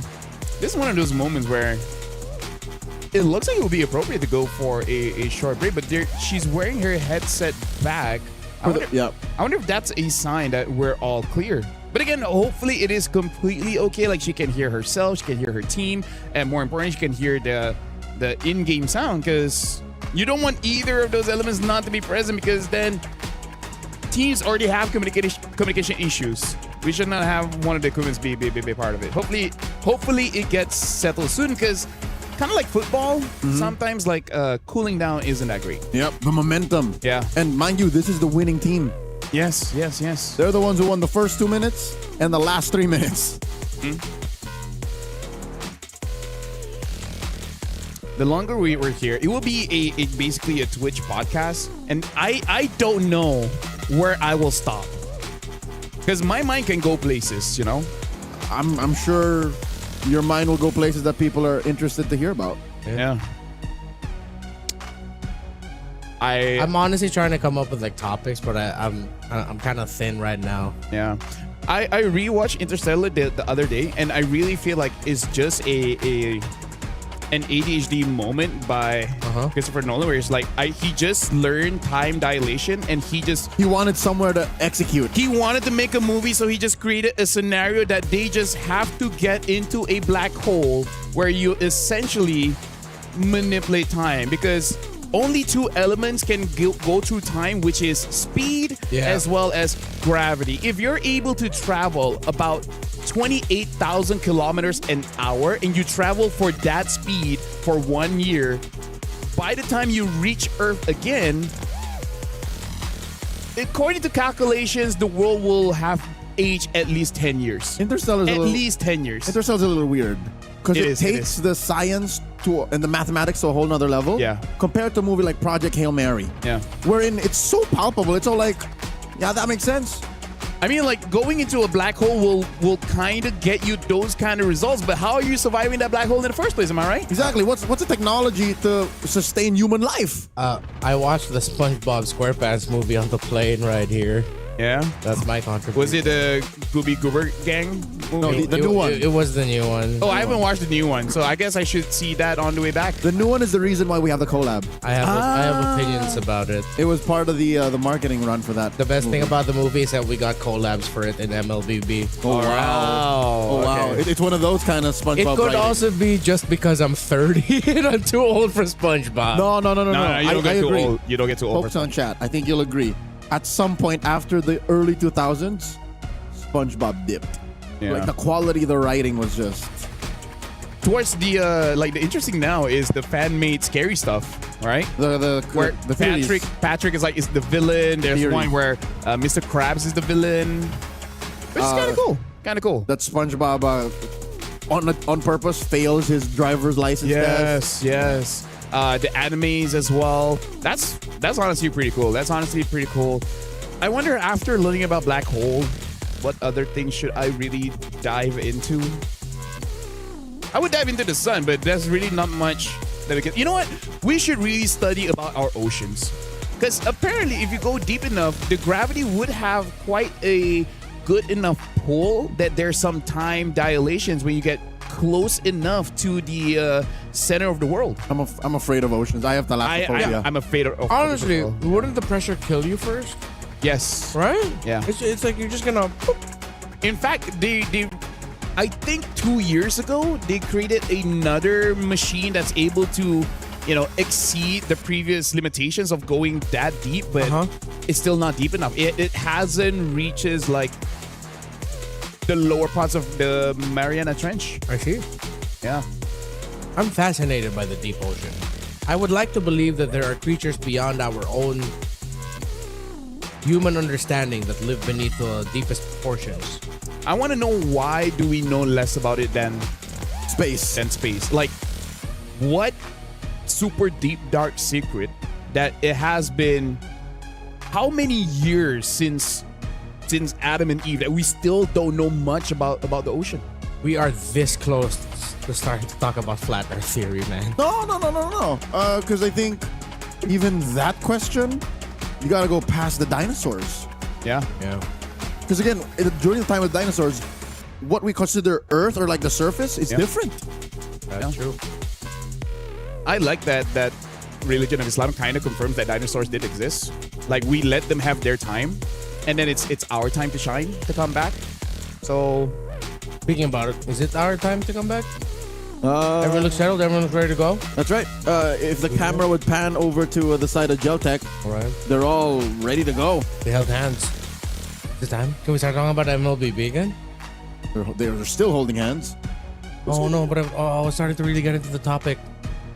I mean, we can save it for another tech pause. Sure. Hey. Do not manifest another one, brother. Oh, at this you point, don't need another tech pause. I'm enemy number one. Yeah. Well, can we start saying it's gonna be a short day? You know what? Today's gonna end before we know it. That sounds ominous. Don't put it that way. Why would you say that? Today will end before you know it. You would think it end at this point, but no. Before that. No, that's way too ominous, my guy. We have security. It should be fine. Tama kan? Belum? Okay. I assume that was your father-in-law. Yep. Here we go! Into the land of dawn for a game number 2. Once again, ladies and gentlemen, match point for Geltec Cyber Team. Welcome to Mobile And it's up Legends. to Twisted Minds to write a plot twist into the series and take us all the way. Thank you all for being very, very patient with us. We're finally back into the action as Cal, as typical. We expect of the row mid trades. Be aggressive early on. They get the clear, but Cuejo taking a lot of damage from the Valentina. Oh, it's a flicker, Marcel, this time. So a little closer to home, what we're used to. Yeah, no revitalized trickery here. But I think he also understands because of going up against the Freya and the risk of the Bruno. The revitalize won't do much. Yeah, they needed someone who could help maybe catch off the Bruno, which, of course, the good thing for Geltec is that Chinchada isn't packing a Purify, which, of course, he would want to pack a Flicker in this scenario. So just a little detail that's important here for Geltec. Still, a lot of aggressive trading in the center. We're still not really feeling the damage and the potential of the Marcel and the Loi together. But trust me, if the game gets close and the Loi has 2 items, the Valentina and the Hylos is really going to start feeling it. Whoa! Here we go, Daisy. 2v1. Trying to get away from this. Will she? Pops a vengeance. Still trading. Liubon will be the one to suffer. And that's a warning shot from this Freya that even though there's 2 of you, as long as I got my vengeance, you can't handle me. Okay. Cuejo. Still checking for range. I think I see it. They're trying to go for the crab. Yeah, just get that XP up. Get Liubon up to level 4. Melee's close by. They're not going to be able to get it, and that sets it up for the Hirara to deal damage and punish. Liubon is the first one down. Twisted Minds off to a great start. They gave GCT a false sense of security, thinking, oh, we're done with it. Nope, quick rotation by Melee. Massive start for Twisted Minds as they score the first turtle. No contest. That's how you want to start off when you have a Hirara with you. They decide to commit the ultimate of the Loi. Where are they going to go? Oh, man, no, it was the ultimate of Sa stealing the ultimate of the Loi. Catching Geltec Cyber Team by surprise. Twisted are quick to pull the trigger. But they get punished. Daisy's the one who actually falls. You are right. It's a 1-for-1. I mean, conceptually, it was a good call. Yeah. But when they executed, they forgot, oh, the Freya isn't life-stealing as good just yet. Yeah. And did not have the Vengeance off cooldown. Well, that hurts. Imagine getting excited for something and then realizing that you got excited for the wrong thing. Sorry about that, Twisted Minds. Celtic Cyber Team. You know what? I'm going to just say, good counter. It was a cool move. Yeah, it was a cool move. It was a cool move. Oh! It was too flashy. Golden Hour! Frozen. Golden Hour. Cal using the glorious pathway to get out, and it's just fast enough, and he's able to heal just enough so that the ultimate of the Hardy will not take him out. His veteran experience, wisdom to know that I have to stand on my pathway to get the extra regen so I don't die to the deadly magics. 100 strike now for the Paquito, so that's damage online for the EXP laner of Celtic Cyber Team. Meanwhile, as long as Daisy cannot lifesteal as you expect a Freya to lifesteal later into the portion of the game, then maybe going all in might not be the best for you. Well, just watch out for your timing, I guess, Twisted. Half a minute till the turtle spawns, lower quarter this time. Daisy keeping Liubon honest. Quajo gets spotted out. That is a roamer on roamer check. Impressive how Quajo actually has a, XP gain over Kao. You are right. Oh. Well, I mean, with how fast Marcel runs around. Yeah. 2v1 incoming. It's a lot of opportunities for you to get in vision. And finally, we get to see another Street Fighter skin. You actually get Ryu. That is outfit number 2 Ryu. Yeah. Some of the outfit 2 ones will honestly look better. Yeah, than the iconic outfits. But let's get back into this, okay? Cubon has a full stance up. Celtic. It's good for them. They do have the golden hour. Has the golden hour as well. They commit Oh, it was just slightly out of the bush, so they were able to see Coelho. I'm pretty sure they wanted to deliver the Marcel into the bush. Yeah. Liubon spots Chinchao. Chinchao already forced the flicker out. That's a full combination used by the Paquito. Liubon forces the flicker out so that he can get away to safety. Versailles still chasing. Uses some pokes out to the Paquito. Meanwhile, there it is! The duality of the low yi! Just enough! But Twisted have held on long enough so that they'd be the ones to get a kill, and they still get the turtle. That duality could have been so punishing, but it ended up being a good thing for Twisted. I think this is just a mirror of what happened with the whole stolen diversion. Great setup, great sequence, did not have the room to finish it. Because look, 2 or 3 members of Twisted Minds were down to like a fourth of their health. But still, there was no cleanup. Yeah. But still, Celtic Cyber Team, amazing map awareness. They send the World Warrior, Liubon, up top to take care of that turret. Feels like it might just be one of those games also that's going to be a long one. Considering that Celtic Cyber Team, they do have a good high ground defense. With Loyi, with the Clint together. Yes, their lineup will really thrive on them being able to control much quicker through the Harley, through the Paquito, and aggressive rotations with the Loyi, the Marcel. Speaking of aggressive, Quajo shows himself, Tokyo's there, but Kao was nearby, pops the glorious pathway so that Chinchao won't get dove on. Okay, good deal. They trade out for the engage. Diversion to the brush. Oh, they're going to get this tower for sure. Yep, well spent. That diversion was well spent. Meanwhile, up top, Kiyaway with a bit of a split push. Already forced to commit the retreat there. Golden hour, tossed out. Not going to be enough to actually make a huge impact. But Coelho's here. Golden hour this time. I will admit I'm getting a hard time tracking which golden hour belongs to who, but up top, that's Kiyaway falling to the Hirara and the Freya. I mean, it's a 2v1. She really bought time there, but she still fell. And I think it's not enough time bought to deny this push up top and mid. Okay. Oh, duality again, perfect. This is what we're talking about when it comes to the combo of Celtic. Oh, a flicker entry, but they're not really able to get something out of it. Still, though, Celtic's in control while Twisted are forced to play around the map and get a little bit crafty so that they can open things up for them. Cracking shot by Coelho. Hunting Sa! They're gonna get up. Oh, Liubon. Oh, I thought there would be a moment for him to get up, but since he already committed his flicker, finding himself in that scenario was not good. I was about to say less than ideal, but that was just straight up not a good time for him. It's not good. Nope.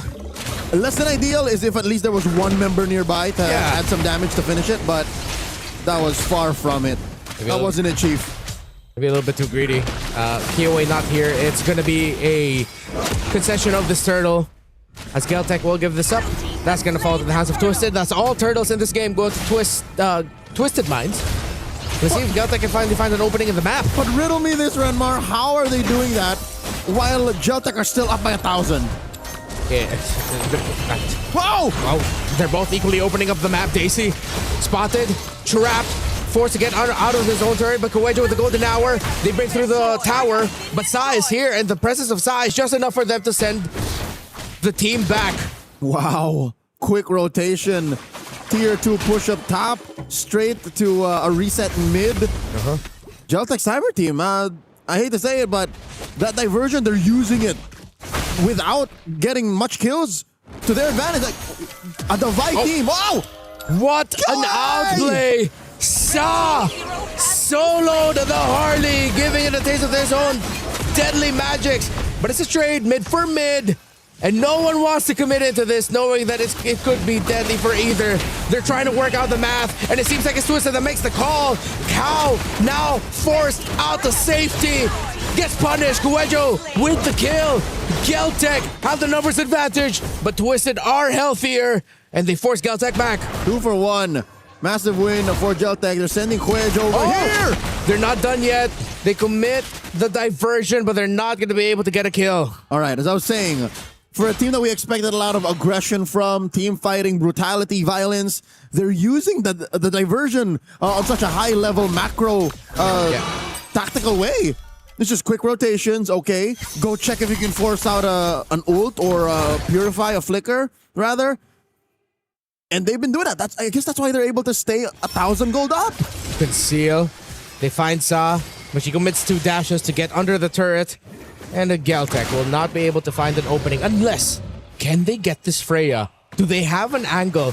They're trying to hold certain angles. Oh, Melee goes in out of nowhere with a Herara and gets punished for wanting to check. But Twisted Minds might have the numbers, might have the health so that they can keep fighting. But Geltec, with their low Yi, staying alive with the raw damage power of a Paquito, they decide to go forward. Cal falls down. So far, it's very favorable for Geltec. Liubon gets another. That's 3 members of Twisted deleted, but Chin Chao gets the Paquito back, while Geltec will get the Lord through Kiowa and Tokyo. Hard to contest. I think Twisted Minds just have to accept the fact that their retribution is just on the way, while Geltec Cyber Team have already secured it. Impressive work, Renmar. I just want to throw back to a moment in that sequence. Kiowa, space escape, then straight up walks right in front of Chinchaw, and Deadly Magic, sir, compromising Twisted Minds counterattack. Well played, Kiowa. Well played, Geltec. It's been close. It's been Twisted getting the objectives. It's been Geltec needing to be crafty and opening up the map. And they did so through a fight. They got to split up that fight real quickly. What was, I thought, going to be just a huge 5v5 suddenly turned into a 3v2 or 3v4, 3v5, while 2 members of Geltec just got the Lord. That just shows mastery, that they understand they don't always need to lean too hard into fighting and getting kills. If there is an opening to get an objective, you jump on it. Cow! And now they jump on Cow, who used the glorious pathway, but she gets stuck by the golden hour. Still, she's fast enough. Liubon is not going to be able to connect the combination onto Cow to make sure that the high loss goes down. Here comes Daisy with the entry, but they still get punished. Meanwhile, Melee finally takes down Liubon.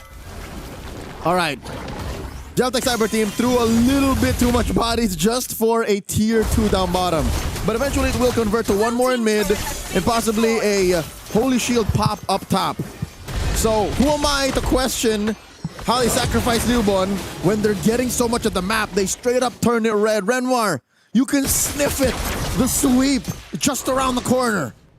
A sweep plus advancement into the knockout stage.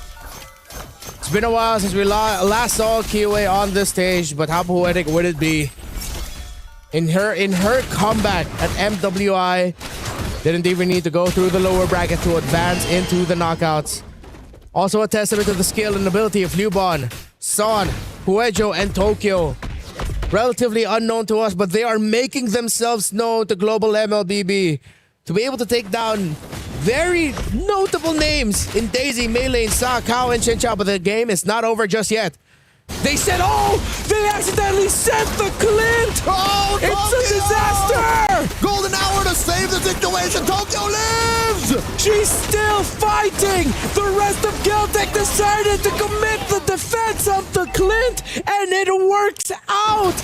It could have been so much worse, but it turned into 2 kills for them. It could be a third, but Jijiao gets the flicker away! Talk about battlefield improvisation. Tactical adjustment down to the very last nanosecond. Geltec Cyber Team, y'all should have gotten wiped out or at least lost Tokyo for that singular It's happened so fast. It happened so fast. If I'm Tokyo, I'm telling the rest of the team, guys, what the hell was that? Okay, but thank you, but that shouldn't have happened in the first place. Bald guy in a sweater watching football meme. Tokyo, oh man. Oh no, you know what? Saved by the golden hour too, if I'm not mistaken, because Tokyo was able to get the shield from the passive of the Marcel. And the golden hour stopped the rest of the assault. That is a series of fortunate events for Geltec Cyber Team. Oh! But now another big fight broke off. The members of Twisted Minds are looking really low. Melee gets taken out. Geltec still, again, inevitable. In front of Twisted, they will get this next Lord. At a 3,000 gold lead, with the map looking like this, items in EXP are not even the problem. Geltec Cyber Team are out executing Twisted Minds, and that almost mistaken diversion is proof that they know exactly what they're doing. That's highlight, that's content, that's going to the stories everywhere. It's memes, it's dreams, it's... According to LaFell, mission failed successfully. Hey, you remember the time y'all sent me to that diversion alone? I think it's because, okay, they decided to check, and then they realized, oh, there's someone there. And maybe Tokyo was just like, wait, there's someone there. Whoop! It's not someone, it's some 5. Again, it's insanity how they were able to get away with that and still got a big win. Yeah, massive trade again. Just literally. Oh, here we go again. Guejo with everyone. Diversion up top. All right, that's the whole team now. So that for sure was meant to be. Doris pathway to delay their entry. Golden hour gets dropped down. Guejo, perfect yet again. The attempted entry by Daisy gets a stop. But the golden hour plus the combination from the Paquito. Geltec are on the way. Welcome back to MWI. Kiowa one step closer to advancing. They're getting the bodies. Tokyo gets a double kill. They are looking sharp. They're looking good while doing it. And Geltec still need a little bit more. They don't have the minions. They can't end it just yet, as Twisted are holding on for dear life. Mid lane up next. Down goes Sa. 3 defenders left. The turret crashes in. Geltec, I don't think they're going to make the same mistakes. They're going to force it. Point blank diversion. Where'd they go? Geltec Cyber Team shuts down the Bruno, and they will advance into the knockouts with a sweep over Twisted Minds. Despite the long wait, prior to Game 2 starting up, it seems like that did not do anything to the momentum, to the focus, to the state of flow that Geltec are in. Their specific brand of aggressive MLBB and, of course, playful shenanigans in the battlefield have earned them a slot in the knockout stage. That has to be one of the most iconic. Coach Osprey is that. Coach Osprey, no. He's sniggering. He's like, you know what? That is one of the darndest things I've ever seen. Guys, apologize to Tokyo right now. Here's the thing. If I was Tokyo, I would tell the team this is why my Clint was first pick. You put me between 5 people and I still survive. And it's not even the most safe gold laner. Yeah. He has 1 dash backwards. He's not a Moscow. He's not a Claw. He's not a Hanabi. I'm gonna say this now. That is the most iconic win of MWI so far. Yeah. It's one of the moments of all time. Only on Stream B, baby. That's where you can philosophically say it, that mistakes can be opportunities. Yeah. Remember her game number 1? We said like someone has to throw bodies. Yeah. They embodied that differently. Let's throw the body of our gold laner. The gold laner, dude, like it could have been like the EXP laner. Maybe the mid laner would have survived that. Can you imagine though how insanely fast Tokyo was to react to all of that?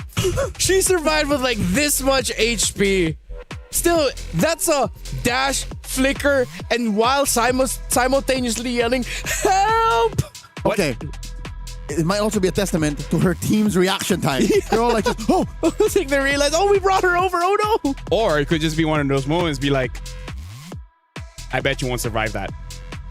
Watch me, Mungos! Hey, Tokyo. Like, I don't know. I feel like we gotta talk to Osprey and just be like, what happened there? And how was his reaction back? Okay. Is that Tokyo or It's Kyo? Liubon. It's Liubon. It's Liubon? Yeah. Okay. Well, okay. I hope they ask about the Tokyo thing. I mean, that Maxus here, he can hear. Like, ask about the thing. You know what that was? That was a Tokyo drift, man. The Tokyo You know what? drift. Okay, we're gonna be looking at the highlights. We gotta see how that even happened in the first place. Yeah. It literally just... Like, did she walk in, or did the rest of the team be like, you know, this is not good? Boom, they all disperse. What if that was on purpose, right? What if? I kind of hope it is. It's like, you know what? We know Tokyo, she's gonna space out. Watch me send her here. That's really... Oh, it is a moment. Oh, that's so fast. Yeah, but the thing is, it doesn't show the before, so we don't know how Yeah. that really happened. It only but- showed the moment proper. Yeah. I really think it was because they thought they were going together as a team. When they saw one, they decided against it. But by the time they realized they were going out, Tokyo was way too far from the edge of the circle to get out. I have a theory. Yeah. But, Maybe Tokyo was fixing her items. yeah. You know what I mean? Like just juggling or prioritizing something. yeah. And then, wow, it happens to me plenty. That is TikTokable. Yeah. It is. Right? For her to build her brand, you know, just take that clip and be like, hey, look at me, man. Yep, I survived this. Even my team can't kill me. And they tried. That is one of my favorite things ever. Yeah. Trimby. If somehow something else tops that, I'll be impressed. Yeah. That's a challenge. Okay. How? What? How else would... Nothing shatters Shin Chadu. Yeah. I think the only thing, like other than Iluyi, is like Jawhead, Johnson, that can like sabotage your whole team. What other things can do that? Matilda. No, Yeah. you have to press that. You have to press that. Yeah. That one is really on you then. Yes. What else? Anyways, Oh, a Grok wall. A Grok wall. that one is good. Yeah, That one is that's a classic. You know what? First of all, we would like to say congratulations to GCT making it to the knockout stage. It's not the end for Twisted Mind, which is also like should give them some breather. They will have one more best of 3 to play, you know, dictating whether they get to the knockouts or get eliminated. Speaking of, it looks like Aurora unfortunately has been eliminated. It's a sweep. In fact, while we almost started the game, Vitality and Genji has already started. So A caught up. yeah, well, they're in their third ahead. match. They're ahead. We just finished our second one. So we'll see. It's a race of time, but also it would be very interesting to see the development of Genji against Vitality because, again, that was the grand finals of 2025. It really can go either way. I love it. Saudi, that was the grand finals. Patty, it's just in the group stage. It's Christmas in July. And winning it gives you a ticket to the knockouts. Yeah. Wow. Oh, that's gonna be a good match. Oh, they're already in the draft. I can see it. Yeah. Picking, banning. Yeah. Check that out. I'm more excited for the interview. Yeah. Please, if you can. Actually, no, you all have the capability. Just put us both up. You have A the and B. freedom. Well, with that, we're going to be throwing it over to Naisu for an interview. Please ask, how did that Louis thing happen? Thank you so much, guys. I wish I could ask that, but I have another question. We're with Leo Bond, the XP laner here from Geltech Cyber Team. They just move on forward now to the knockouts. Congratulations, Leo Bond. Thank you. My first question is something that we all wanted to know too. In game 1, you guys picked the Aulis pick in the jungle for Kioe. Why the Aulis? Because Kioe like Aulus and also it was a Spray's idea. Okay. And I know they want to know about the, the other picks, the Louis, but we also want to know if you guys, Geltech Cyber Team, gets to pick your opponent going into the knockouts, what team would you guys like to face off against? I think it doesn't matter. Any team. Any team is fine. You're ready for any team. Okay. I think you guys are well prepared from what you showed us. I mean, even Tokyo. I think Tokyo is well prepared for the knockouts after being sent through the diversion. Last question, Leoban, before we go ahead and pass it over. Any message you want for your supporters out there for Geltech Cyber Team? You can say it in English. You can say it in your own language. Whatever you feel like saying to your supporters. languages. Thank you everyone for supporting us, and hello to my friends and for Марбон. Передаю привет своим друзьям, родственникам и Марбону. Okay, thank you so much. Congratulations again. Thank you. And good luck in the next stage of MWI. That's going to be it here for us. We're going to be throwing it to a bit of a break before our third match. We'll see you guys after the break.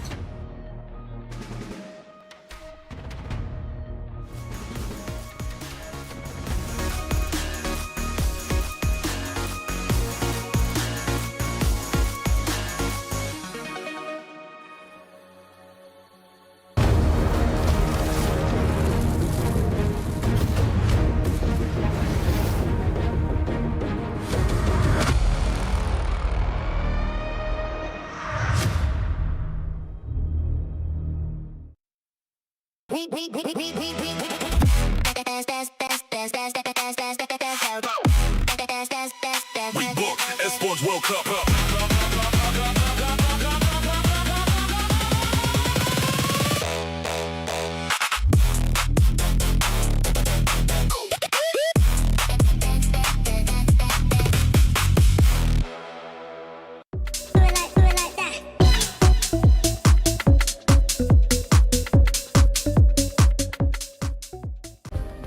Play is in our DNA. Whenever we let it out, it becomes our superpower. Now imagine an entire city being built to supercharge it. Kadir City, powered by play.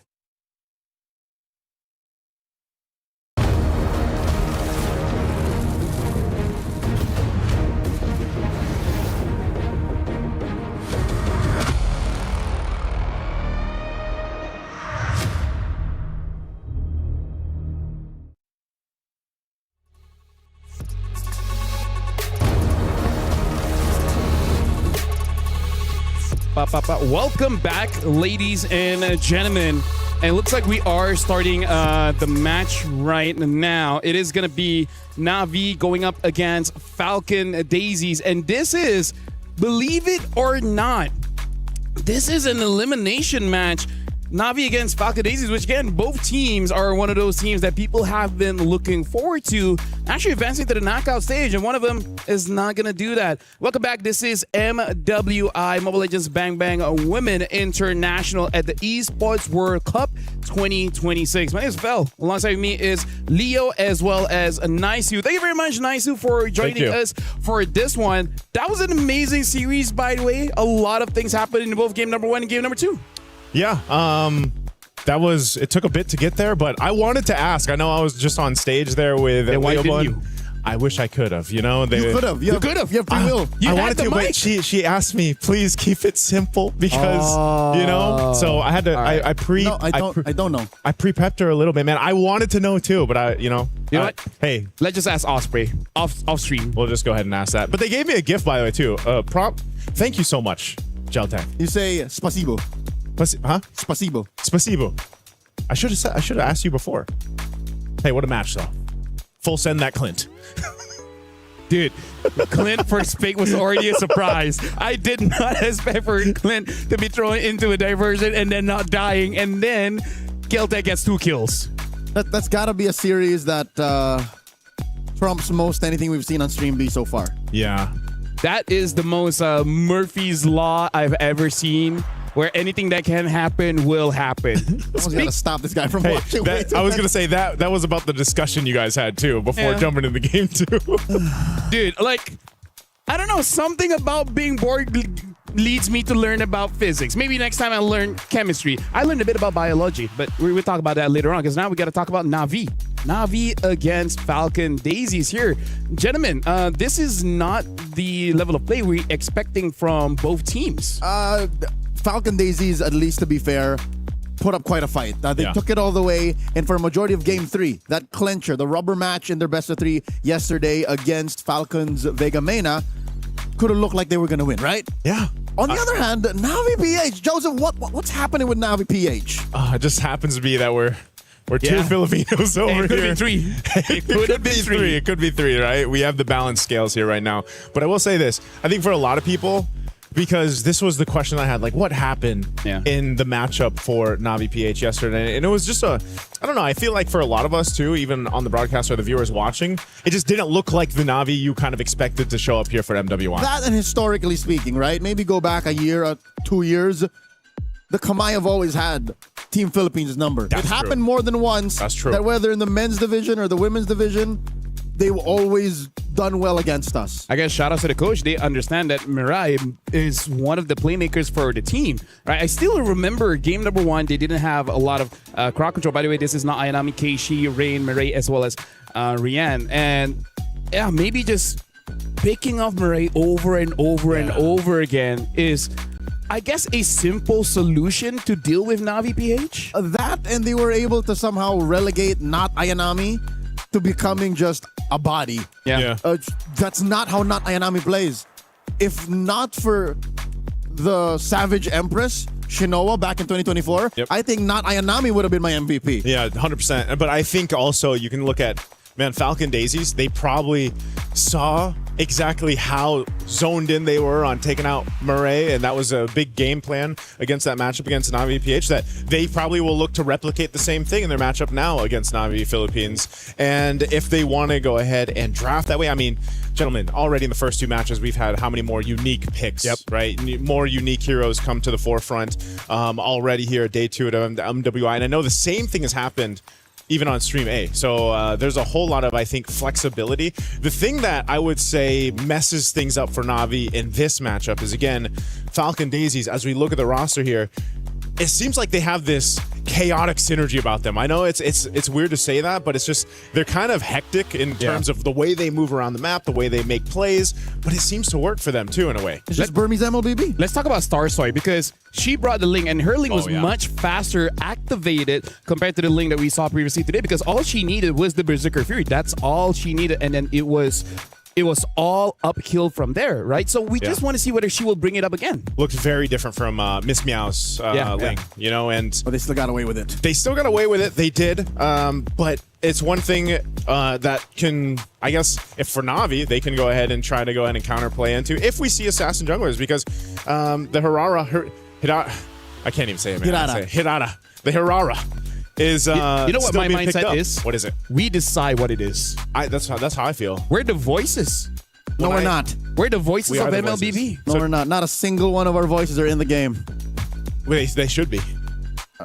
Sometimes when you watch the thing and, you know, it's the one that opens it, but regardless. Regardless, you know, I was just saying that Harara still isn't finding that success I think that a lot of teams are looking for across both streams right now currently. But Harara is definitely still something that I feel like the teams want to test out. I just don't know how long they want to test that out for. I think it's past testing. It's still misunderstood, though. It is. I mean, you guys mentioned that, too. Like, what team misunderstands it more? Yeah. Honestly, it really is still misunderstood, where I kind of feel like it's just not enough time, especially if you consider the knockout stage. It's not that you have a lower bracket. You lose, you're out, right? That's you true. have a lower bracket after the semifinals for the 3rd place match, but come on, you're here to win it, right? You're here to become champions, not to be 3rd place. That's why I gave the meta 72 hours to settle, because after the group stage, no more. Yeah, 72 hours, that's about the time. So That's are the we group at that stage. threshold now? After the group stage. After the group stage. Yep. So when you're in the knockouts, as LaFell said, there's no more time to experiment. No more So time. by Friday. When the weekend comes and then every game is a must-win or else you... Say it's the second last day of MWI. Exactly. Yeah. Which is still quite some time. And so far, I would say the wins that Hirara has is not necessarily because of her. Yeah. It's just the consequence of the rest of your lineup, right? Either it's your team or the opposing team. Now we're going to talk about this one because, again, we got to remind everyone, in case you tune in case you missed yesterday, this is elimination match, right? No team here, either Falcon Daisies or Na'Vi PH, can afford a loss, because we're looking at the grades here where Gen.G as well as Vitality are going up right now. Gen.G was so close to becoming the champion, so I feel like they got that fire for them for this season. Na'Vi, they could not retain their championship after 24. I'm pretty sure they want to get to 2026, at least go to the grand finals. Or at least top 3, because top 3 last year was Terra Queens from Myanmar. Yeah. That's why I think we also have to put Falcon Daisies under the same microscope. It's because we expect plenty of them, because they dropped then Terra Queens. Now they were called Team Secret out of the Burmese qualifier. So yeah, both teams should be primed for success. Why are they now in the lower bracket? That seems to be the case for multiple teams. You know, between Stream A and Stream B, of course. I think even in our video packages leading into today, that was something that you guys highlighted when you were playing the football. I think it's the football table. Sub-soccer. So is that what it's called? It's actually called sub-soccer. Why not sub-football? That's why I said soccer for a second. It's a branded thing. Like there's literally a tag that says. All right. Well, that's fun. That's what you guys mentioned. 1-0, by the way. Yeah. Well, who's 1-0? You? Oh, you gotta match it up, man. No, I don't. If you don't want to, I will. I'll sit in for you. Go ahead. I'd rather be at home learning physics. Okay. But what I'm at that stage of my life, okay? Where hey, that's 30s gang. Yeah. No, he's trying to get into quantum physics right now. That's 30s gang. Funny enough, I never learned physics. I only started learning now. He's jumping to quantum. He's jumping to quantum, man. I mean, it's not that hard. Quantum physics? It's not. Hey, I'll leave that to you, LaFell. I feel like with enough confidence, you can make the theories work. All right? I mean, I just learned Newton's law of motion. I mean, like, how hard can it be? You move something, it moves. We talked about this on the broadcast yesterday. Yeah. What other law should I learn? In fact, the reason why I learned that anyways was because the contradiction of Newton's laws as well as how modern science is being hypothesized, right? Because if a tree falls down in a forest and no one is there to hear it. Exactly the same thing I heard yesterday. Basically Belric. Right? Does it create a sound? Right? According to the law of physics, yes, it does. But if you're looking at hypothesis, the process involves observation. If there's no one there to observe, did it happen? Did it happen? That's right? true. So that's a basically what he's saying is philosophical science kind of thing. Belric approaches the bottom lane, posts up with the Wrath of the Dryad, and there you go. You got to kill. Photosynthesis, man. Photosynthesis. This was the explanation Get in game. oxygen by and the then way. throw out carbon dioxide. Okay, that's about right. Pretty sure that's what the developers meant to do. That's why they revamped him. That's true. From a beetle to a tree, which by the way, he was. He was a beetle. At some point, he was on all fours. Yep. That is facts. Yeah. I forgot what the oldest tree age is now. Because there was a That's tree still alive. The oldest, is, oldest tree standing. Yeah. And where it is. Because I think at a point when we discovered it, it's already 1,000-something years old, and that was a few thousand years ago. Well, I'm pretty sure that's not accurate. I was gonna say it's probably Not older. a few than that. thousand, few hundred. Sorry, I was gonna say it's probably few hundred. older. Yeah. So it's like, No, because I was oldest already tree- saying the thousands. I was like, hey, The oldest tree was 1,000. I'm going to my third game. Okay. Okay, let's. Third match. Here we go. A long day. It's you guys have had a long day. You've had a long day. I have. Yes, I've gotten to Because that doesn't make sense if like we're both living the same life and then. Unless you're moving faster, then you're having a shorter day. Time dilation. We can move at the same time. By the way, to Champions 1 game. Have your champions pick. Because the event is now live from now until the 27th of July. Some of your predictions for the MSC and MWI champions for a chance to win 50,000 diamonds. That 5-0, as well as the MSC 2021 till 2025 tournament skins. Make sure you guys leave your picks under @MLBB Esports post for the chance to win. Like in your favorites now and cheer for your favorite team. Yeah, I want some of those diamonds, man. You know? I want all of them. But there's only 5 winners, so we don't want to take them. Oh, actually, a total of 10 because there was 5 5 exclusive ones there for the skins here. Now, as we take a look at Falcon Daisies, by the way, something that I feel like they can do as a team.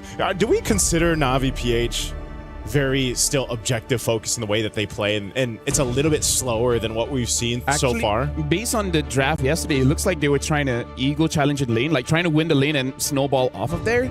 And they didn't get to a point where they really contest for the objectives, really. And that's my point. That's what I was thinking, because I was going to say, like, I feel like they didn't even get to a point where they really could contest, you know? Because either Murray had multiple deaths already before those objectives came up and they can really fight into them. So I think that's going to be partly what influences these first picks, because you have Falcon Daisies on that blue side.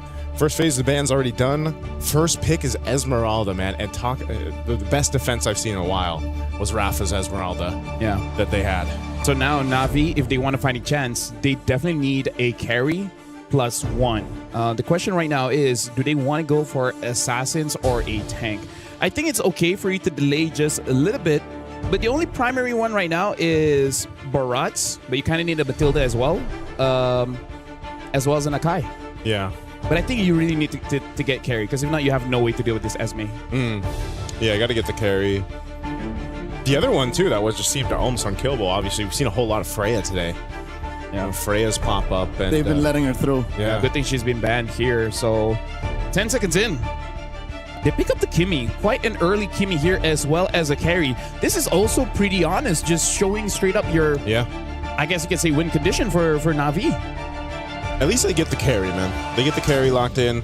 Kimmy's there. Atlas is the response, though, for Falcon Daisy, plus the Gord. A little bold, though, to go double marksman off the cuff.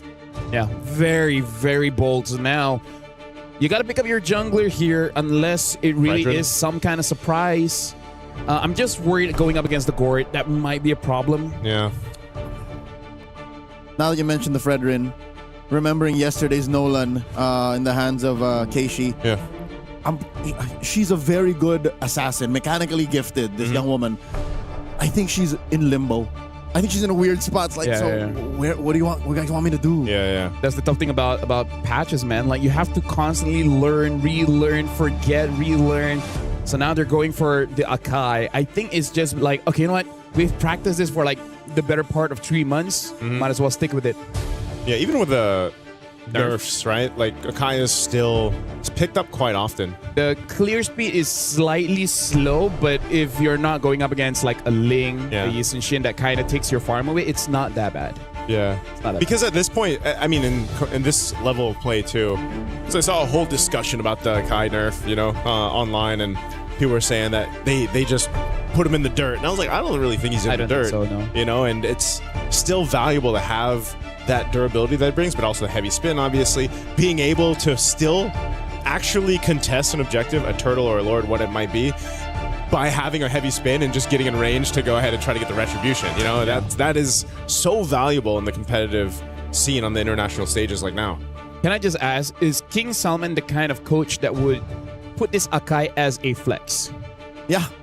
King Salman is fundamentally and tactically sound. So if there's room for flexing, as you would in red, if it's necessary and it's possible, he would. But seeing what happened yesterday, I hope they don't.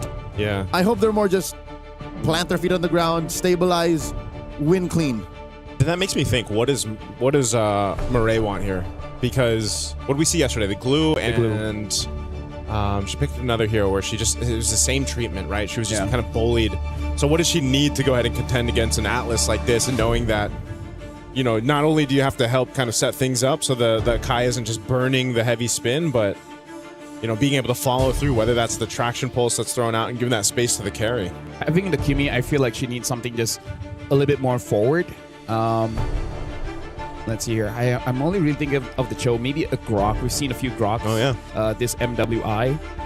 The Yuzong got banned out. I think that's a very good ban, because I feel like they need a diver. Other than the Lapu and Alice, something of that nature. Yeah, I'm thinking maybe the Lapu here. The only thing is, it's bad against SC. But other than that, you know, just play safe. Yeah, if not a Lapu, right? What? Do they go for Arlet? Elise. Yeah, I feel like Alice is still open. Yeah. Maybe they just pick up a roamer here just to see, you know, what's everything there, and then pick up whatever EXP is available. Maybe even a wild Benedetta could come true. Bennett can deal well with the Esmeralda. It's just that she just falls off a bit by 16 minutes. Yeah. Bennett is not a Yanami pick, so I'm behind it. Let's see if they lock it in now. Red 4. Chip! Oh, that's interesting. Another unique hero. No swerve. Confirmed no swerve. Yeah. All right, Jungle Akai, Chip's going in the roam. Man, when was the last time we saw Chip in competitive play? Season 17. Was it that long Early ago? weeks, yep. Because it was used to be the solution to teams who figured out Freya. Yeah, because even in the qualifiers leading up to this, or wildcards, or, you know, eventually MSC, I didn't see much Chip. Yeah, so maybe 2 months back. Yeah. Was the last time we saw Chip. I think I saw one in Asia Games. I can't remember which country brought it out. A month back. Yeah. It's still been a while. Yeah, the quad. Now looking at the jungler here. Baratz is not there anymore. The Fedrin is open, but yeah, they go for the Suyo. Okay, so quite a lot of damage here coming in from Falcon Daisies. And I really feel like... Nah, I want to say that Esme is a good enough frontline, but going up against Carry, that's not great. It's another quad core setup. Yeah. Look at that. Yep. I need to farm up 4 heroes. I don't know what Coach Nyocha's thinking, but... Masha. Double unique picks. So it's interesting because I almost expected this from Falcon Daisies, not Na'Vi PH. Although I do have to say, coming in from Malaysia, Team Ray, they like to use this kind of lineup just because their EXP laner really loves the Masha. I even remember getting a Savage last playoffs. But either ways, right now, Na'Vi PH going up against Falcon Daisies. Quite a lot of farm needed by Falcon Daisies, but Na'Vi with this chip is definitely going to be interesting. I'm going to be throwing it over to Leo as well as Naisu for this elimination match. Thank you very much, LaFell. And now, if you're just joining us, we are about to go into our third match here for MWI 2026 at EWC 2026. And yes, it's an elimination match. The second one of today. We've got 3 total here on Stream B. Will the chip and even the Masha be something to get Na'Vi PH one step closer to surviving here, or will it be stopped in its tracks in game 1 against Falcon Daisies, bringing a lineup we've seen before? And I don't know. I think that's the main question here, Leo. Is this too much experimentation from Na'Vi PH? I don't think so. I'm okay with the Masha, actually. There's room in this current metagame for a Masha to actually succeed. Because I'm looking at Falcon's draft, yeah? 3 of them can actually get popped. 1 quick thunderclap combo out of Na'Ayanami's Masha, and that could be it. And that doesn't even change late game. Yeah. That at any point, as long as she builds her items, the Suyo and Star Soy, Afu's Gourd, Kiko's Claw, they can all die in a single thunderclap. Yeah, the Gourd especially, man. I mean... Here we go, Mirai. Gets sandwiched by 3. Flickers back. Rain to the rescue. Na'Vi saves himself from first blood. A little scary there, man. I mean, I had flashbacks of yesterday. I'm sure Mirai did too.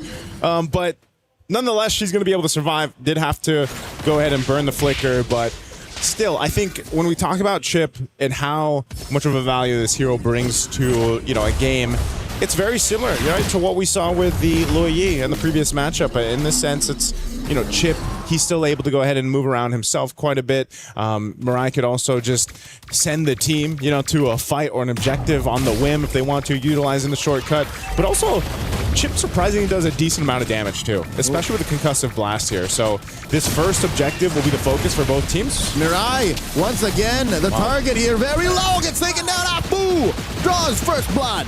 That's unfortunate. Mirai knows that she didn't have that flicker available, but they potentially could have set something up in the mid, and unfortunately they just got kind of outgunned for that first blood go in the hands of Falcon Daisy. So, and that also went over to the Gourd, right? That early kill, get some early scalability going on here on the Gourd. That's something that's going to be cause of caution for Na'Vi. Now, first turtle is up. Star Soya has this on the backside. Again, we're on broken walls, so turtle here on the backside further. Not Ayana, he's going to go forward though. Finds the Star Soy, forces her to move around. Turtle down to 1/3 of its health, gets a reset. Whoa. Gosh! Coming through, not Ainami down to her last HP bar. Backs off, fully reset Turtle. Ripe for Falcon Daisy's taken. All right, little gold lane action up to 1v1-2. The rest of the team duking it out for the turtle. Gold laners are going for it, but offer everything. Star Soy will go ahead and secure the first turtle of the game for Falcon Daisies. First turtle up, 3 minutes in. 1 death, all right? 1 kill for Falcon Daisies, and they're up by 1,000. They're up by 1,000, man. The map does not align with Na'Vi right now. Yeah. At this point, it's still early, but a lead like this, a 1,000 gold lead at the 3-minute mark is something that can snowball out of control, and that's not where you want to be if you're under with this kind of line. No, maybe maybe the Masha can deal with that too, because we have seen this before, Leo, where a Masha is picked up, and I know it's been some time, but a Masha's been picked up, and even if your team is losing, that threat of once you get some of the itemization built up, that thunderclap, that combo, that ability to be a threat in yourself, even if you're down, is something that will carry on into the late game. And here's the thing, Joseph. If Falcons are a quad core setup, yeah, Na'Vi is triple core. And but that's just as bad. Yeah. Especially if you're losing, if you're down 1K or there's nothing you're getting on the map, the fact that you have to farm up for your XP laner, your mid laner, and your gold laner, I'm thinking it might just be as bad. Expensive. Yeah, because Falcons are kind of at least snowballing. Yeah. At that point too, you just if it's too expensive, you got to hope you can spread the wealth. Yeah. If you're Na'Vi Philippines, you can't enjoy your investments if you can't afford it. Yeah. Gotta make sure you put some of that money away here for Na'Vi. On the right members too, but it could also just be a long-term investment, man. One of those situations where you wait for that late game to get there, you wait for that potential because you already know that's going to be the case for the carry. And, waiting for the Masha too is going to take some time. You can already see this focus down here on the bottom side. A couple shots with the Soul Sever will keep them at bay though. Already an enchanted talisman for Ira. So the fact that not Ainami is just trying to farm up means Ira can get a little greedy. Don't invest in defensive items first. Go for the magic. Mirai gets flushed out of that Y-brush. Already has the shortcut. She can go ahead and pick up Rian if necessary. Turtle very low within retribution range. Thunderclap plus the gush. Heavy spin coming through. They trap Ira, but that might be the best target. Shortcut already used up. Fatal Links. They find not Ayanami. And in the back line, Rian in trouble. Keishi falls. Jay gets taken down by Rain. But Mirai falls. 1 for 3 plus the turtle. Falcon Daisies, that's a bargain. Hey man, they got pretty much the best deal out of that one. Did you see the movement too coming out from Starsoy right when they tried to make a play on her? She just kind of dashed in, retrieved the turtle, secured that, went off from the fight, then joined it later on to come in with a Soul Sever. We're gonna actually take a look at the replay. This is what I'm talking about. Nice movements there, covering fire too from a fool with that Mystic Gush right there, and then Starsoy comes back in after that Fatal Link setup, finds a stun, gets a couple damage with a Soul Sever, and forces Rihanna back. That was such a beautiful team fight from Falcon Daisies, and that has ballooned that 1K gold lead we talked about early on. It's compounded interest now, man. We've just fast forward about 5 years, they have a 4K lead. You skip the broadcast for like 30 seconds and then they get 3,000 gold. We all wish our investments were like that. Falcon Daisies seem to have cornered Na'Vi once again. And here's the thing, Joseph, here's why I'm so worried, all right? Yes, Na'Vi invested in like, oh, we wait for the carry to come online, wait for that Masha to, one-shot people. But when that happens, Falcons would have farmed up too. Yeah. That Claude would have been lethal. Afu would have built for Sky Piercer. Built 3, shortcut coming through. They find Afu. Rain scores 1. And now another Fatal Link coming through. But Jay gets taken down and Rian can walk back over. It's not Ainami who uses a shortcut and yeets herself out of there. Ooh, that was a good play, a good move from Na'Vi because they saw a moment to go ahead and crash down on Afu. And she even she burnt the flicker. She burnt the Mystic Gush, but she just got deleted so quick. And that's something that I want to see from Na'Vi, man. Be a little more decisive when they have those opportunities to take them because they can't let things get snowballed out of control. That's a step in the right direction. This turtle is up. Last word of the game. Na'Vi's in position, but you're going to see the swing forward now from Kiko. She wants to go ahead and join this fight. I'm not sure, too, if Na'Vi just wants to continue to play slowly. It seems like, that seems to be the game plan with a chip. Maybe they're also just waiting because if they use a shortcut and they don't have the firepower, it's not going to work in their favor. Mirai with a conceal. What's she looking for? Ira takes a few shots. Turtle very low, looking for the gush. Finding Keishi. Off camera, they got to push. Keishi secures the turtle, but gets taken down by Ira. This is a tough fight to be in. Ira flickers back. Light wheels coming in from Rian, and they back off. The flicker from Mirai to save herself. Na'Vi happy with what they got. Na'Vi repairing the situation up top. Yeah. Oh! Starsoy scores. Styling with that Sky Piercer. Jay wants more. Forces Rian and Rain underneath tier 2. She's just being a threat. She didn't have Fatal Links. She's not going to go ahead and burn it. Didn't have the flicker after that last initiation, so... But Falcon Daisy's off to, a dominating, I'd say, start into this game and mid-game. Joseph, there will be a time where counting for Fatal Links doesn't make sense. Because, not yet. When she builds Fleeting Time. That's when your timing is off. It's like, wait, how many seconds has it been? I mean, even at this point, man, the Fatal Links just seems to be kind of like a cherry on the top. they are really just kind of waiting for Navi Philippines maybe to get a little bit out of position and then punish, because you've seen the Fatal Links now when it has popped up. It's been pretty delayed. You know, they've held on to it. It hasn't been something that they've had to rely on to set up right away. It's not an initiation tool. It's not. Chastised Pauldron will be one of the first items over here, and Afu picks up a Lightning Truncheon. So these kind of choke points that they're fighting around is still the power play for Falcon Daisies. Oh, they're up top. They're going to go for a stun here. Oh, she flickers. Okay. Nami will be all right. Battle spell down, though. Better safe than sorry, but again, there's something up with Navi's play now. Yeah. Feels very reactive. Yeah, feels a bit off from what we've seen before. And again, Navi has that identity, that DNA, that championship DNA on 3 of the members here. And the 2 that have stepped up, I mean, they through their qualifiers, they pretty much had easy sailings up to this point in MWI. They weren't challenged too much, but now, day 2, their next matchup here against Falcon Daisies, they've been challenged once again. They are working for it. Navi are really working their way into this contest. Lord here at an 1/8 of its health, just under 9k. Keishi still waiting, looking for the headbutt. Starsoy still secures after the gosh. In comes a shortcut, but Navi gets spotted. Kiko finds Mirai. The concealed by Jay, looking for that post. Lord take engagement. Checking the purple. Navi's lost too much already. Lord and a kill over the Daisies. All right, Navi Philippines backs against the wall already at this point. Gold deficit that they're working against, 6,000. Lord's going to be approaching the base here. And they have not had a team fight really go in their favor. That's one of the main points here. So now you have to think, can this team comp actually defend in a base? Now, the first Lord, yeah, they'll most likely get some damage done to the base turrets. Shields should go down. Because the way that this is playing out, the choreography here for the team fights is Falcon Daisies can kind of just pick who they want to go for. Pick with the initiation, the angle they want to go for, and that's what's working out so well for them. So Lord is finally going to approach here in the mid. Keishi's going to be pushed off. They're going to have to just wait for this next approach. You've got an off-angle push, though, from not Ayanami. Are they going to try to do something with the chip also? But the charge comes through. Shield pops. Look at the positioning from Mirai. Does she want to make a play? Do they want to make an attempt? I'd rather not, since you're down 6k. That gold difference is palpable. You could taste the difference in your damage output at 6k, 7k. Yeah. You don't want to do that. Unless, again, you're confirmed to only face off against 1 or 2 members.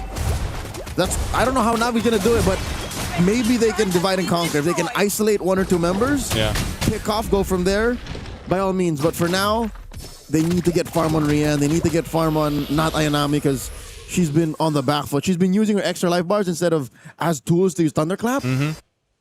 Just ways to not die. Just ways to not die. Basically, take the brunt of the damage, you know?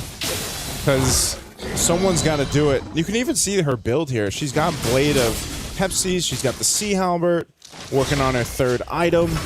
At least there's, you know, Rain's got a Sky Pierce, so she hasn't died. She's been relatively safe.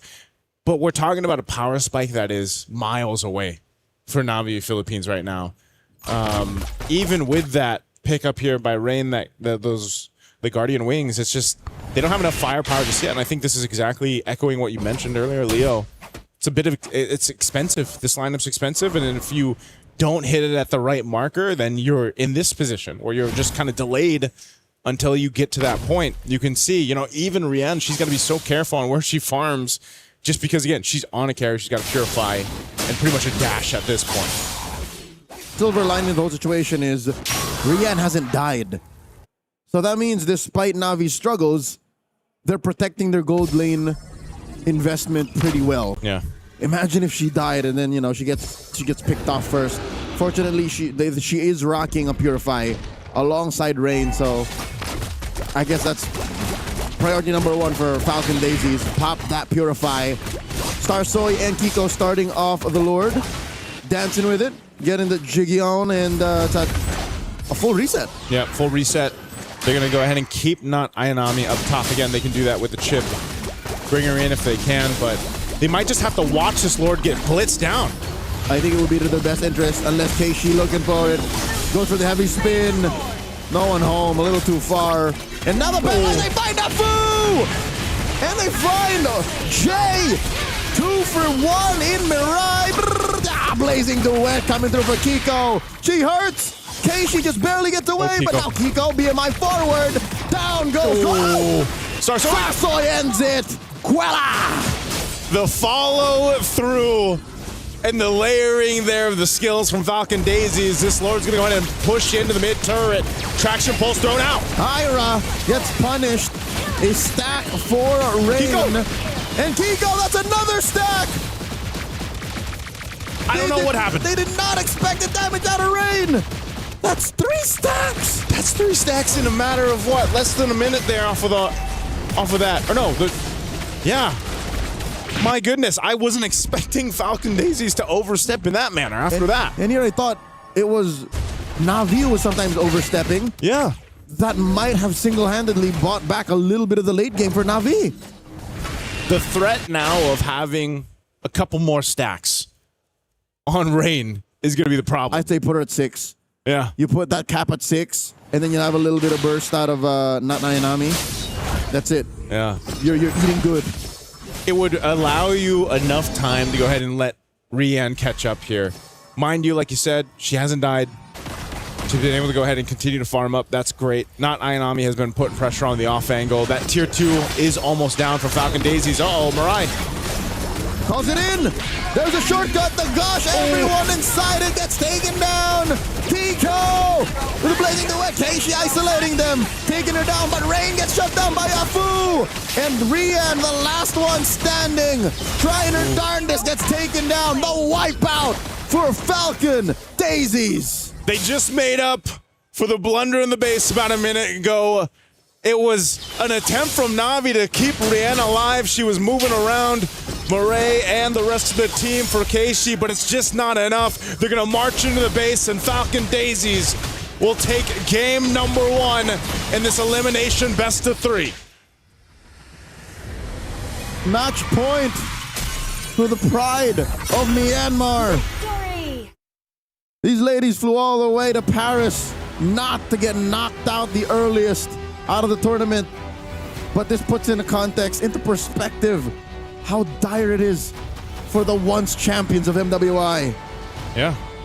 It's, there was a moment there where it's like maybe 1 minute of that entire game where it seemed like this window of opportunity was opening. Just maybe for Na'Vi Philippines, but Falcon Daisies, I think even after that attempt in the base, they're like, whoa, hold on now. Hey, let's recalibrate here, because they don't want to let a lead that they built up, almost 7,000 gold slip through their hands.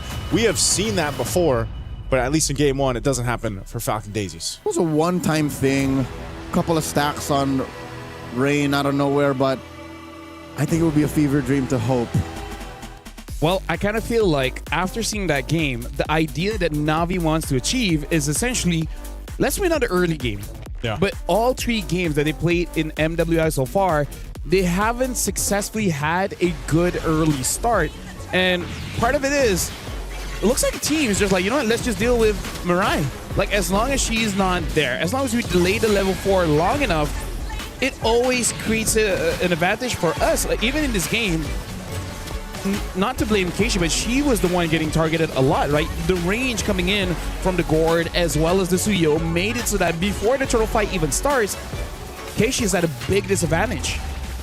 Yeah, there was a couple moments here, like I said, where Keishi was trying to get in range with the heavy spin, like we talked about in the draft, to get the retributions off, or maybe even contest the Lord. But the problem was, once you fall that far behind, it gets even more difficult, because then it's just it's a sacrifice play. It's just one of those things where you go and you try to make a play, but the rest of your team can't follow through. Yeah. And this is what I was also talking about. This was a window where it's like, the heavy spin is there. Look at Rian's positioning. She's around Keishi trying to stay alive and let her kind of zone the rest of the team. But eventually, when she goes down, there's nowhere that Rian can go there. Yeah. Okay, you know what? We wouldn't be having this roundabout conversation if not for the early game problem. Yeah. What if they prio hard a hero for Mirai? What if she gets like a high tier roamer like a Marcel, like a Gatot, like a Hylos, like a like an Atlas. Yeah, my worry is that they're trying to find that hero. They just couldn't find it, right? That's the reason why we see the chip. Yeah. I really feel like part of it is like it's not necessarily her fault and yesterday because she keeps on getting jumped on by the Gwyn, but maybe that affected some of the confidence just a little bit to the point where they're trying to overthink it, right? It's like, oh, maybe we need something elusive like this chip that has a little bit more damage, and then maybe later on we see something like a Khalid. And again, to Mirai's defense, it's more. I don't even know if it's a confidence thing. I think it's literally your team cannot perform if the roamer ain't doing her thing. Yeah, that's what it seems like. Are other teams? I'm trying to think if there's other teams that are having this kind of issue as well.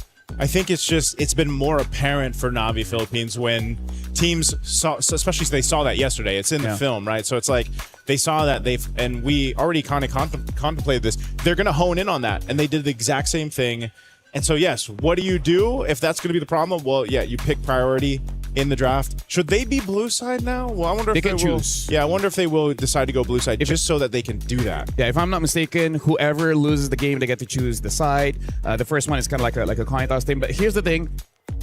I feel like it's really just because, let's say, one person figured out Mirai's habits, and then word spreads, and then everyone was like, okay, let's try this. Maybe we are able to catch her during this rotation, and then every single time it's captured. Because let me just say, it happens at the same place. It's at the side bush of that mid. Just someone will just camp there, and then she will go through, and then that's their go side. Like, happened in one game, it's fine. It's been 3 games in a row now. Yeah. Right? That's a habit that I feel like people have noticed, and I think even the whole team already know it. It's just that one of those things, you're thinking about something else, and then you just autopilot that habit. I think one of the things we've seen so far is that mid lane first 30 seconds or so, right, where it's that pressure between, even if we don't get a kill, we get some battle spells out, because that is the tendency. Even a kill, first blood isn't given, flicker is gone, next thing you know, they replicate it, they do it again, boom, there's a kill, there's a first blood. And then incremental, 200 gold, 300 gold. Oop, look at that. We're 1,000 up, we're 4,000 up. Yeah. Game's over. And that's why I think when we saw that yesterday, especially, I was saying that, like, a mistake is an objective is a game. And so that ended up being the case, really. So hopefully some adjustments can be made. And I think, even more so, you could just say it's going to be a draft thing, but like you mentioned, it might just be a habit that needs to be changed, or maybe the whole team needs to come up with something new. Actually, I feel like they tried it in draft. I feel like the Kimi was supposed to have priority, or at least if Mirai was attacked, then she can follow up. And they even have a tank in the jungle in case Mirai gets focused down. There's a secondary tank. So I feel like they tried to solve the issue. I feel like the idea is there, but there's just something going on that they just could not win the early. And I feel like that, by hook or by crook, has to be figured out by game number 2, because it's unfortunately elimination match. And if they went out of MWI without a single win, that's gonna be all over social media. Speaking of, looks like Renmar was able to find someone from Na'Vi to talk to and hopefully give us a different perspective, a different look of what's going on. So Renmar, it's your turn. Well, she's not from Na'Vi, but she's also from the Philippines, someone we know very well in FPLPH. I'm here with Shara. Shara, how are you? I am good. Hi, guys. So I am shy, but not literally shy, and I'm cheering for Na'Vi PH. I am so happy that even though we're on an English broadcast and interview, that you're still bringing your energy here. But, well, okay, let's start off. Well, I did not expect that, so we'll start off casually first. How are you coming to Paris? Is it your first time here? Yeah, first time. First time here. So have you gone around? Have you seen the sights? Not yet, but after this game, I will. All right. So of all the places in Paris, where do you want to go first? Eiffel Tower. Of course. Yes. Are you gonna get that expensive ticket to go to the top to get the view? Yes, of course, because I want to see the view. Yeah, okay. So if you can afford that, can you bring me along too? Yeah, do you want after the game? After this, we'll bring the rest of the English broadcast. Okay, let's All go. right, I got that for the English broadcast. But now, of course, real quick, just so that our fans here know a little bit more of you. Who are you and what do you do for the Filipino MLBB community? Oh, I am an official Mobile Legends streamer, so you can actually see me doing ML while dancing and singing like that. So, yeah, you can watch my stream if you want to. All right. We need that energy to buff up our girls here. They're locked in right now. But how will Shira motivate Navi so that they can win this game and they don't get eliminated and we go to game number 3? Okay, I think that I'll just do the Odette voice. Okay. You know the Odette voice? Yeah.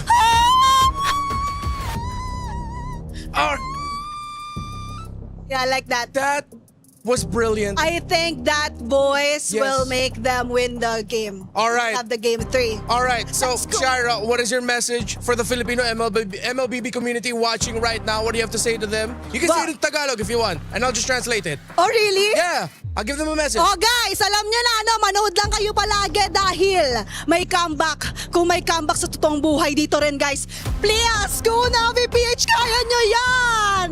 Navi PH will make a comeback. That was Shy. This has been Renmar. We're going to go to a quick break. Thanks, y'all.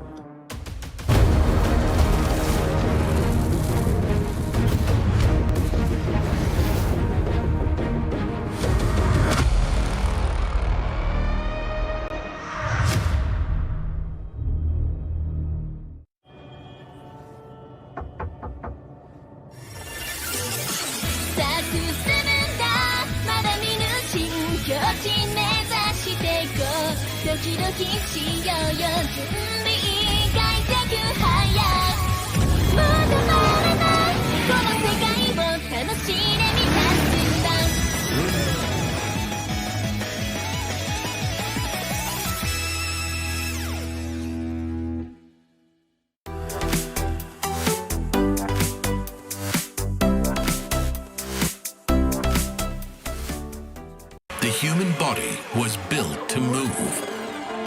Not trapped at a desk in one singular posture for 12 hours a day. It's time your chair evolved. This is Secret Lab Titan Evo. Ergonomically engineered for you, gamers, hybrid workers, artists, backing your every move.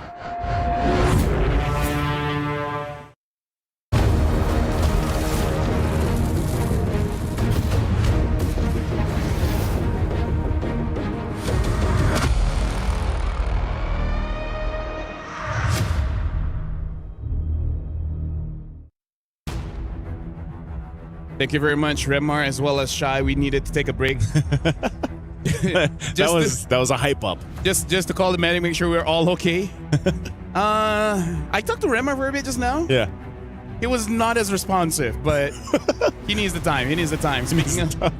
Speaking of, we're about to jump into this game. Hopefully, after the energy brought by Shy, it gave Navi a wake-up call. It's a buff. Yeah. In the Philippines, that would be known as a buff. That's a buff. Yeah? Yeah. You're buff. Thank you. So are you. Getting there. You look great in your outfit. Getting there. But that's actually, you know what's weird? What? I know my outfit is green, so it messes with my eyes. I was about to ask you if it's green. I believe the correct term is sage green. Like, did you have to confirm? No, legit. Like, I'm looking at my own body and I'm like having weird visual, optical illusions. Like, I'm not sure how many times I'm gonna wear this. For context, to the viewers out there, LaFell and I share the same color blindness. Yeah, I'm sorry that you have to look at me. So I wasn't sure if it was green or not.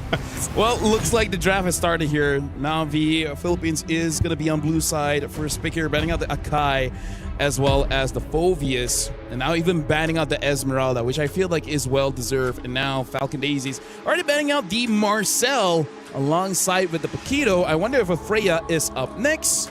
Oh man! Even though I'm not so sure what else they want to ban out. If it's not the Freya, like first pick is scary. Yeah, but also like let's see too. Are they going to go with what we talked about before the break of, do you want to secure yourself a solid option for Mirai already, because she's been struggling getting picked on basically, and just kind of taken out, especially in the early portion of the game, or do you just build a game plan around it based off, securing something else? The Freya was the last ban, so if you want to be safe, I'm thinking Matilda.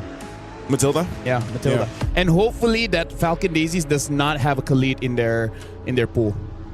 Then you what? Matilda Barretts? You go that combo from yesterday? Yeah. Barretts is pretty solid.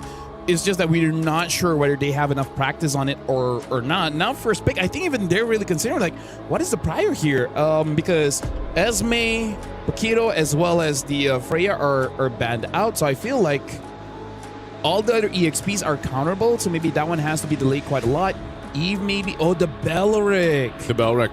Respect the Belleric for our first pick here.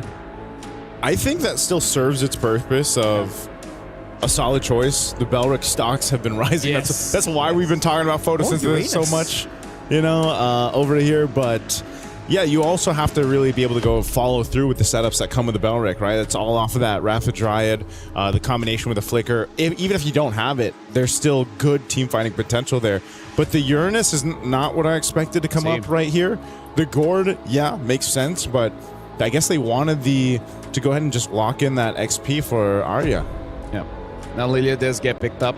And honestly, because of the situation with the Mirai, even if she dies early, because of Baxia's passive giving 30% more on her HP items, like, eventually she will scale up to be nigh unkillable. And now the Atlas get picked up as well. Yep. So I'm thinking Falcons will ban out the carries, the Claudes, because they have a pretty solid front line here. You want to get those empty tanks out of the way. Yeah, get the empty tanks out of the way. Actually, even they themselves can pick up the carry, so maybe not. Maybe just ban out one. I expect it to just be banned out. So then what do you pick up at the gold lane if the carry's gone here on both sides? The Claude being open. We might even see 3 gold lane bans come through off of this, or 3 marksman bans come through, just because of the nature of the first 3 picks for both sides. There's the carry like we expected. Maybe even 4, and then we see a Hanabi again, right? Because both teams do not have a gold laner. Yeah. So yeah, carry banned out. I feel like for Navi, maybe... I feel like Navi wants a Claude, but there's no way they're going to get a Claude, right? Because the Claude can deal well with the Uranus as well as the Gourd, but I see no way that Navi is able to secure a Claude. Let's see if they do hone in still on Marksman. Other than the Marksman choice, once we eventually get there, let's see, for Navi you need your Marksman and then you need your XP lane. Knowing you're going against the Uranus, you already banned out the Esmeralda. There's no way, right? There's no way we see the Daira. We talked about it yesterday. I think we'll see a CC first. Yeah, before we ever see a Daira. Yeah. Ira played a CC yesterday. Yeah, no, meaning like against this Uranus, I feel like between CC and Daira, you go for the CC first. For sure. Yeah. For sure. Other than that, the Alice is still up. Alice is also like one of those wet blanket fights that you have with Uranus. It's just like, I'm surviving, you're surviving, I love you, you love me, we fight everyone else. What did you call it yesterday? If it's a gentleman's agreement, it's a women treaty. It's a women treaty. Yeah. So you just have a women treaty in the XP lane. Exactly. In fact, I remember, I think it was M7. Yeah. I forgot who Kid Bomba was fighting against. He was using Alice and the other person was using Uranus. And that game was so long because both of them just don't die. Who was he going up against? I already forgot. That was quite a while ago. Oh, was it Yangon Galacticos? Maybe, but I forgot the EXP laner, man. Oh, what's his name? Yeah, but I'm pretty sure it was Alice against Uranus. And it's just that both of them keep killing each other's team and both just never die. They survive, so they're like, they're the sole survivors. Every single time. Gosh, it sucks to be immortal, basically. That's kind of how it feels. This is what Edward Cullen feels like. Oh, dude, I love Harry Potter. Anyways, the last ban here, they didn't want to ban a jungler. They didn't want to respect the Suyo. I feel like with the Lilia, it's... Whoa, was that on purpose, or... Is there... It could be this, or it could be the Novaria Arlott situation from the wild card. Yeah. Maybe. Yeah. Okay. Because, yeah. That? Why would you meta me when there's a Claude or a Harif? Could be something else. It could be something else. I don't want to dig too much into it because you wouldn't think, right? Unless no there's way. something. No way when you're up against the wall like this. Yeah. Okay. So it's not either a Claude ban or a Harif ban or a Benedetta ban. Okay. What hero have we not seen that could have been banned? Whatever. Stream B, we're amazing. Not the Bruno, not the Clint, because we know that those assets work. Yeah. Go Stream B. Go Stream. It's not even the Owless. We seen Owless. When I arrived, and I was like, wait, is that an Owless? It is. That's And an it Owless. won. And it won. We're I think like 10 kills or something. Yeah. And it's not even a Suyo. So we'll figure out what this Mia is. If that's an honest ban, then you know what? Maybe Renmar can ask during the interview. Renmar can ask. Renmar can ask during the interview if they manage to win. Which, by the way, solid drafting coming in from both teams. I feel like with the Belleric pick, maybe Mirai this time can have a relatively good time. And Navi, they have a very strong early game lineup. If they don't get it, then this is going to be very difficult. Now it's over to Leo as well as Naisu. Navi needs to win this one, or if not, they're going to get sent home. Them's is the rules of the group stage here in the MWI 2026. The once champions under the banner of Smart Omega are at the cusp, at the mercy of Falcon Daisies, who are at match point. Leo, I cannot imagine if we get through this matchup and it's a sweep in favor of Falcon Daisies, because like LaFell said, imagine Navi not being able to take a game. It's such a weird world to be in right now in MWI 2026. But let's find out. We're in the game. Same action we've seen time and time again, but this time it's Jay being pushed back. We don't see this kind of rotation very often. 30 seconds in, and not Ayanami provides some support in mid. You know why? Because I think you're like, yep, that's a Uranus. I'll just I'll do this. Make sure we don't feel what Jay did there, and she goes and catches her lane anyway. And she's a Benedetta. She'll make it back anyways. Yep. And it also just kind of helps too. You know, she's got her own concussive blast. Help clear that up. First wave. But yeah, look at this kind of pressure already that Falcon Daisies are putting on. They'll get themselves to Lith Wander. Nothing too crazy happening. It's just they dealt with what Navi threw at them, but they'll keep it calm and collected. Okay, so again, I'm glad that the advice was heeded. That you put a prio on Mirai, and her having a Belleric, again, breakout pick in the most recent season of MLBB is great. Like, she's solid. Yeah. This is what you need when you're behind this hard. So with the 30 seconds left, she's not going to be level 4, obviously, but the fact that she still has her Revitalize could prove useful, especially since Keishi now is on a utility jungler that can help. Oof. Nice little dodge there from Myra. Jay! Backs off. Star slowly putting a lot of damage on Mirai. Mirai! Maybe a second longer than that projection, and she would have just... Boop. Good thing Belric can run. Like, very fast. Very fast for a tree. Because, yeah, almost first blood there. Turtles coming up, though. Falcons, they have control of this area for now. Keishi needs this support. The only thing is, yes, Mirai just hitting level 3, but they're going to go for it anyway. And Keishi rolling out. Missing Afu, forcing a flicker out, though. As Keishi presses the retribution perfectly in time. Ira gets drawn first blood on, not Ayanami. Feeling it. Navi, for the first time in this whole series, up by about 1,000 gold. Yeah, now it's their time to lead. Oh, Falcon Daisy's still going to go for another reinitiation. Frigid Breath, freezing 2. Down goes the Zaman Force, and now the punish on the J. No! Perfect match to save her. Not Ayanami, bloodthirsty, gets another. I'm not sure why, though, because the Mystic Gush wasn't available. I mean, the Flicker was down, too, for a Fu. Even if she was able to go ahead and put pressure, it's not like she has the Fatal Link, so... Why? Yeah, the question was why the reinitiation after losing that objective. In Bahasa, Kanapa. Kanapa. In Tagalog, Bakit. So that's what the run of Navi has been for this whole time. Like, why? A lot of big questions. And now for the first time in the series, we asked that to Jay of Falcon Daisies. Yeah. So this is a better start that Navi needed. Definitely to keep in this series. Again, facing elimination, this is kind of the early game you want to go ahead and start. And I think part of the method to this madness of working is also just having that Benedetta pressure in the early game is great. Oh, Star Soy jumping in. Nanainami, sword intent through the wall. Joseph, I'm glad you mentioned the Benedetta. Remember a time wherein Not Ayanami was just winning everything? Yeah. This pick put her back into that shade. This was the one. This is her light. How many XP laners are there, man, that just have this pocket Benedetta pick that they can rely on and that they've made statements on, you know? If I could remember the first time Not Ayanami joined this squad, yeah, she was a breakout star, and I think Benedetta was one of her picks then. It's definitely one of the more flashy XP laners that you can see in this matchup in the game. And, you know, having a lead like this, a 2-0, having that Petrify, that's enough of a threat to go ahead and be a nuisance to Falcon Daisies. Looking to clip the wings on the flight here in game 2.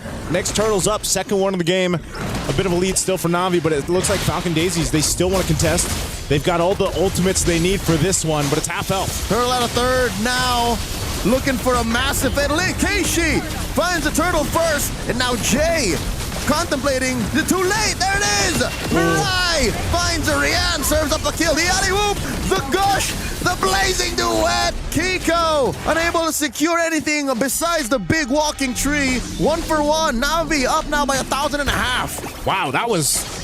They're so tanky for some reason, whether it was a revitalize or not. I mean, there's just not enough firepower from Falcon Daisies. Looking at the itemization too, you can see it's only a DHS in the hands of Kiko. That's all she's got. There's no locked-in item just yet. No glowing wand here for Afu. Now Kiko brought quite low. Rian took a few shots from that turret, but Kiko and Jay, again, you mentioned, are just kind of short right now at 5 minutes. Yeah, they just don't have the firepower that they need just yet, and that's why any of these engagements that happen, Navi's got the upper hand. It might not be a crazy gold lead that they have, but it's just the way the compositions work. They've got a better chance of taking those health bars lows, and a lot of that, again, is this Benedetta in the hands of Not Ayanami. A glowing wand picked up here now for Rain. She's got that. So even looking at the difference between roll to roll, there isn't much of a lead or anything that they have. Oh, Arya? She should be able to survive this. She's on the Uranus. Ira's fine. She and Starsoy holding it down. They've lost plenty on the map. They're not giving up this tier 1 up top. Ooh. Gosh! Plus the frigid breath and a fatal links on one. Mirai, they really want her. The revitalize into the projection. And Mirai barely surviving. Where's the follow through? 2v1 turned into a 3v1 finally, but off camera they find Ira. So that was just both teams chunking down these chunky heroes. These chunky heroes. I mean, it took everything there to take out Mirai, though. Even with the revitalize, is earned. Nothing is granted. Nothing is granted in that one. But again, as items are built up on Falcon Daisies, it's going to be much more harder for Mirai to survive those initiations. This last turtle is up, though. Keishi has been on point, being able to secure these objectives with the retribution and just the space that is provided with Na'Vi. Let's see if they can do it again. This full force from Falcon Daisies are here to contest this one. Keishi with a delayed roll. Jay going hunting. Looking for someone to force an ult. There's a Zaman force. Ira backed off. Starsoy flushed out of the Y brush. Keishi secures 3 for 3. And they go. Apu with a gash. Down goes Mirai. Fatal links into 1. Down goes Jay. Rain secures. Kiko finds Not Ayanami. BMI through. Gets it double. 2 for 1. I hope Navi's happy with that turtle because Falcon Daisies won the trade. Daniel. That was a double.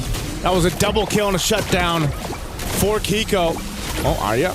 Arya's fine. Flickers. Yeah, she's going to be fine. But yeah, that is a shutdown going in the hands of Kiko. She picks up a corrosive scythe now too, Starsoy. Keishi finds her. No more dashes on this Suyo. That's a pick-off.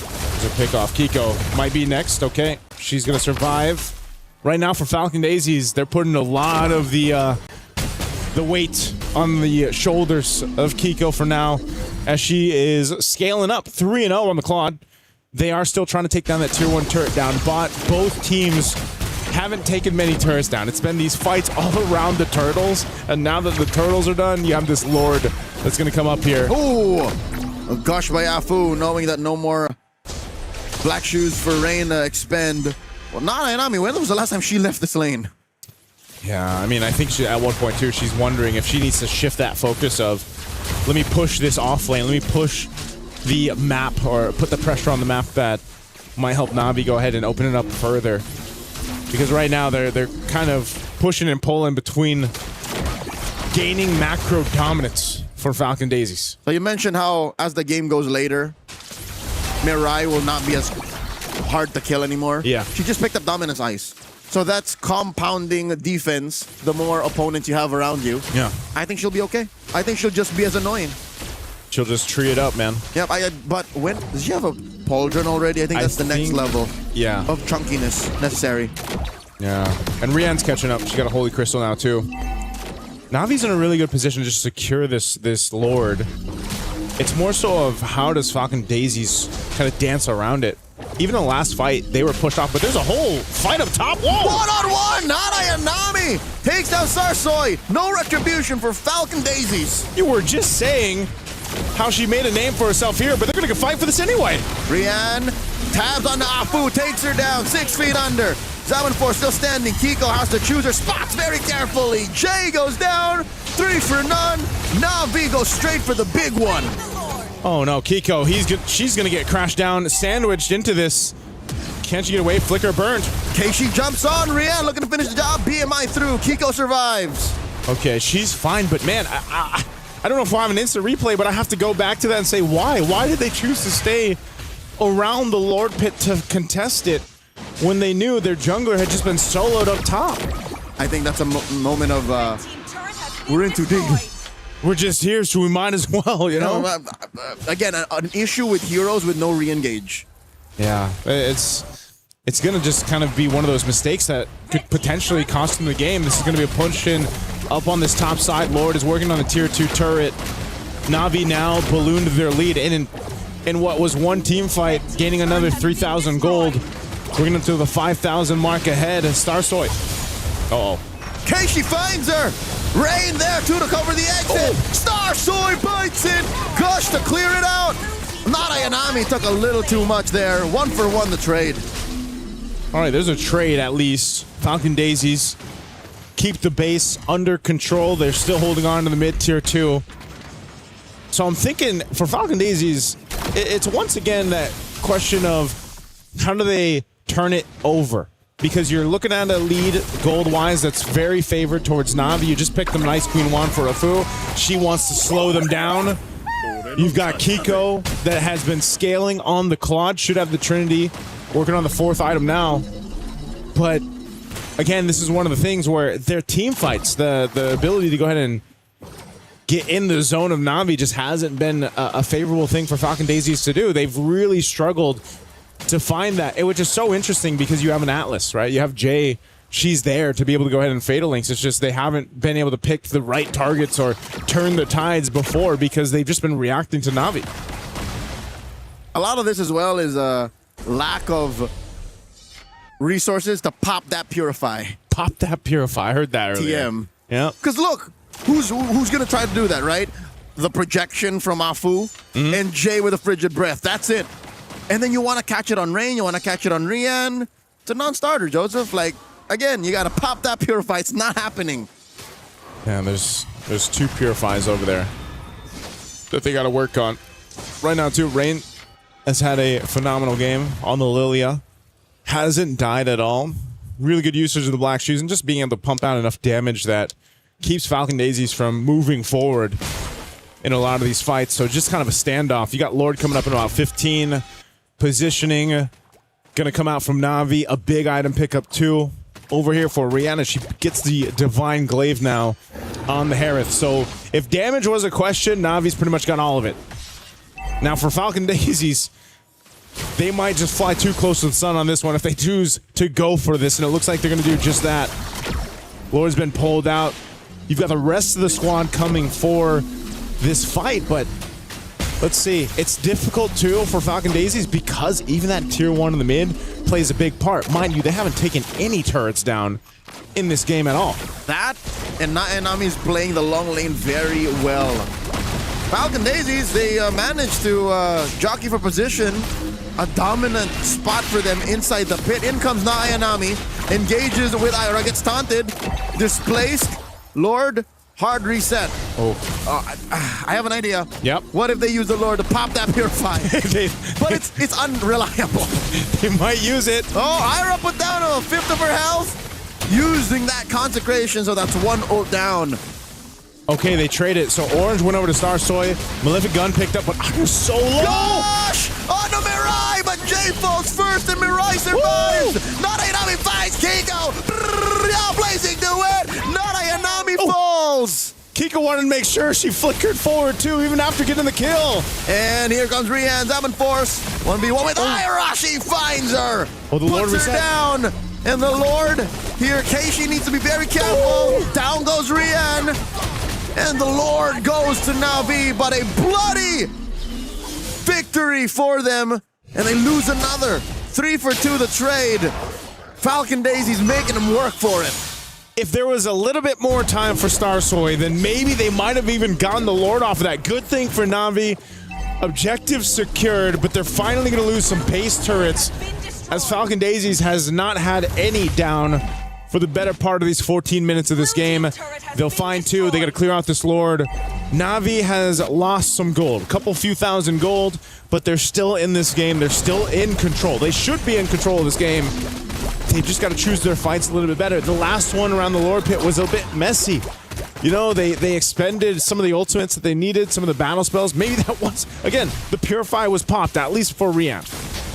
I think Rain as well. It just came off cooldown. No, it just came off cooldown. So yeah, so they did. And again, I'm just putting 2 and 2 together, man. If you pop that Purify, you can win team fights. Hey, if that's not an in-game tip on the loading screen after this, we don't know. Put it on a shirt. TM, pop that Purify. TM. Mirai dancing here with Ira.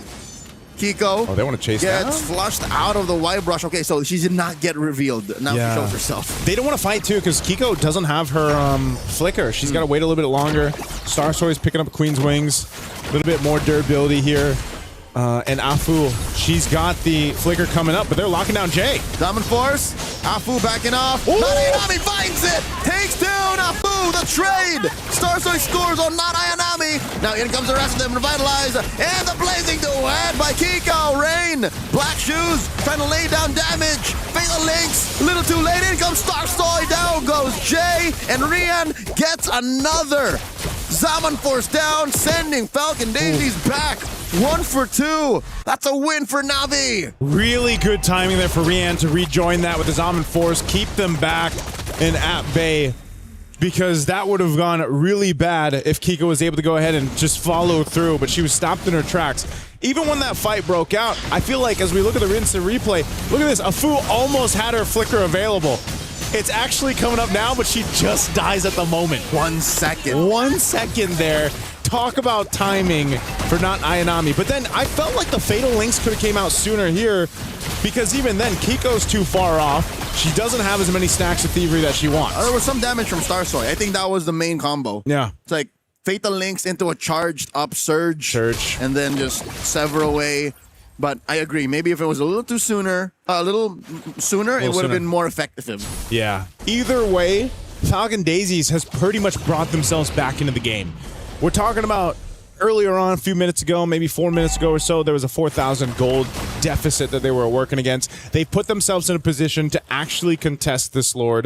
Na'Vi has to get this. Again, facing elimination here at MWI off of this one. It's now or never. They need to secure this Lord to get to these base turrets of Falcon Daisies. And the way things have been going, they have to clean up the team fight. Mirage, she's going to go and look for an off angle. At least now, too, she's got an immortality. She can play through with this. Rain has done a great job so far on the Lilia. She just served her first death over just minutes ago.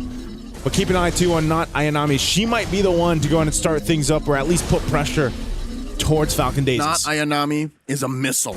She is ordnance in a tiny woman's body. She just wants to go find Afu, go find Kiko, and take him out of the equation. Yeah. And that's worked for them for the past 18 minutes. Yeah, that's why Ira has to be the one to go ahead and scout where she's setting up at, you know? It's over here. Yeah, she's on scout duty at this point. I found him. Found him. That Lord, this one starts to hurt as it's evolved. You know, you've got to be calculated on the approach here of Falcon Daisies now. They had that push. They see where things are going. Ara's going to pop the Consecrate. They know the Zaman Force is down, though, so is this an opportunity for them? It looks like they might just go ahead and rush it. Keishi, Baksha Unite, looking for it in the back line, rushes into the Lord. Starsoy secures with a Retribution, but Ira's very low. It's one pick-off. Oh, Starsoy still low. And they're going to chase her. Do they know that she's in the brush? Kiko with a defensive use of the Blazing Duet. Starsoy gets to go home. Keishi chasing down Jay. It only results in a pick-off, Joseph. Lord marching in mid. That Mystic projectile might have just saved the day from a further pursuit from Na'Vi. They are going to deal with the Lord, though, very quickly. But with Flying Clouds bringing Falcon Daisies back, they can't clear the Lord out just yet. Not easily. Not for free. They will have to let it run through. They'll get the charge. Might even take down the turret here. They get to save it. Na'Vi looking for the punish. They jump on the Jay. Jay gets taken down here via the Zaman Force, and they should be happy with that. Again, every single pickoff past TikTok timers is something that'll take you a long way if you know how to play the macro, and boy, does Na'Vi know how to play macro. Yeah, this is a great defense from Na'Vi. I'm not sure what Jay's plan was there. She didn't have the flicker, but she does end up going down. Na'Vi clears things out. They nearly lost the tier 2 turret, but honestly, they didn't lose much, and that's going to be completely fine for them. Again, they will go ahead and get aimed up and ready for that next Lord fight. Now, that's kind of what we're going to have to expect here at this point. And Keishi got close. She went for that Retribution. Didn't happen, but Keishi, tanky enough. She hasn't died yet. She's stacked. I reckon it's a Sever Retribution combo. Yeah. Yep, it's hard to beat. That's something that Keishi, despite her dominant run as a Baksha in the 20-minute game so far, does not have. Yeah, and that's why that pressure from Na'Vi trying to push off or make it more difficult for Starsoy to actually get in range to get that off is what they tried to do last time. It just so happened that, you know, they weren't able to make it through. So Falcon Daisies, they might be the ones to answer now what Na'Vi throws at them. A Sea Halbert's picked up. You know, you're getting to the point now, too, territory-wise, 20-plus minutes into this game where Immortalities, switching items, picking up Winter Crowns comes through, and those minor decisions, those minor, seconds really add up to winning team fights at this point. So, just going to be a stalemate for now. Lord comes up in 5. We'll see if anyone's able to surprise one of the other teams here before this Lord even breaks out. Again, the longer the game goes, too, the harder it is to go ahead and secure this Lord up, just because even so, it hurts, right? It's not like Starsoy can sit there and go ahead and tank up the Lord. You gotta rely on the rest of the teammates, and that's usually Ira's duty. Which I think makes her Suyo, despite the 1-3-4 KDA line, all the more impressive. The fact that when it's necessary, she's able to do what's needed to be able to buy back the game for her team. Again, that's why we're at 21 minutes now. Yeah. Oh, man, look at this damage. Not Ayanami's in position. I see Ira at half health. She's going to be able to heal that up. Again, she is the Uranus. Keishi almost got flushed out of that long brush. She almost got shot. Well, I mean, they know she's there now. For sure. She has to reposition. Why brush might be her next home. Oof. I don't know if they know. They see not Ayanami a bot. Ira, almost close. And that's a soft reset on the Lord. Yeah, a bit of reset. That's really well played there, too, from Na'Vi. They cleared out that long lane, and they'll get Ayanami back. Yep. Mid lane's good. Mid lane's good. It's got pressure. Oh, Kiko's so low. She flickered, did she? No, she still got it. She just skipped. Yep. Okay. She'll heal back up with the orange, but this is a Lord that neither team can take. And Na'Vi, once again, they cannot get overzealous and blunder the Lord, because this could very well be an endgame angle. Falcon Daisies secure this. They can't fumble the bag, Joseph. They can't. Murray. Do they know Starsoy is holding this small brush up top? Oh, I think they want to fight this. They're crashing down. Watch out. Rian is very vulnerable. Jay with a perfect match to get out of there. They know that for a few seconds there is no Zaman Force. Concealed by Jay. Oh, they're going to push him off. Mirai also using her conceal. They're trying to get back into the zone here. Half health on the Lord. They're going to blitz it down. They know some ultimates are down. Oh, Lord with a skill. Not Ayanami coming through. Oh, Zaman Force again! Afu gets compromised. Jay up next, the gush from Afu. And they get the Purify through. Not Ayanami takes down Jay, but the Lord goes to Falcon Daisies. Daisies! A push down bottom, Lord spawns. They take out Kiko. Currently the trade, 3 for 1. I think Navi's good with this. Navi's going to be happy with this. They have 4 members alive. They should be able to clear out the Lord in time.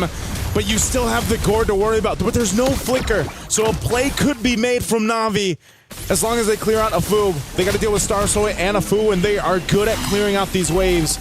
These are big powered up minion waves too, so it just might be enough time, 30 seconds on the clock, to have the rest of the team come up. And it looks like so far between a Fu and Star Soy, they should be able to buy them that time. 20 seconds on it. Mirai popping the conceal. They want to make a move here. They want to make a play. They got to clear out these waves. Diamond Force pushing Star Soy back. That's enough firepower between the 3 to take down the mid lane inhibitor. Slowly but surely, Navi are regaining the map. Even inside the base, they can threaten pushes now via mid. But, Joseph, I was about to say, yeah, the lack of an actual marksman makes a split push very difficult. Yeah. At best, it's not Ainami's doing that. Yep. And at this point, too, you just...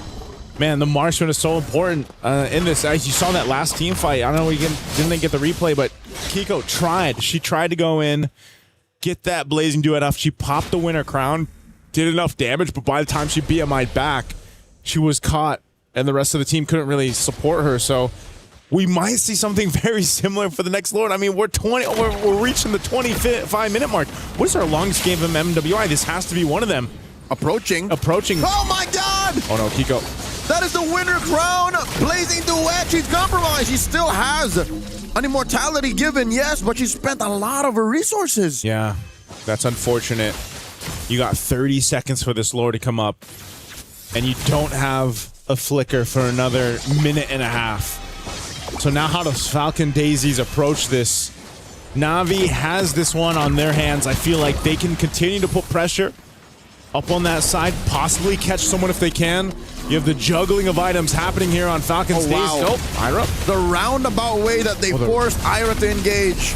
She flickers. Oh, Force Rian. the flicker, Rian. Dropping that Zaman Force. Where's the damage? Not Ainami trying to close off the exit. They pop the immortality onto Ira. Revitalize. The gush! Ira falls. They are a player down. Falcon Daisies might not be able to contest. Yeah, they can't. They just have to let this Lord go. Navi, clear sign to go ahead and take it. They'll keep these waves cleared out because they want to go ahead and pressure this as quick as possible. Jay going to take this Flying Cloud and bring her towards the purple buff. Are they going to go for a miracle play here, Leo? They might actually attempt it. They've got to keep their eye on Star Soy. Even at this point, 26 minutes in, you know this Lord is going to take a while to go ahead and take down. And that's exactly what's going to happen here. It might be enough time to at least contest it. Ira's up in 35. I don't think she's going to make it. That's quite a long time. At least she'll be there for the defense. So if they give up this Lord, they'll at least have a full force for a defense. They can clench. They can clench. You can hunker down and say, you know what? It was too dangerous to try and contest. We'll deal with it when it comes here. Seal used by Jay. Only sees that it's Mirai the flicker too. You have to just go to the base. After that flicker was burned, no more. You need to just go to the base and defend. Stay behind the walls. Oh man, this is quite dicey for a Game 2 match point for Falcon Daisies, but Navi has done it. Saying it's a dicey defense. It's a dicey defense. Navi's very close to bringing it to a Game 3. They should. This is a beefed up Lord, man. Almost the 28-minute mark. Picking up some immortalities here. They have all the room to work with on this. The hard decision now for Falcon Daisies is what tools do we use to make sure we clear this out? And that's most likely, again, this Mystic Gush, and you don't have a flicker, so a Fu could easily get popped. She picks up an immortality. Once again, items being picked up. Ira picks up an Athena shield. They got to deal with this big wave pushing down mid while they try to hold on here. Also a chubby wave up top. The fight has broken out. Star Soy 101 with not Ainami. A lot of damage dropping through. Like the final blow underneath the base. And Kiko goes J2. Ladies and gentlemen, Navi have forced the issue. We're going to Game 3. Navi Philippines and the rest of the Philippine fans, for them, can take a breather for a minute because we're going to a Game 3. Not Ayanami here on that Benedetta. Definitely an MVP for me just because of the way she started that momentum for them. They desperately needed this, man. Again, they haven't won a game until this for MWI.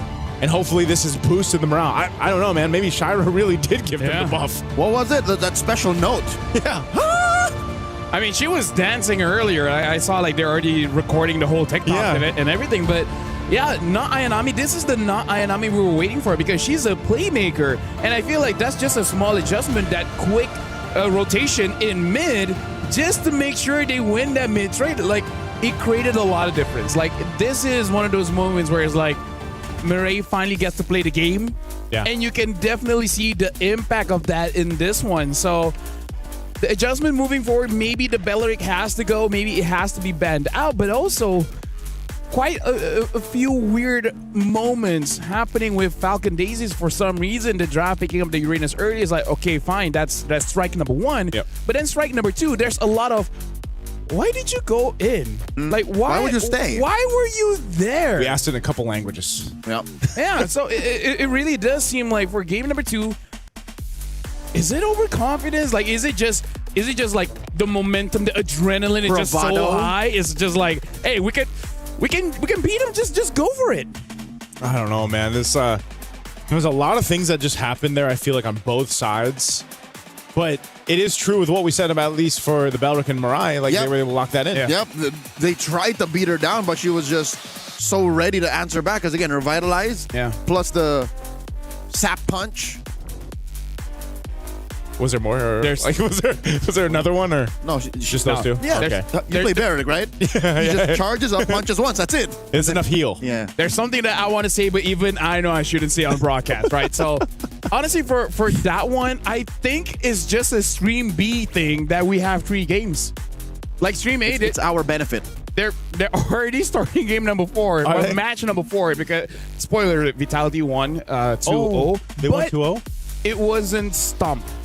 Like, they were fighting. It was an actual match. It was an actual match between the two. Good to hear. It seems pretty fun to watch, and I think like one of the standout plays was from Fumieko, especially game number 1 on her Arlet. Looked amazing. So now you mentioned Fumieko, just to wrap it up and again tie it to what's happening. Fumieko, not Ayanami, in my opinion, tied from the same cloth. Yeah. That's the kind of player they are. Exactly. And playmakers here. Oh, wow. We have stats. Let's go. I had to process for a second. Yeah, I was like, wait, what is this? What is this? I've never seen this before. Stream B, baby. No, they got it there. Oh, they got it there too. No, but that means we now have everything they have too. Yeah. So we are basically better than them. We don't have Cheryl. That's one thing, but they don't have Tokyo almost dying. We have Renmar. We have Renmar. So now let's talk about the items here. Keishi, by the way, 0018. Like, honestly, Na'Vi, looking at the draft, we almost feel like, how did they get away with this, right? We really need to also ask, like, what is that Mia band? Like, I hope that something else is just a visual kind of thing. But I really feel like early pick Uranus was not it. Maybe if they win the next game, we can have Renmar asked about that. Yeah. I don't know how relevant it'll be. Maybe it was just one of those things where it's like, yeah, we just ban it out. Yeah, because was the goal always just to get a Harith anyways? Yeah. What would have been the difference if you left it blank or something? Mm-hmm. Look at the damage here. 87,000 damage dealt by not Ayanami.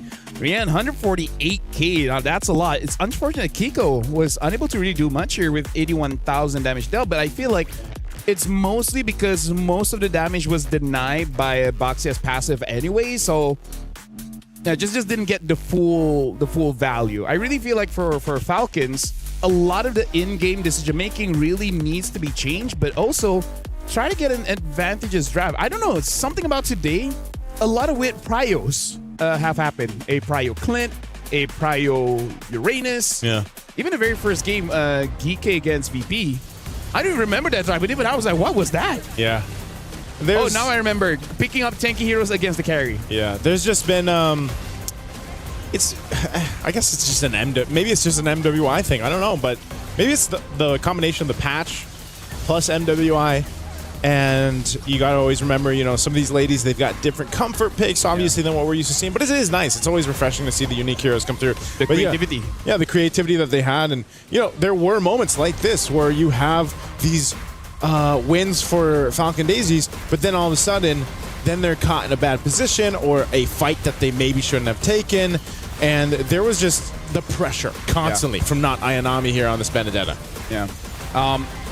Honestly, not Ayanami. I feel like ganking into the mid is pretty good, but I feel like Falcon Daisies should be aware of it coming into game number 2. So I think still Na'Vi is not out of the danger zone because the Belleric may not be available to them again. Yeah. And maybe HE's rotation won't happen again. I'd like to think it's not one or the other. It's both that put him over the top like this.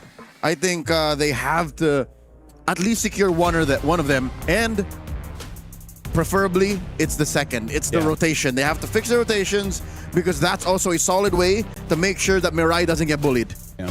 Either way, right now, both teams should have a pretty good amount of confidence. And this is what we wanted in an elimination match because, yes, you get eliminated, but at the same time, at least you can say you put all of it on the table, right? You brought your very best. It's just the better team wins. Yeah, it's you know, when you get in this point, and you got to remember, like it's quite condensed, right? So things happen quickly in this format, and it's almost that, and it was almost a 30-minute game. Yeah. No, what I mean by is like, what if Time it's is a best of relative. 5? Yeah. What if this was a best of 5? Yeah. Feels like But it's a best of 3. Yeah, well, I guess so. Well, I guess today for you guys, it's felt like all best of 5s. For you too? Well, just Again, now, just we don't- starting now. We share the same time. That's true. We are. I was also with you guys. That's why we bear bros. We bear bros. We bear bros. Now looking into this matchup, who do you feel has the better momentum going in? Ooh. Is it Na'Vi that just got that big win off of like around 28 minutes of the game, or Falcon Daisies, where even though they lost, I feel like they were able to get quite a lot of information based on game number 2. How about we answer at the same time? Count of 3. Ready? What are one answer? Yeah. Okay. Ready? Yep. 1, 2, 3. Na'Vi. Neither. Okay. Well, you know, All for right. you guys, happy Rhino Day because now you guys can get the exclusive emo, get it into the shop, and hey, happy Rhino Day, guys. That's happy Rhino Day. I should probably search up a little bit on rhinos, but for now, we're going for a break because that was a long game. We're going to give an opportunity to both teams to really figure out what they're going to do in game number 3. But when we return, it'll be the final game for one of these teams. We'll see you guys then.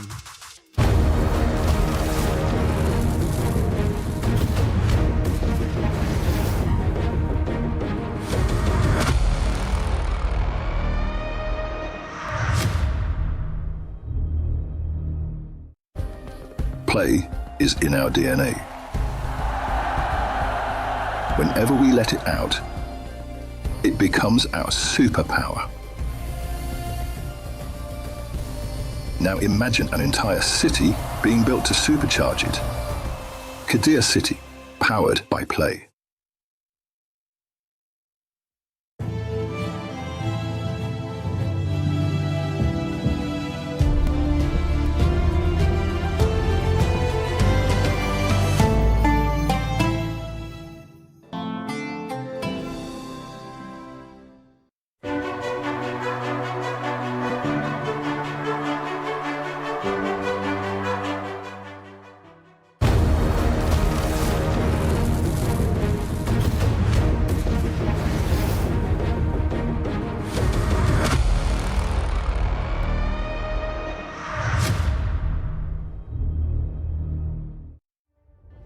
Welcome back, ladies and gentlemen. This is the elimination match between Na'Vi from the Philippines as well as Falcon Daisies from Myanmar. So far, Na'Vi was able to win out game number 2 with not Ayanami on that Benedetta and, of course, Mirai on that Belleric. So it was still quite a slobber knocker of a game. It went to almost 28 minutes. So now we have to see for both teams what kind of information that they got.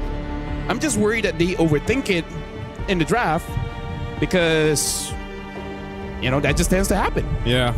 I wonder, I'm really curious, before we get into the draft of this one is, what is our longest time for MWI? Because that definitely felt like it could have been a contender for it. You know, 28 minutes, almost reaching that 30-minute mark. That should be it. That has to be the one. Because even in Wildcard, we had, what was it, 25, I think it was?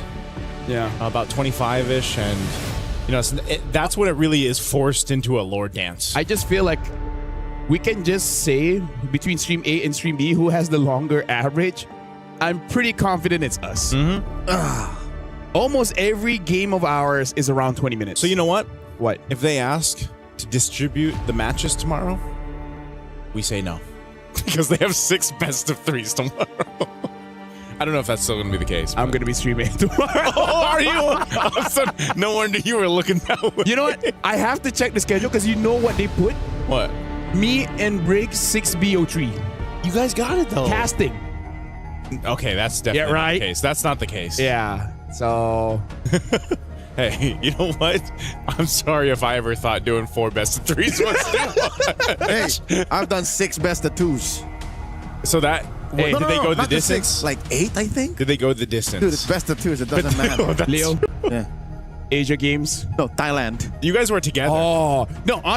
Me and Leo, we have war memories. I was going to say, I was watching you guys from the comfort of my home. And I felt for y'all. While we were in... Nice to let me just say, every time I have an event, I'm like, this will be the last time something like this happens. It never is. They always... It will always upgrade my experience. We leveled up in Thailand. We leveled up we all over ascended. the world. We ascended. All over the world. Right now, Falcon Daisies is going to be the first pick here. Navi, Philippines will be the second one. We're playing Dangerous Grass. Esmeralda first pick as Falcon Daisies, the Banner, the Paquito, the Baxia, as well as the Akai. And then for Navi, betting out the Freya, Marcel, as well as the Belleric. So Navi themselves bet out the Belleric. So what is going to be Mirai's pick then? They don't have to run. Wait, do they? Carry something. Carry something. Not Carry Gord. Carry Eve. No. Also gets countered by the Esme. If they want a potential Barats, I can see like a Matilda kind of pick, but I'm not so sure if that's something that Mirai really likes. Oh, Carry Atlas. I'm okay with Carry Atlas. Yeah. Oh, Valentina Atlas. Huh. Wow, wow. Where's Won't they Valentina? just take the carry now? Yeah. Imagine if they don't, right? Falcon Daisy should just automatically take the carry. At least. Because one of these two should have been the carry. I'm not trying to play armchair analyst here, but... It's technically we are. If they don't pick up the carry, I'll be foaming in the mouth. I don't know how that can happen, but I'll figure something out. Your body will react. Yeah. They come back to the shot on the desk and you're foaming at them. All right. Okay, so carry's going to be it. And maybe take a Prio jungler here, whatever it is. Is there any Prio jungles now? It feels like there isn't, man. Like, based off...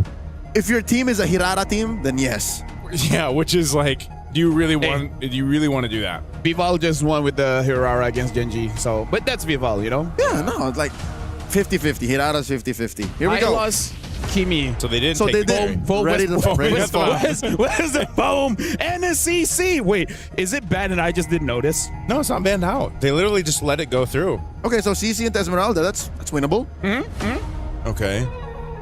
Esmeralda, Atlas, or Esmeralda, Hylos, Kimi.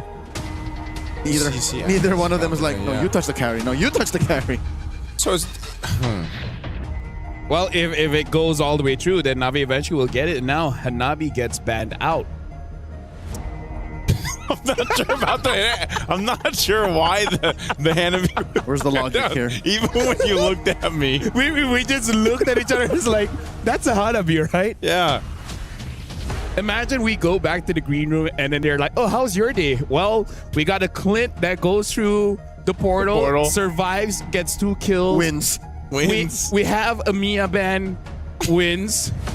And then now we even have a Hanabi ban. We have an Aulus. We have an Aulus. We have a great time here at Stream B, folks. Yeah. Technically, Hanabi won yesterday on Stream B. Technically, Hanabi only lost once. Yeah. Only lost once. Yeah, technically. Real fans. There's a Mia ban again. Real fans watch Stream B. Okay, we got to figure out what this Mia really is, because it can't be an honest Mia, right? It has to be something, to just leave? Yeah. A potential pick. So I don't know if the last one was just so that the Harris would be open, but now this might be so that the carry would be open. It's one or the other. But since the Harris got banned... I mean... Mia's not a bad hero, by the way. She's okay. You know? There's worse. You could play Alucard. We have a lot of Alucards here in rank. I was gonna say I actually like Alucard. I wish he was better. I think they were influenced by Zadel. There's a carry. There's a caravan. You're allowed to have wrong opinions, Joseph. That's your right. That's your right. Moskov! Because, again, you don't know what Falcons, Daisies, junglers yet. Yeah. Alucard. Okay, no. So, do they want to run the Suyo again? Against this lineup? I think it's not that bad, honestly. It's They just need against, damage. It's just against the Moskov that might be a little bit annoying, but that's kind of the same thing against all assassins. Yeah, they need damage. Unless they're thinking about the Ling. In terms of tanks, there's only really the Fredrin. Fredrin as well as the Gwyn. Oh. Like, Claw gets picked up. All reliable for Kiko. Yeah. And the pick for Starsoy. What is this? A Ling. I called it. I'm an armchair analyst. I didn't want to say it because I don't think it's a game for Ling. That's the only problem. But hey, maybe Starsoy was the one Yep. yesterday Who played it quick. And then fast, Bauman. And then Yes! Oh, Bauman gets picked up. Yes! From He was Navi, waiting nonetheless. for this. Yes! From Navi. Yes! So now, ladies and gentlemen, if I don't hear that soundboard effect. What do you mean? right now in dangerous grass, elimination match. Loser gets their keys.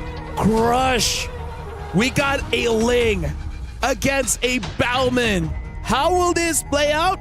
We'll figure it out in the next. No, actually, we were gonna figure out with Leo as well as Naisu. Low to the ground, efficient, and just riding the momentum, but still keeping it close to the chest. That's Navi's plan going into game number 3 as they fight for tournament life.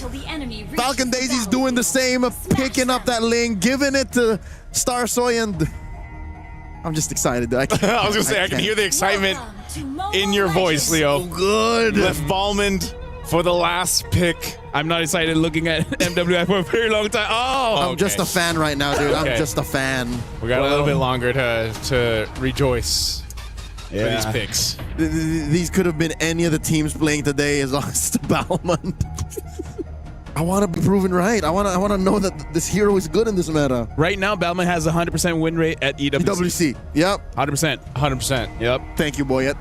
Yeah. 100% right now. Boyet loves everyone, by the way. It was what they leaned on to get to the MSC. Maybe this is the chance for Navi to lean on Ballman. Yeah. To get to the next stage. Next stage. During that time, they said that Bauman is good. The only thing is there's a lot of crowd control. Let's recap back. Falcon Daisies, do they actually have a lot of crowd control? I don't really think so. Hylos, Esmeralda.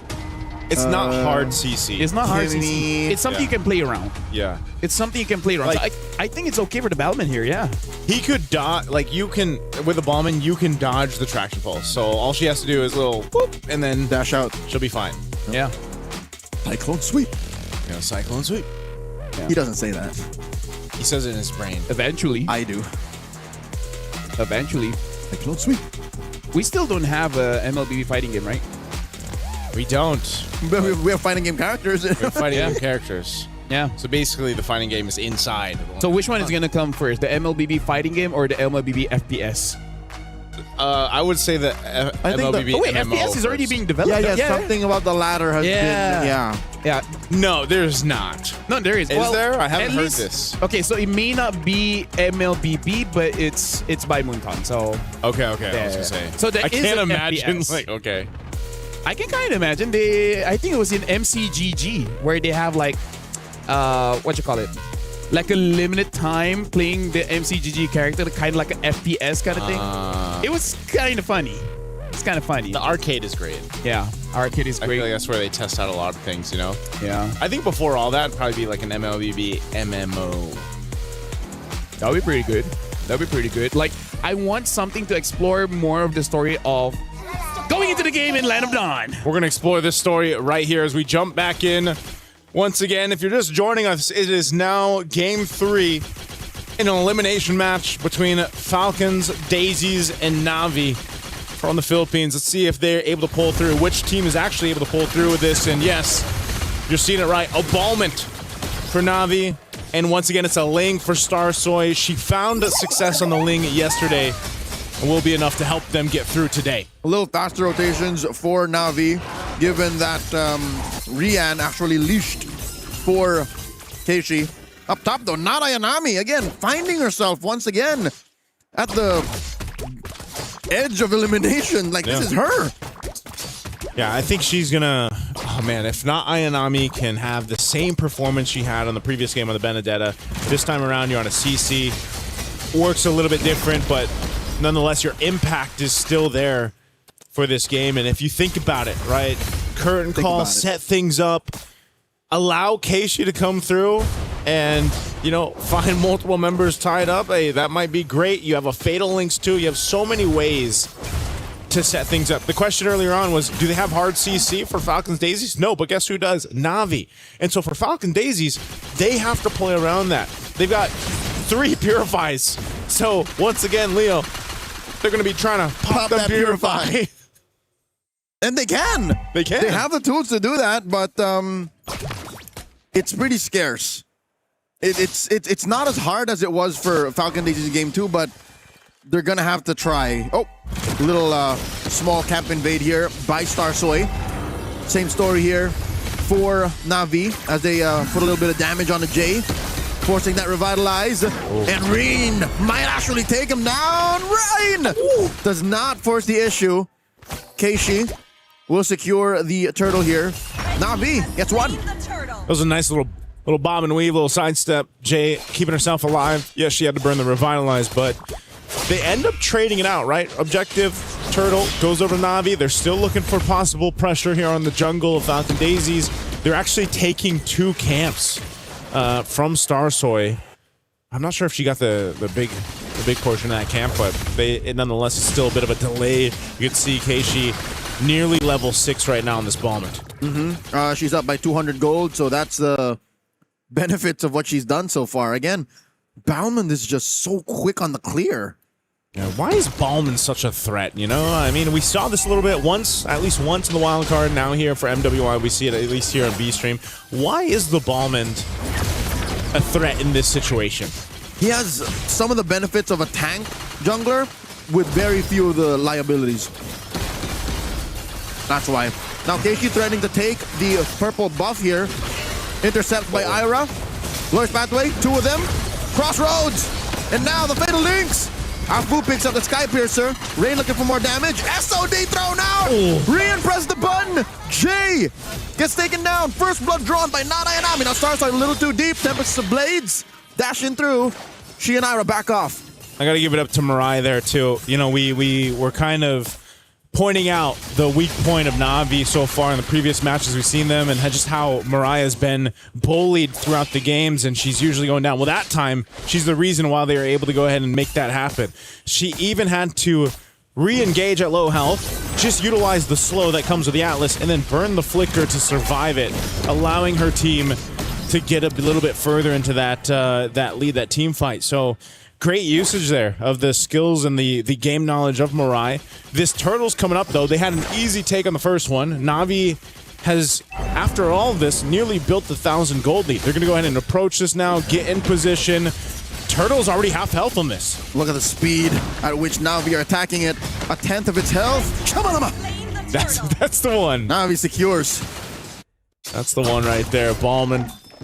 It's so quick. I almost feel like it happens so quickly. I think even Falcon Daisies, they might not even be able to put themselves in a position to contest a turtle, because I think Star Soy too, just because she doesn't want to fall too far behind. She's worried about, you know, securing these camps, getting these buffs, making sure that she's got the double buff before they even go for an engage. And by contesting, she risks not getting what's actually hers. Yeah, because they'll just continue to take her camps or potentially even the buffs, and that's what we see usually with the Lings or the Fannies and, you know, the likes of that, where Ballman, I think even if you don't have the buff, you're mostly still the same. That's what I'm saying. Most of the benefits of a tank jungler without the liabilities, and again the potential to actually deal reliable damage.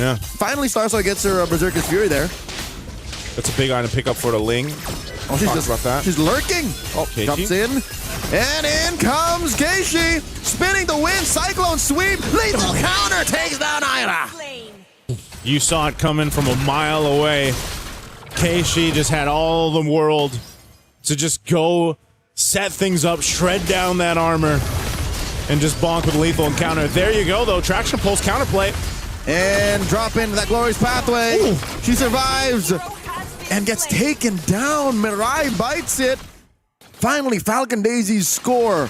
Trying to close up that gap. About 1,500 gold up. Navi. Man, Jay's really got the fancy footwork going on now. Not getting hit by the SOD. Surviving there, so it's Mirai that ends up going down.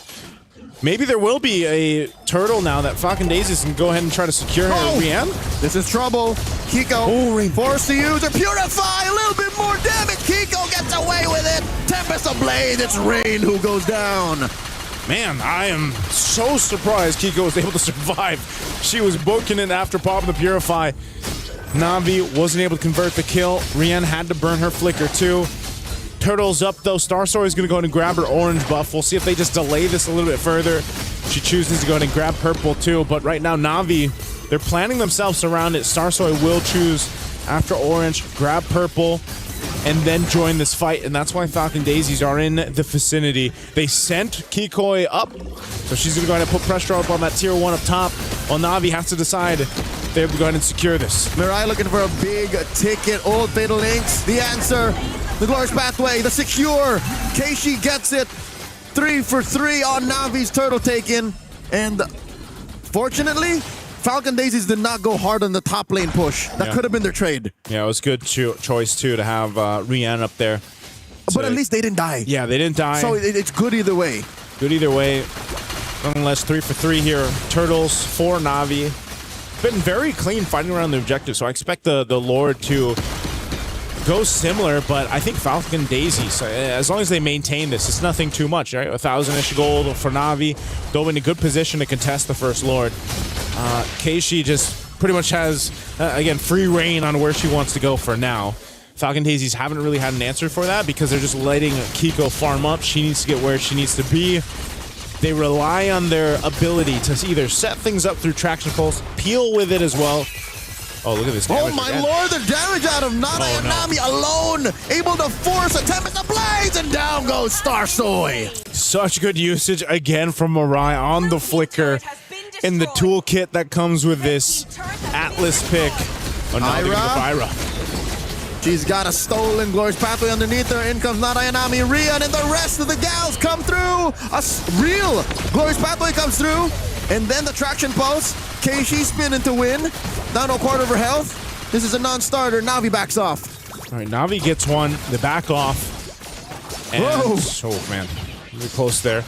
But still, I think they want to take down one of these tier 1 turrets, at least in the mid lane. Both teams here are trying to work up some of the space to maneuver around this Lord once it comes up. 15 seconds from now, Rian clearing up on that top side. I think both gold laners are essentially just about there. This 9-minute mark is usually when we see that Trinity lock in. If we take a look at the items before this Lord does come up, we'll see exactly where they are in terms of itemization. But right now, too, Lord spawning up on this top side of the map. They'll send Rian down. That wave is pushing in, but it's a fight for the space here. Ira holding down this brush. Mirai taking care of that river brush. Falcon Daisies, I think they're second guessing how far and deep they can go. Yeah. Ayanami spots him, still holding on to that curtain call. Perfect match by Mirai. Checking range and soft reset. Reset for now. Falcon Daisy still fighting for the space. Double buff for Starsoy. She's ready to go and contest this. Just choosing her angle. She's going to clear up that top side. And this is the problem. Look at Rian. Yep. No one's controlling Rian here, so she's got a free reign on the tier 2 turret. It's a free push. She got it. She got it all this while Navi was holding Lord hostage.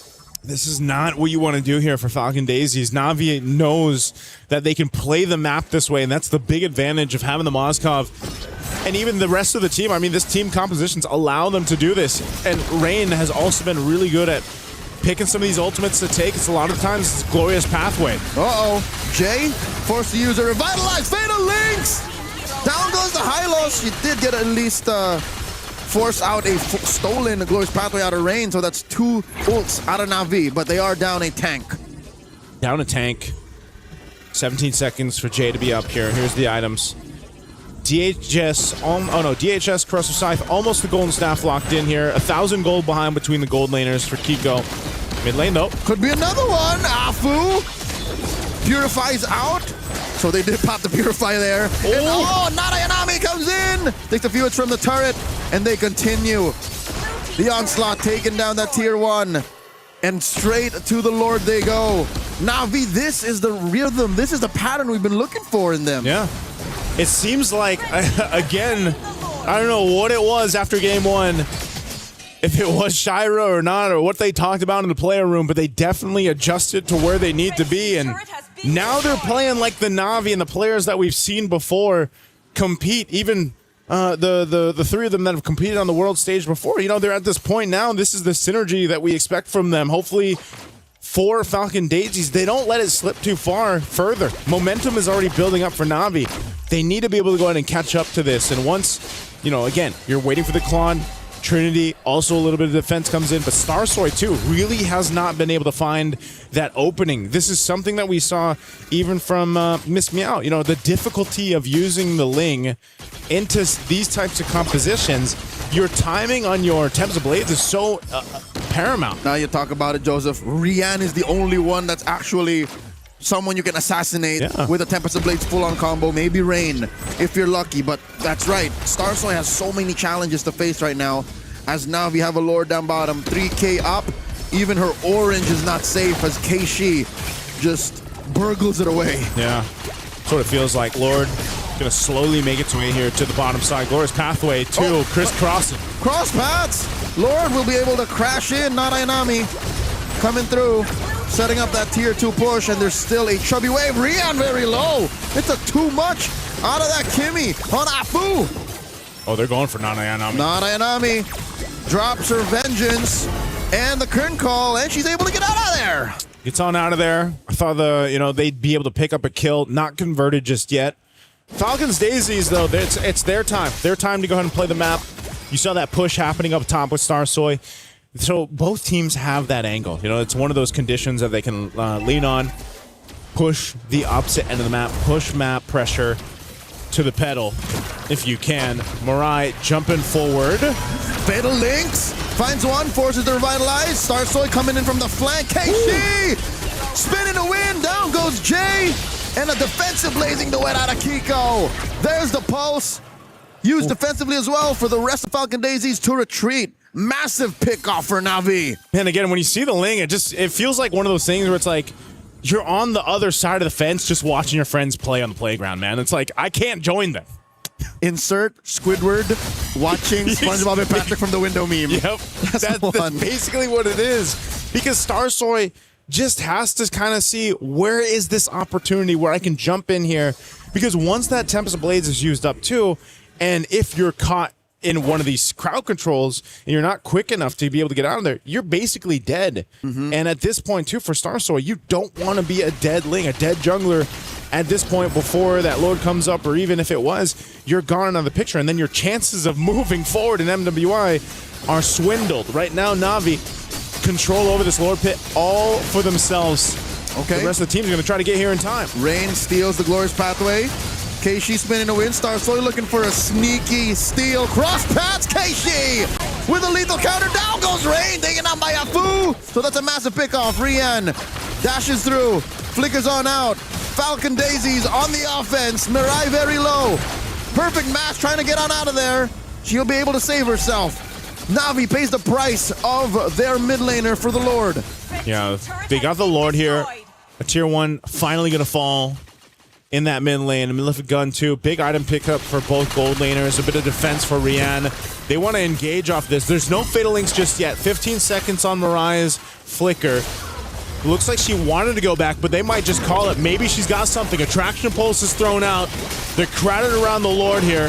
They're going to fight this one out, it looks like. Glorious Pathway, though, dropped down. That was on through. Lord cleared out. So Falcon Daisies deal with the objective, going over to Na'Vi.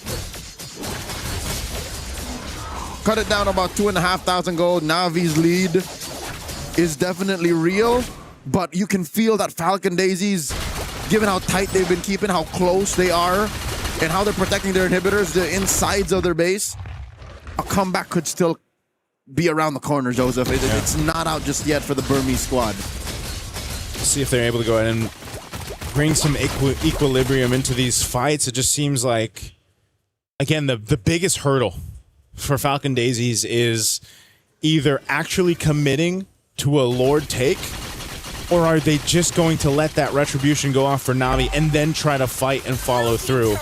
Because even so, we saw Starsoy jump in and then she was stopped in her tracks and then brought down like to a quarter of health in an instant. That's a big problem here. And she's got a little bit of defense, a little bit of that shield with the rose gold. I'm not sure if she's just going to finish that or not, but this is now the time for the team, for Falcon Daisies, to be able to face up against Na'Vi in the team fight territory. Again, with a Kimmy for a Fu, she's done relatively well not dying. Kiko as well, but they've got to kind of layer these things now if they want to win a team fight. They got to layer the ultimates in play, because Na'Vi, so far, if you look at all the team fights, they've just fighting for space. They've got enough tankiness. Their jungler, obviously, in the hands of Keishi, this Ballman, it allows you to just kind of post up and keep that Lord there. 17 minutes approaching. Half a minute until the Lord spawns upper quarter. Jay looking for a response, forcing something out of Keishi. Hits the low in order. A lot of damage out of Kiko. Keishi very low. There's a Glorious Pathway dropped in. Now the Blazing Duet. Keishi looking for something. Fatal Ace into the turret. Oh, Keishi still holding on for it. And there's the stolen Glorious Pathway. And now Narane Anami finding him. Down goes Kiko. And gets another J-Folds as well. Rian takes down Ira. 3 for free going over to Na'Vi. A big play from Na'Vi. And it looks like they're just going to go and march down the mid lane. Whoa. Lord is up, but I don't think they care about it. Bloodthirsty Na'Vi. They know that they can go straight for the throat unless they're just happy with the penetration. Mid tier 3 has fallen. Oh, they're going to work on this tractable. So now that's going to be clear the waves, though. So they do get a base turret off of that. Meanwhile, Keishi was working on that Lord. This will be secured by the time the team gets there. Why not both? Why not both? Why not the penetration in mid, permanent damage to the base, and of course the coup de grace, Lord number 3. It's an evolved Lord too. Yep. Lord secured, a big team fight win there for Na'Vi. And it was just, again, interesting that Falcon Daisies decided to go for that. They wanted to go for a fight. They saw them get whittled down, but then they ended up getting caught in a Fatal Links under a tier 2 turret down bot. Great timing on the SOD because it also landed in that zone. So then they had the turret to kind of fire off and help supplement some of that damage. So that was just not a fight that Falcon Daisies wanted to find themselves in, and they didn't have a choice. So now Na'Vi with this Lord, they're approaching the base here. Conceal going to be used, dragging it out a little bit longer here. Jay gets hit by an SOD plus a Fatal Links. Dropping the Glorious Pathway. Tempest of Blaze. Rian is fallen. Afu finds her. Finds Keishi too. It's a double kill. Falcon Daisy successfully quelling Na'Vi's assault. They're still in it. They're still in it. Falcon Daisies find some flight in this one, nearing once again the 20-minute mark of this game at 3. An elimination game on the whims. And Falcon Daisies made it happen, man. It was that glorious pathway. Let's look at the replay here. Great usage to drag out the Lord a little bit.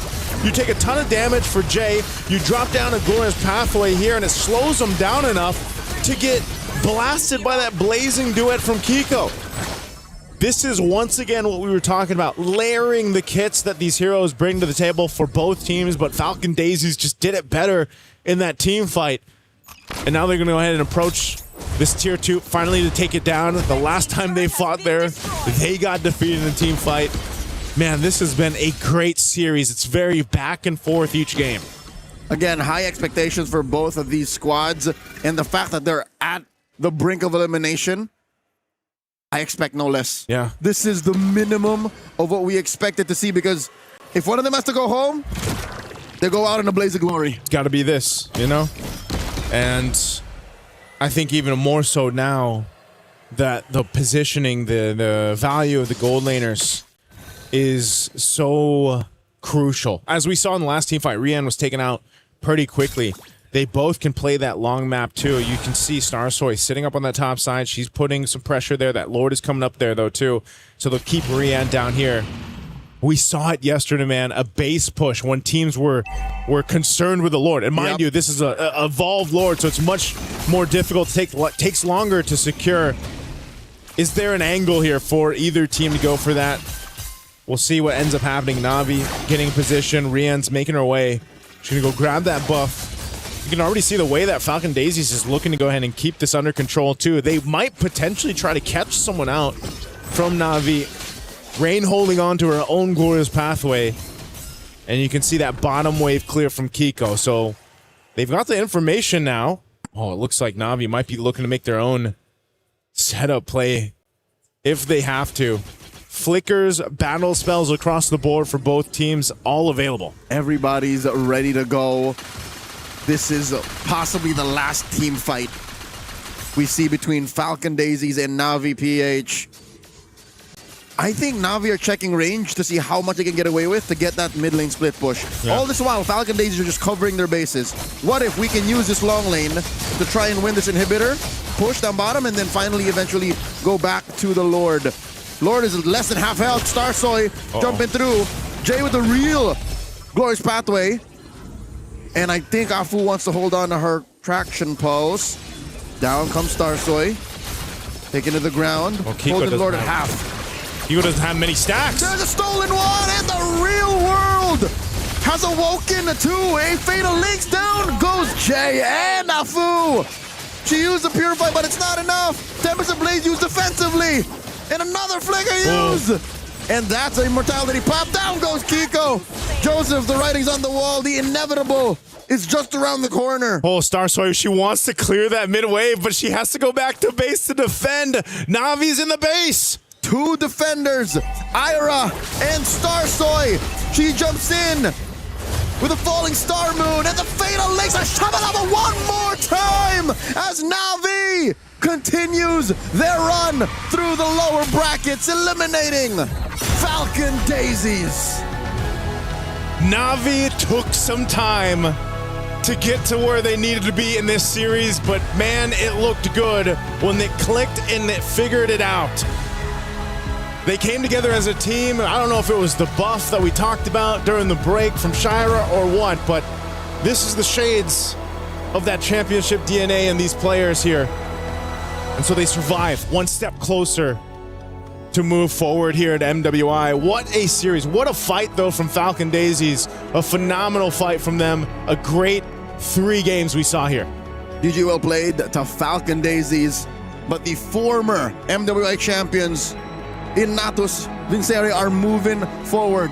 To answer your question, I think it's a combination of Mirai not getting us bullied as hard and Nainami getting a hero that can actually set the tempo in her lane.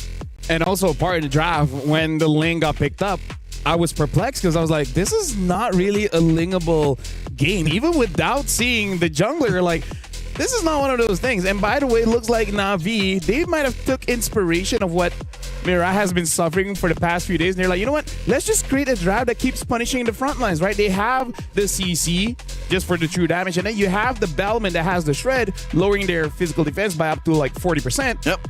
Honestly, Moskov doesn't need that help, but it's always nice to have. Yeah, right? The Shred was actually, I feel like that's part of the Cyclone Sweep. Yeah, part of the Cyclone Sleep. It's kind of underrated just how much like it helps in the damage it throughput. Helps deal with the Esmeralda. So even without a carry, it's still enough. Yeah. Were you happy to see it, Leo? Yep. You happy to see? I heard the battle cry at the end. Got a couple in there. Yeah, got a couple in there. It's good because again, he's such a fun hero, and again, LaFell added a little layer of actual in-game reason as to why Bauman is good in this metagame. So why get Tyra? You also have some physical shred here. Honestly, I feel like that's part of the reason why they didn't pick up the carry, because they understood they need some kind of range, and they try to bait out that carry ban. Now that the carry was banned out, then they can have access to the Moskov or whatever was available, either the Moskov or the Harif. Yeah. And I was like, okay, now we have the Bauman. Bauman can deal with the Esmeralda, and then having the Moskov there just deals a lot of damage. So honestly, amazing draft coming in from Na'Vi trying to play that carry bluff, I would say, throughout the draft. So no foaming. No foaming. No foaming at the mouth. Bellman saved me. Hey, it's saved Navi. Bellman is now my savior. Now you know. Now you know. Yeah, I think more Ballmans will pop up in the ranked games after this one, but they had to stay calm and collected. And Navi, even facing the brink of elimination and being down, the first game, they really had to lock in for this one. And I think, the adjustments that they had to make, I gotta give it up to, like I said, Mirai in this game. She just played the Atlas really well. She, I feel like, played it to its limit, because even when she didn't have a Fatal Links, for example, or maybe she didn't have a Flicker, she was still able to bring value with the Atlas. And sometimes it was her dying again, but this time it was to convert, for the team to eventually win that game. Gentlemen, let's talk about the character of Falcon Daisies. Even though they lost, even though they got eliminated, smiles all over the place of the players, cheering each other up. It really shows that, yes, they lost, but they brought everything to the table. This is the very best that they can bring. The better team won, and I feel like they can be proud of themselves because they came, they lost, but they showed up. Right? Not only are they proud of themselves, I am proud of them. Yeah. I enjoyed every second all three of games, every game. Even yesterday. Yeah, even yesterday. What a performance. Yeah, it's what a series, like I said, that we got to go ahead and witness here, because this one, again, 22 plus minute, 20 plus minute game. Part of the thing about Balman shredding was that War Axe. We've seen, well, now we've only seen two Balmans, right? But we've seen with a War Axe and without a War Axe. But the War Axe just makes his passive, well, the Cyclone Suit, that much better. With Cursed Helm, without Cursed Helm, with Brute Force, without Brute Force. Yep. I think that's one of the cool things about Balman, why I like him too, is it's a dynamic item build. It's not like you're chasing something all the time. You can literally do almost anything after the boots. Yeah, you can build him as a tank, can build him as a fighter, and both really does work. Looking at how this game has been played out, I feel like this has to be a cautionary tale for the other teams that's still surviving here in MWI. Ling, no doubt a good hero, but it's not every single draft that you can insert the Ling. If there is, I would say, three very tanky heroes, probably not a good game for the Ling. But now we got to throw it over to Redmar, and I believe it's with Not Ayanami, just to see after those 3 games how she feeling. Redmar, it's your time.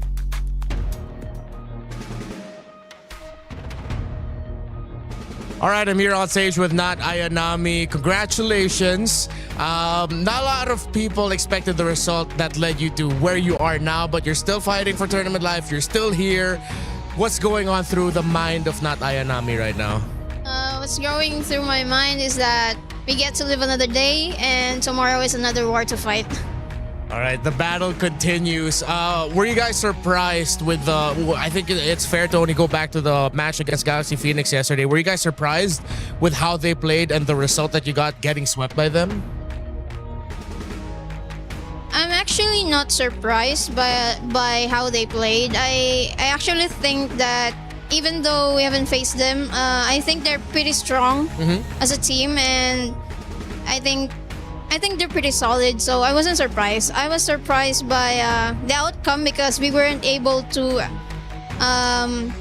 take it, like, give them a good game. Yeah. I think it was pretty one-sided, so that was the part that I was surprised about, how we played, not how they played. Okay.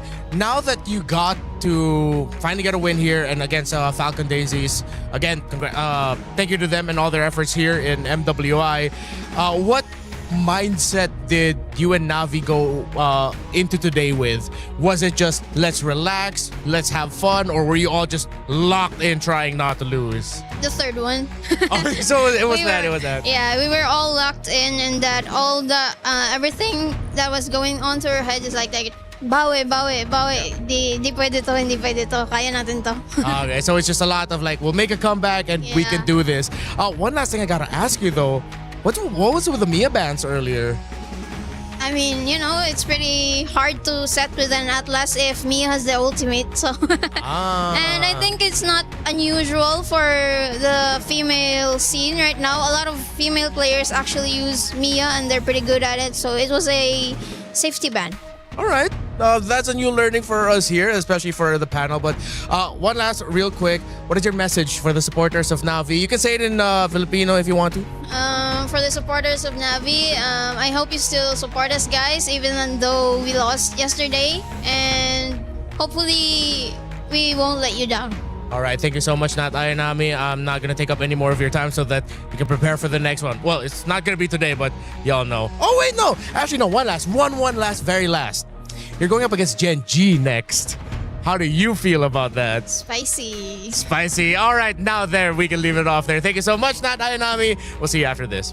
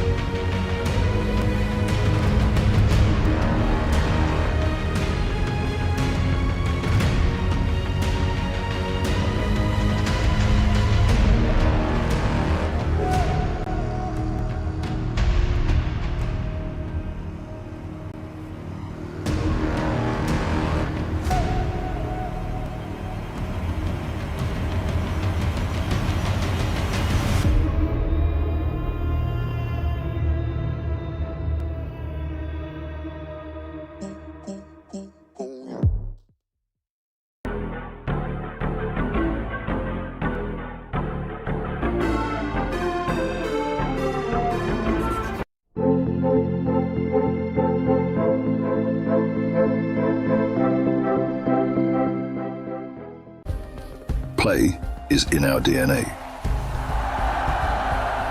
Whenever we let it out, it becomes our superpower. Now imagine an entire city being built to supercharge it. Kadir City, powered by play.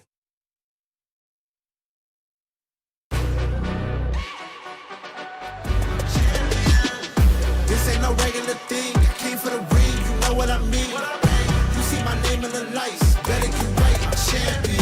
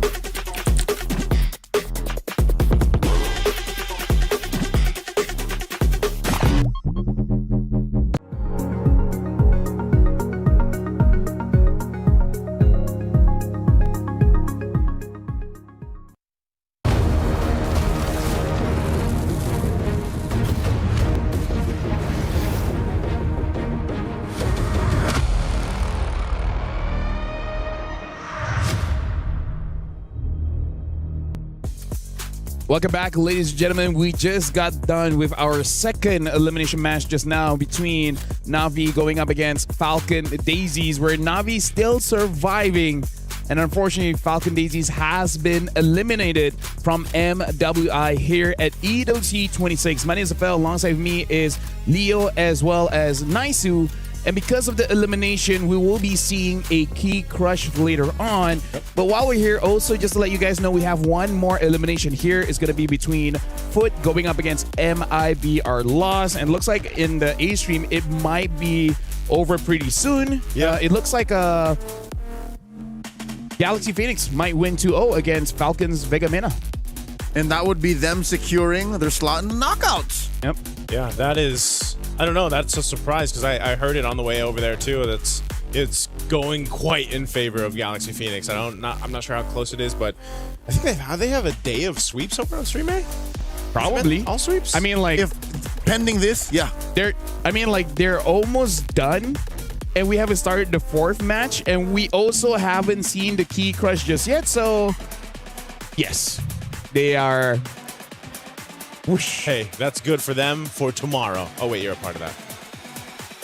The universe has a way. You know what? For people in Stream A, if you guys are watching in the green room, if you guys can catch a shuttle back home early, just go for it. Just go for it. You're gonna need it. Yeah, just go. Tomorrow's like what, 6 bits of trees? Something like that. I don't know, unless it's different. I stay in my lane. Yeah, I focus on the duty at hand. B lane, which is B lane. The bear lane. The bear lane. Well,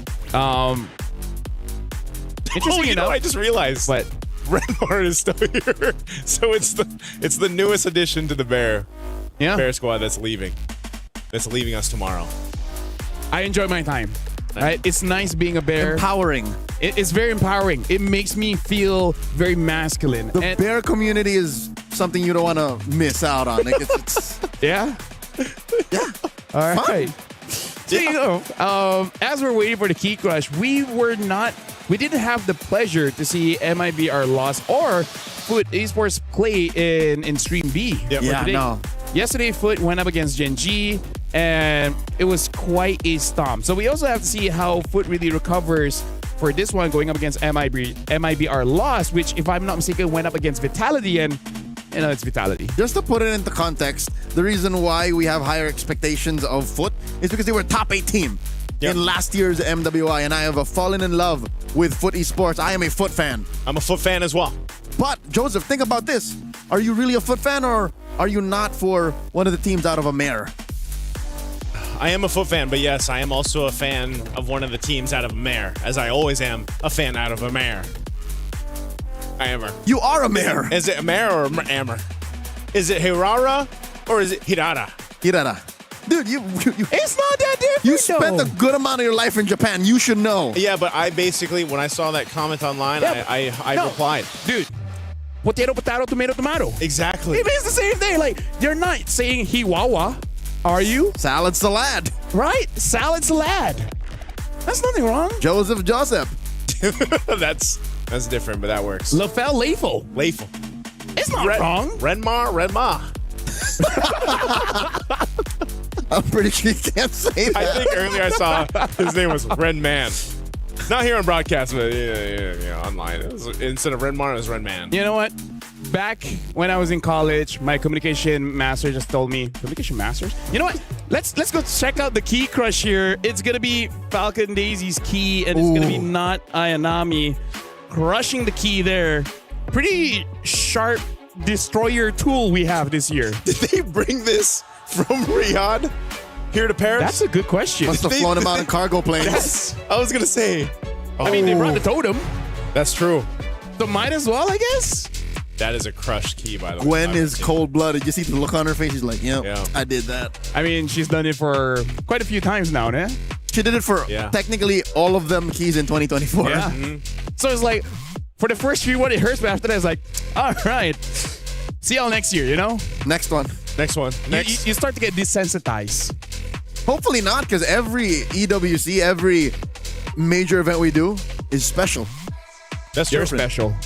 Thanks. And you know what also, why it's special? Because it's a step closer to the bigger portion of the prize pool.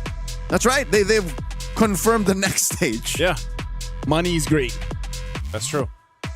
Life-changing amount of money. Life-changing amount of money. Do you want to change your life? Get a lot of money. and be happy. I would be very happy if I get a big change.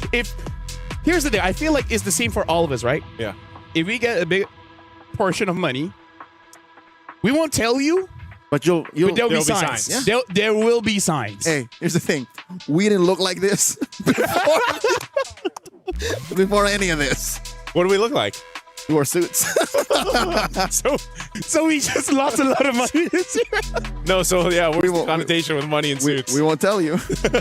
There'll be signs. Anyways, it's going to be Foot going up against MIBR Loss. In terms of the heroes, I think, if I remember correctly, watching the game between Foot as well as Genji, there's nothing odd about the hero. It's like whatever's meta they do pick up is just more on execution, especially because I remember Genji Ashley was on that Minotaur, and apparently that was enough to really punish whenever Foot just clump up together and then try to go for a fight. The thing about Minotaur is maybe Foot picked up on something like that. Maybe Nora starts playing it, but it mixes the best of both worlds, crowd control and healing. So yeah, we're going to be looking at the Group A brackets here just to see how the tournament really has progressed. It's going to take some time. I don't know why. This honestly is not that long, but playing video games as a career really gives you a lot of perspective. By the way, again, just to see here, Caltech as well as Team Ray Young have both advanced to the playoff, and we're looking at the decider match that's going to be happening tomorrow. Twisted Minds will be going up against Team Falcons ID, and then Seda will go up against Etc.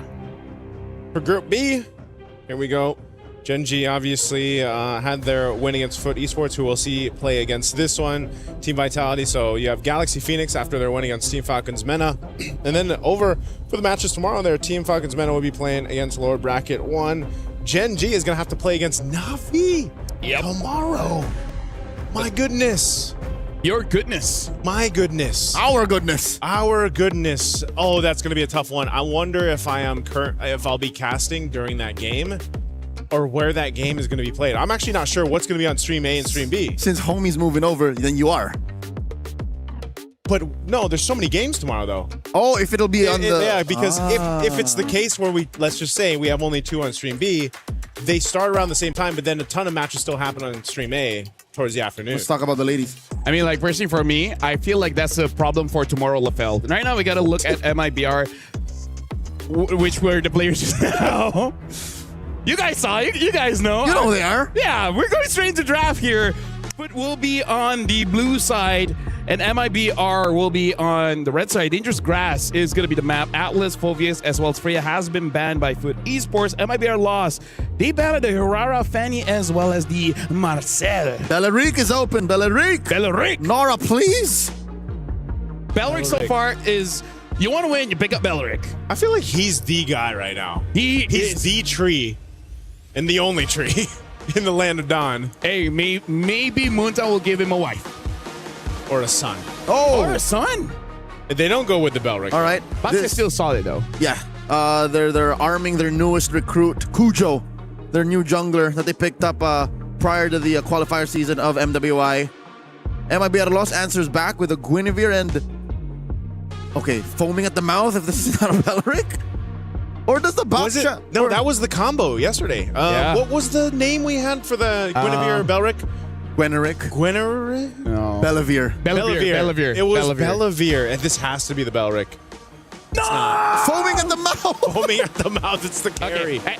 Carry's still good right against Box. Yeah, plus, maybe they'll get an Esmeralda. Or just like, hey, don't take the Esmeralda, we have the counter. They could always just pick up the Belleric, too, if it's not answered here by Foot. Oh, whoa. Very interesting pickups in the first I don't phase. know how to feel about this combination of picks. Let me just tell you, the Selena has been used in Group A. It's just an accelerant for the jungle as well as to get a turtle. I think both Vitality as well as Genji used in their previous match. But it's one of those things, it's a skill matchup. And this Selena on those games are a roamer, not a mid. Oh, it was a roam. It was a roam. So this could be a swerve. Nora could be playing the Selena. I think I've seen both roam and mid. Yeah. I've seen both roam and mid. Yeah.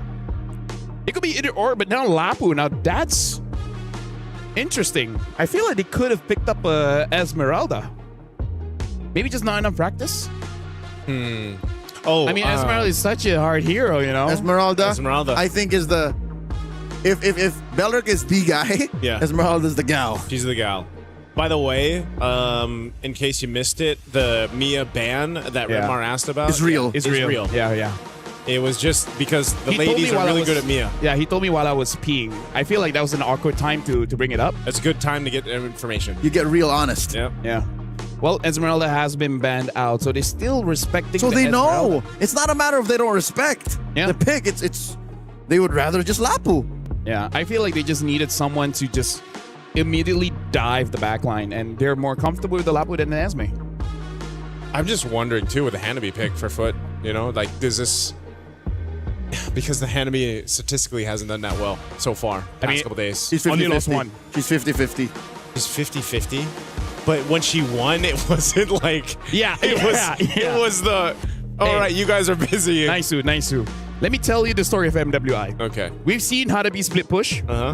We've seen a team sabotage their own Clint diversion. and then survive. Yep. And then survive. I feel like we have a few more, but it's a long We've day. seen Aulus. We've seen Mia on purpose ban. Yep. It's real. Grok gets banned. Is this one of those games where Belleric gets snubbed? I'm surprised they've been the Minotaur because it's like that's what Foot remembers. Lost to, yeah. No, maybe they're like, oh, we can learn that from Gen G. They should have just picked it up because then they have the bouncy house combo between the Guinevere and the Minotaur, man. Yes. You know? You know what? No. You know what? They're gonna pick up the Belleric. Yeah. I think it's just you see. I think it's going that route. What's this last ban here from Foot Esports? Belleric. Or a mid. I feel like a mid laner like a Eve maybe would be fine. Honestly, a Farsa, because Farsa Gwyn is also pretty dangerous. Yeah. It's almost an automatic kill if she lands a spatial migration, that setup. Yeah. There might be a world where I might be overcooking, but Foot can still go Eve and like a tanky pick for Unohana, and then you go from there. Like it's pretty solid. It's the Rome Selena. Yeah. If they go it's all in Hanabi though. That's it's something you just gotta trust, right? Team Ray Young, they trusted their Hanabi and then they won. So now we're gonna be seeing a Belleric pick here. A glue, right? Not a Belleric. Just as I thought. Just as you thought. As you said. Yep. You guys heard me correctly. Okay, the glue comes through. You're just trying to catch either, obviously the Selena or the Hanabi. I think just the Boxia, right? Just catch the Boxia, Boxia, and then let Carrie get a kill. So could we? Nah. I think to be safe, just get a tank roam, and then your EXP. Mid Selena. Let's see. A damage Paquito is still open, by the way. Yeah, it's kind of weird to see him go through like this. It should be a Paquito Belleric. If it's not Belleric, then I can see a world for a maybe Cho. But we haven't seen Cho's. He hasn't been picked up at all, right? At all. In stream, it has been banned. I can't remember if it has been picked up. Okay, so it is a mid Selena. Mid Selena. Nora gets her hands on a Gatokacha while Onohana gets that Benedetta. One more. What do we see in Rome for? No, wait, that's already the Rome, the glue. Yep, the mid. What do we see in mid? Eve is still there. Eve, Marsa Eve. is there if you want to combo with the Queen. Nothing to Valentina. Oh. Sicilian. This is why I love MWI. That's a debut pick? Yeah. So many debut picks now between 2 days. We've seen Carmilla before Sicilian, by the way. So we've seen both couples. Carmilla Jungle. Yeah. That was yesterday. That was yesterday. Did he win? I can't even remember. Yes. Yes, it won. It was by Falcon Daisies. Yeah. Well, ladies and gentlemen, right now, this is the debut for Sina in this stream. It has been seen in Stream A, but this is the debut of Sicilian. MWI is the perfect tournament if you have ADHD, because there's always going to be something fresh, something new, and something Leo and Nice who's going to cast this game. This feels like if we had Global Ban or the likes of it, this is what we get to see. For game one, yeah. For game one. It allows for them to flex, Yeah. but also leave open power picks in these slots that you see these debut picks in. Hey, I'm glad to see it. This is why I enjoy MWI here. They have their own meta. We've talked about it before, from wildcards to MWI. Hopefully we get to see more of this in MSC, but right now it's an elimination match for these two teams. Foot Esports, or will it be MIBR LOS that goes forward after today in this best of 3? This is the Brazilian coalition representing Amer going up against the pride of Turkey. 30 seconds in, looking at the emblems real quick. Okay. Even in mid, is this what happens? There's no... Oh, wait! Ray! Shimmying it through. She almost got caught. Yeah. Better safe than sorry, right? Usually at this point. Yep. Better flickerless than dead. That's true. Got to keep it together here. So for MIBR loss, whoa, they're still actually putting pressure here. Ray? Uh-oh. Ray going through 2. In comes Hayab. And Cujo very low. Cujo might just bite it. Massive sanguine claws. The trade 1-for-1. Cujo for Ray. MIBR loss, I think, won that eventually. Yeah, I was wondering when that bad impact was coming through. Unohana? Okay, we'll push La La Land back. Uh-oh. She took too many hits. Zendaya, again, better flickerless than dead. Better flickerless than dead at this point. But yeah, this is one thing.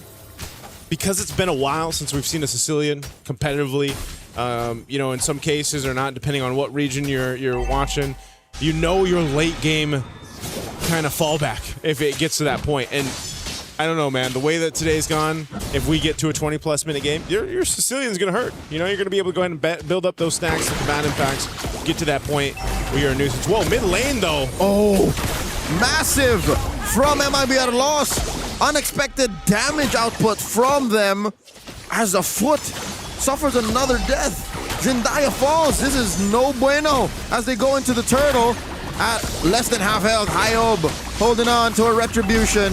Nowhere to steal here. Unohana gets on out of there, cutting their losses. Yep. Pendinana, she just walked down here. She's like, hey, I want to join this. Turtle secured though pretty easily for MIBR loss. So really good at the team fighting early on, these skirmishes, and Ray being this glue pick, quite a nuisance. Gonna get hit with an arrow plus a taunt, but Ray should be fine. She's got flicker in a couple seconds. Uh-oh. Okay, she burns it again in nearly the same spot. Hey, it's the beginning. She's already died, so I don't want to do that. We're not going back to that. I've seen this before, right? Mm-hmm. Foot, I don't know what they're trying to do. Here's the thing.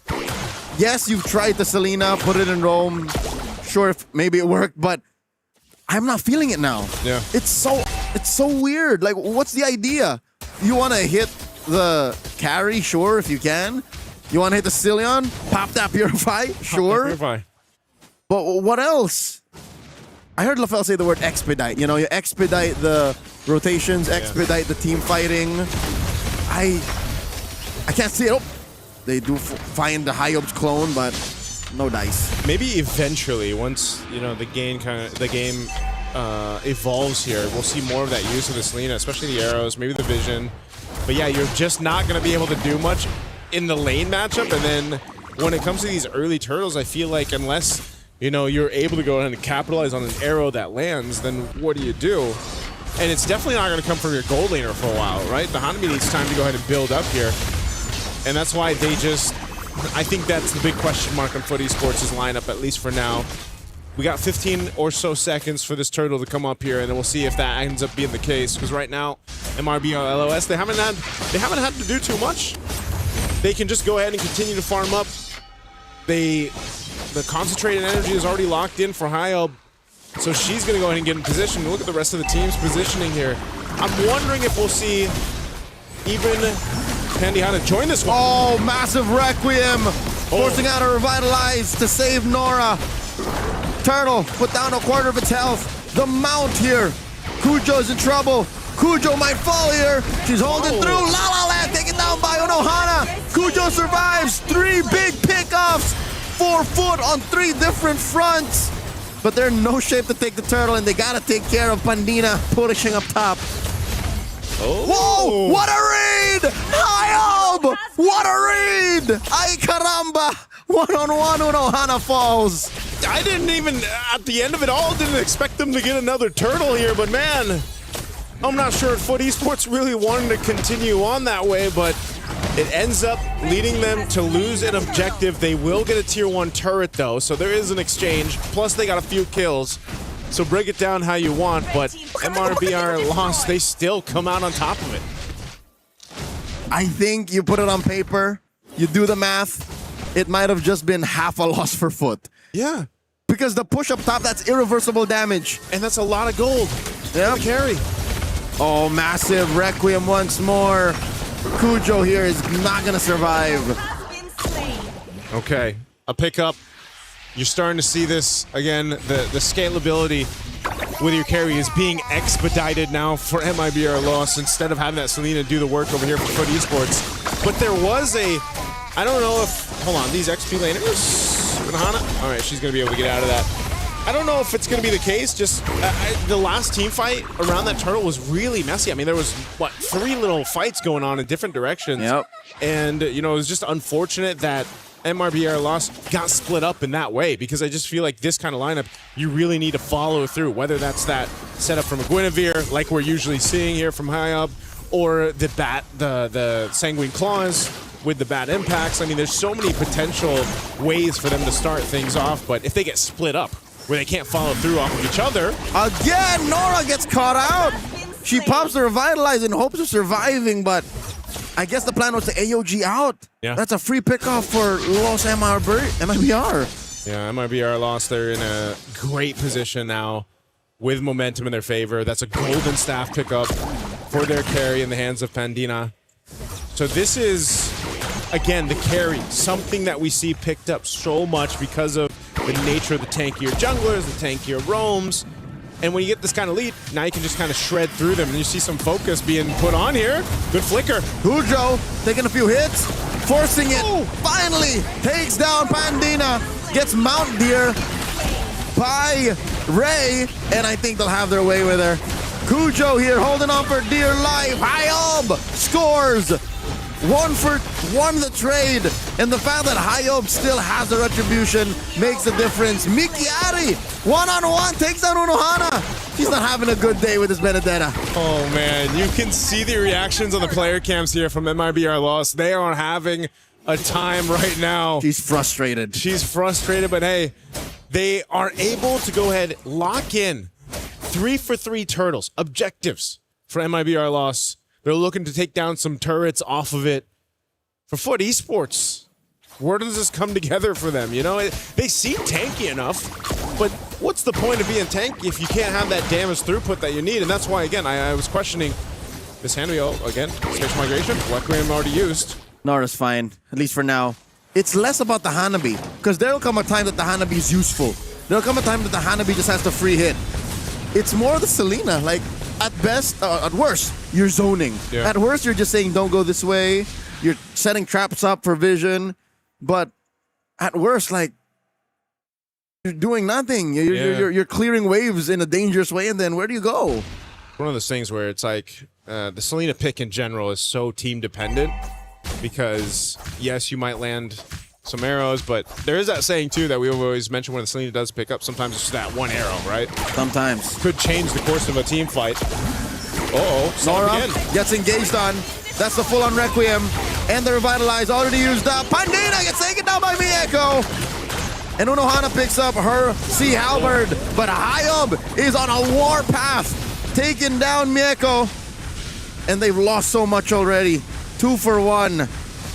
MIBR lost, up by about 2,000 gold. Yeah, you see that's the problem too, is even if Foot Esports wants to fight, like get in range of these, trying to catch who they can, they have to worry about a couple things. Number one, La La Land, building up the stacks from a distance, laying out the bad impacts.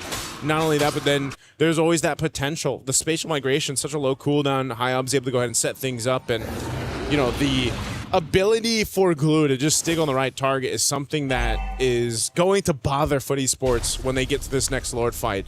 Now, again, are they in a position to win a team fight? Whoa, Conceal's already used! And they find one.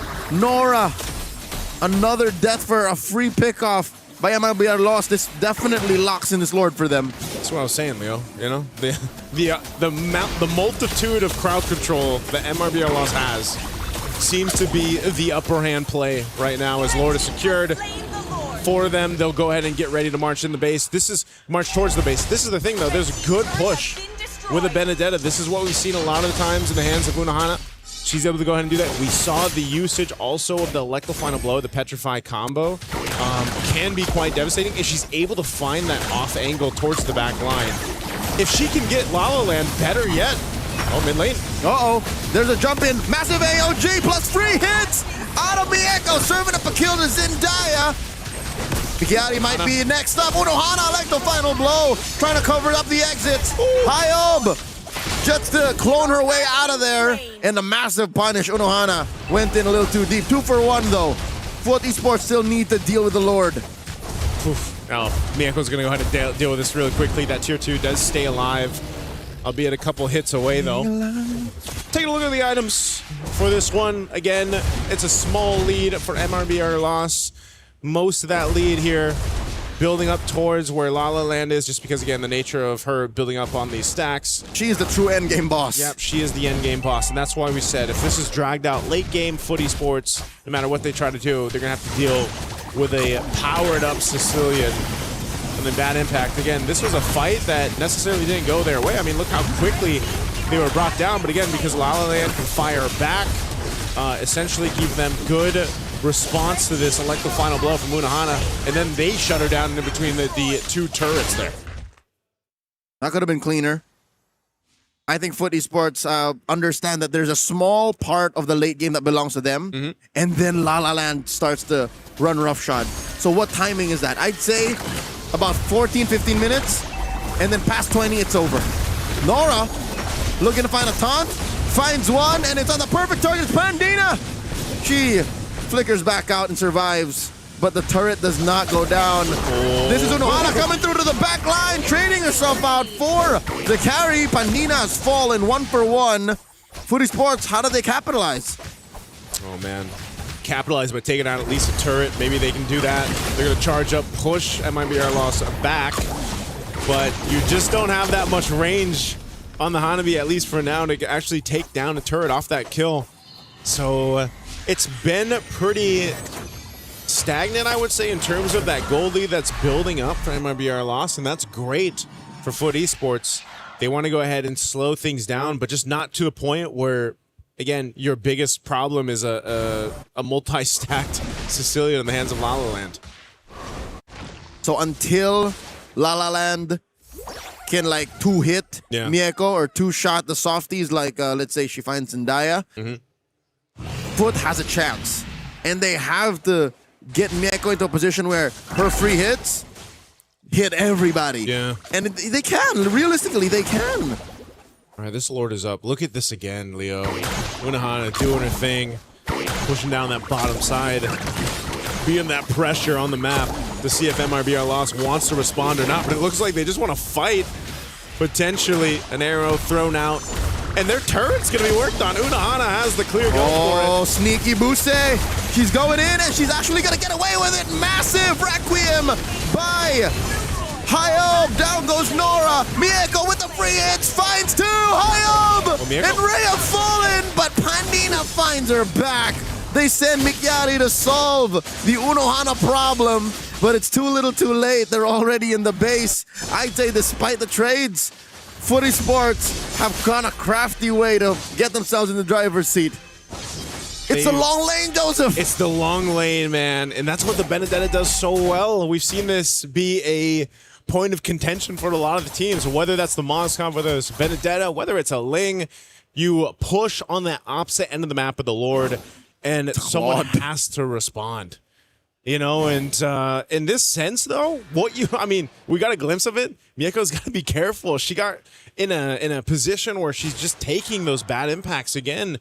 And like you mentioned, you know, eventually that's going to be a 2-shot thing, maybe 3-shot. I see. So how does that not happen, right? Sell your boots, pick up Athena's shield. Yeah. Then Bob's your uncle. Yeah.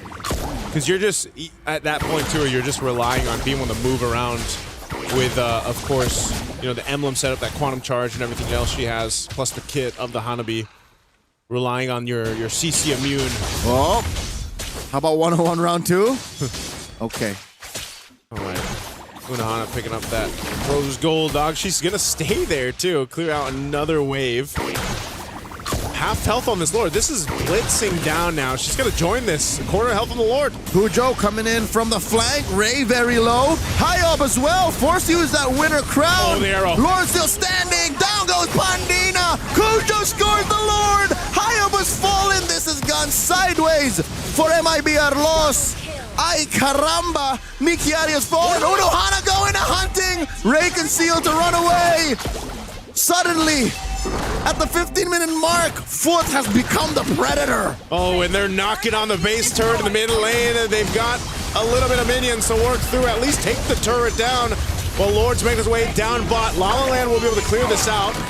Clears out that last minion, but there's another charged up wave. How did it go so wrong? Footy Sports suddenly take game 1. They fought, they crawled, and they counted on each other to make it to that point in game 1. They didn't let the stacks build up for La La Land because they could already see, man, it was getting in the danger zone. But good to stay in point. It was but a realistic time frame between the 14-minute to the 18-minute mark. That's where Footy Sports find their power spike. Past that, it's all La La Land. Yeah. It's all Emma Stone and Ryan Gosling. At that point, but it doesn't happen. They canceled the sequel. We didn't get there. You know what? Hey, that's a good game 1, though. I mean, it was a back and forth. I really didn't know exactly where we'd find ourselves after that Lord. It had a weird pivot. Yeah. It was a weird swing. Well, gentlemen, here's the thing. Yeah. I think I know the answer. What's the answer? We now live in a world on a competitive scene.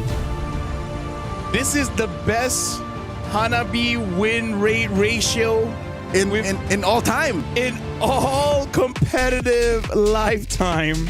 Where at least in Stream B, Hanabi, after 2 days, only lost once. So is she at like, what, 80% win rate? Something like that. Something insane like that. Close to that. It's because she's Hana B and on the B stream. A stream. We tried, but Mieko got away. Mieko, she understood the assignment. It's like, okay, she's gonna hunker down. I know that this hits everybody in the vicinity. We go. I have one button that I will press repeatedly. I mean, like, to be fair, honestly, in this game, the real turning point is the fact that Unohana started getting a kill, I believe, somewhere around the top region of the jungle. And after that, she's like, I have enough items to just solo a lane. Yeah. And then at that point, MIBR Lost has just not have enough reps in high-level competition to be like, wait, what should we go for? Should we stay here? Should we someone go back? That on a macro scale. Micro-wise, they can't afford to send someone to take care of Unohana. At least not to the extent where she would not get away with what she wants. Because look, they're protecting Pandina and La La Land a little too much. Yeah, so there was, and that's why who had to do it? It's Mikari. She had to do it on Lapu Lapu, but I don't know, technically the Lapu Lapu can beat an Benedetta. Yeah, again, yeah. She did. Yeah, she would just go 1v1, but you're just stopping her for an instant. Eventually, you got to be back there for the team, because you saw that when she had to go deal with the Unohana pressure, your team lost the team fight, and it still seems to be the case here. But yeah, it was just, I don't know, for MIBR loss, it's one of those things where it's like, what do we do in this instance? And I gotta say, as much as the Selena, I feel like we've been spoiled by amazing Selena players that play Selena like a Lancelot, a lot of dashing here and there, getting a lot of kills. But Selena is in a spot where she's kind of a support, where in the early game, the farm where the team that has the Selena is gonna get accelerated, kind of like how people use Jawhead before, right? Yeah. The damage on the jungle creeps is just a lot. And then come late game where you have enough items, even the traps, it just works as a different way for you to poke. Here's the thing about the whole jungling situation. It didn't happen this game. Nora did not have the yeah. seasoned hunter. No. Oh, I didn't notice.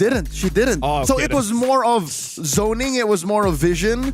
It was. I wonder if you'll see it in the post game stats. But yeah, no, she was. It was a very different kind of. It's an alternative build, Selena. Yeah. Actually, because of that, I feel like the power spike for Zendaya on this one was the Wishing Lantern, right? Because at that point, when you hit your traps, it's HP based damage. It's HP based damage, so it does a little bit more onto Hayo. That's what we saw in the last Lord take, where Hayo just took a lot of damage just because she keeps walking on those traps.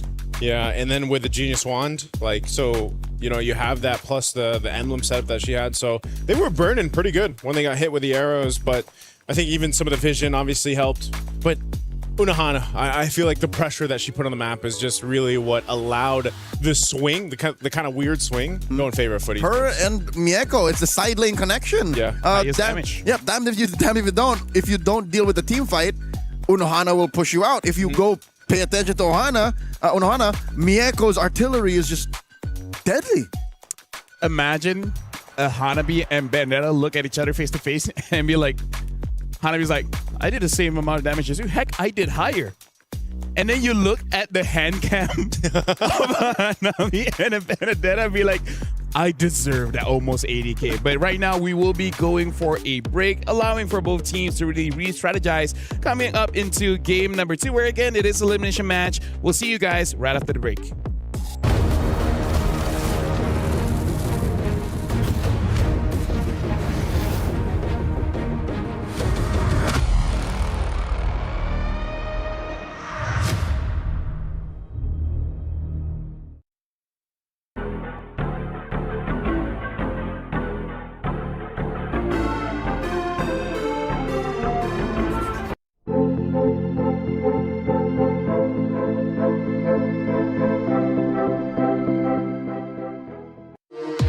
We were there.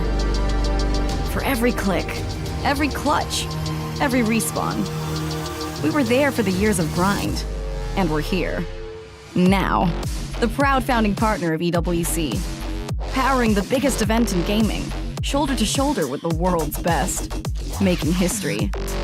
Greatness deserves a stage. Lenovo Legion. Reach your impossible.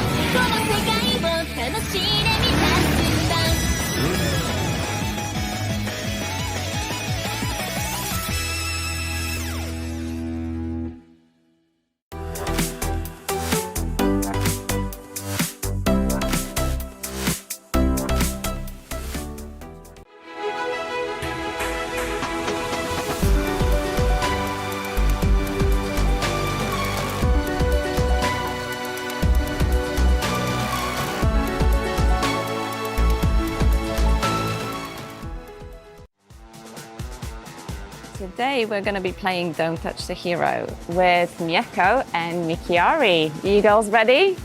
Yeah. Nana. Lilia. Freya. Lilia. Lilia again. I'm confused. Don't worry, girls. I feel like that kind of game would confuse me too. It's like, say it's the hero, but don't touch. I'm like, wait, what? Not that one. Not that one. Yeah. That's a very unique concept, I gotta say. And now, folks, we're looking at the players here. It is MIBR loss going up against Foot. If you guys just tune in, Foot has secured game number 1 in this best of 3. And honestly, it's one of those things where you don't know what happened, and then all of a sudden the game ended. That's kind of how it felt. You know? Yeah. That's why I said it was a weird pendulum thing. It's like, you know how usually pendulums just go back and forth? It's somehow it went forward a little bit and then just ended up on the right direction. That game hypnotized us. Yeah. We were looking at something, and I was like, wait, why is there so many turrets down? Like, even I was just rewatching the game. Wait, hold on. Ruh-roh. Why does Foot have so much turrets and you guys don't? When did this happen? It's one of those things where it's just, I don't know, that seems to be... Minions are hard at work for Foot Esports. It seems to be more, is that more of a possibility now with the patch where sometimes these hard swings happen? Because you got to remember too, there wasn't this massive gold lead that MIBR Lost had. It was, you know, for the most part, I think it was around 2,000-ish for the majority of the game. And then it was dissipated, and then next thing you know, boom, Foot Esports is in control of the game. I feel like a way to explain is that they need to really brush up on their wave management. Right? For MIBR Lost? Yeah, because I feel like a lot of it was due to that. Like, they left the lane because they were focused on the team fight, which, to be fair, they won the team fights. Yeah. It's just that the minions just kept on pushing, and now Foot is still on the blue side. MIBR Lost is on red side. We're going to be playing Expanding Rivers. Hanabi first ban. What does this mean? I have seen everything, Naisu and Leo. Like, Leo, we talked about how every single event, we just level up. Yep. I'm surprised for myself after 9 years, that's still true. After SEA Games, this is... And then, hey, this Selena ban. This is Ascension. Yeah. And of course, Freya. Yep. So Foot Esports are playing on the same plane. It's like, nope, we're normal. Yeah. And this is where they go for the throw. This is when they know that they're in control. Their bans are normal, but their picks, something else. Can be it's Marcel variety. That's your own meta. Look, even the Selena's banned out. Yes, at least Marcel banned. Yeah. But Beleric. We questioned the Selena going in the mid, and it's actually noting a ban here. Vitality did it. Yeah. Right? Beleric or Esmeralda? Belric. Esmeralda. There you go. I'm more Foot than you. Yeah. Well, are you more MIBR Lost than me? Belric doesn't have feet. What? He does? He's got trunks. No, he has a trunk. They're literally trunks. Shaped as feet. Honestly, I'll give that one to you. I actually give that one. That was clever. Okay. That was clever. Here, I get one a day. Sometimes you get more. Sometimes you get more. This should be a carry, right? It should be, but it wasn't the last time. It wasn't immediately. Hey, remember. Hirara? Okay. Hirara. There's Looks a way like to it's gonna go. be a 2-0. There's a way to go around it. There's a way to go around it. Wait. Balmond, remember? That's shred. Oh, yeah. But no, we're not seeing a Balmond here. This is. But does this mean that they lost the draft because they got Hirara? Statistically, we can't say yes. Only one win in Stream B. Yeah. Hirara.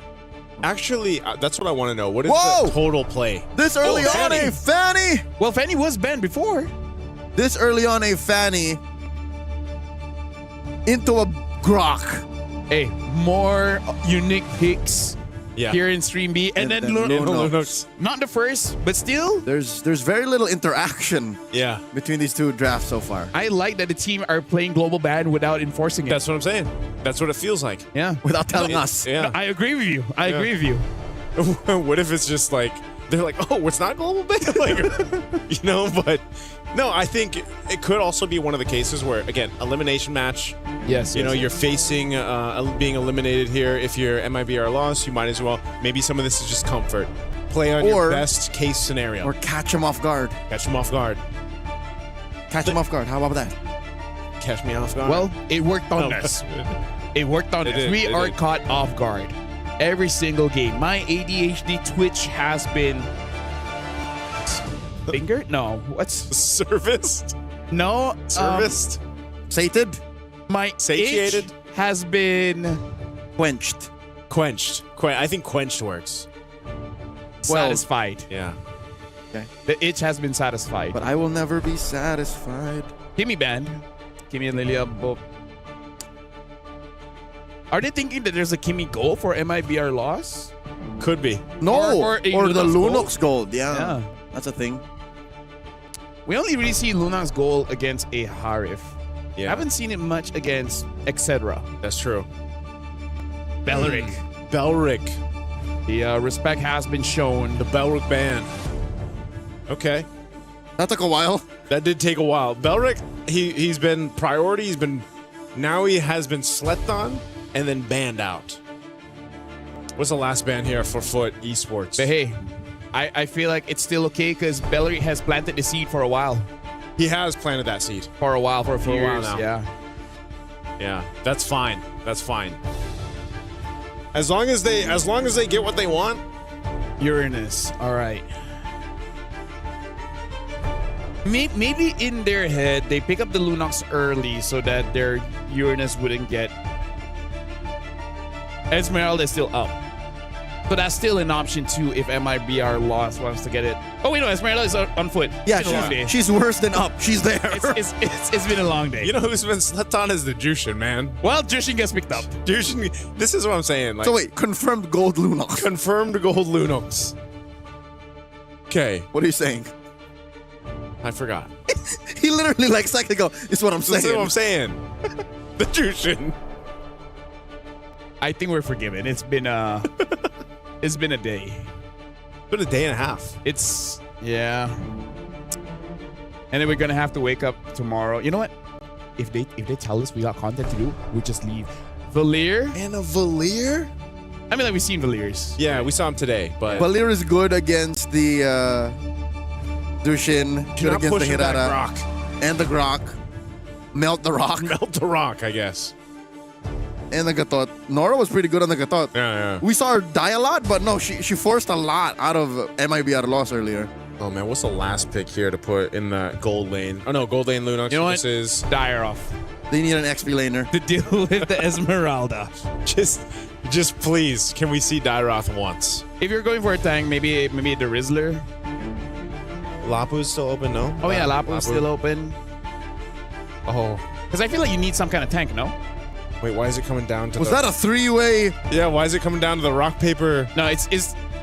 Well, Team Ray Young did it. Oh no. So all right, Coach Coin Black won a majority of those bouts. Yeah, that's why he's the coach, and then Alice gets picked up. That's why he's the coach. That's why he's the coach. That makes sense. This is his way of telling the team, don't overthink it. Yeah. Right? Don't overthink it. You have a fan, he just Sasageo, you know? That's true. Speaking of Sageo, it might be our loss with the Hirara. She has to give her heart out to win this one because my question to both Leo as well as Naisu, what's the win condition here? The win condition here is going to be just they got to play better, man. MIBR loss is facing elimination. This is, and I say that because this is not a normal composition that we're used to seeing. And they're trying to beat statistics on a jungler with the Hirara.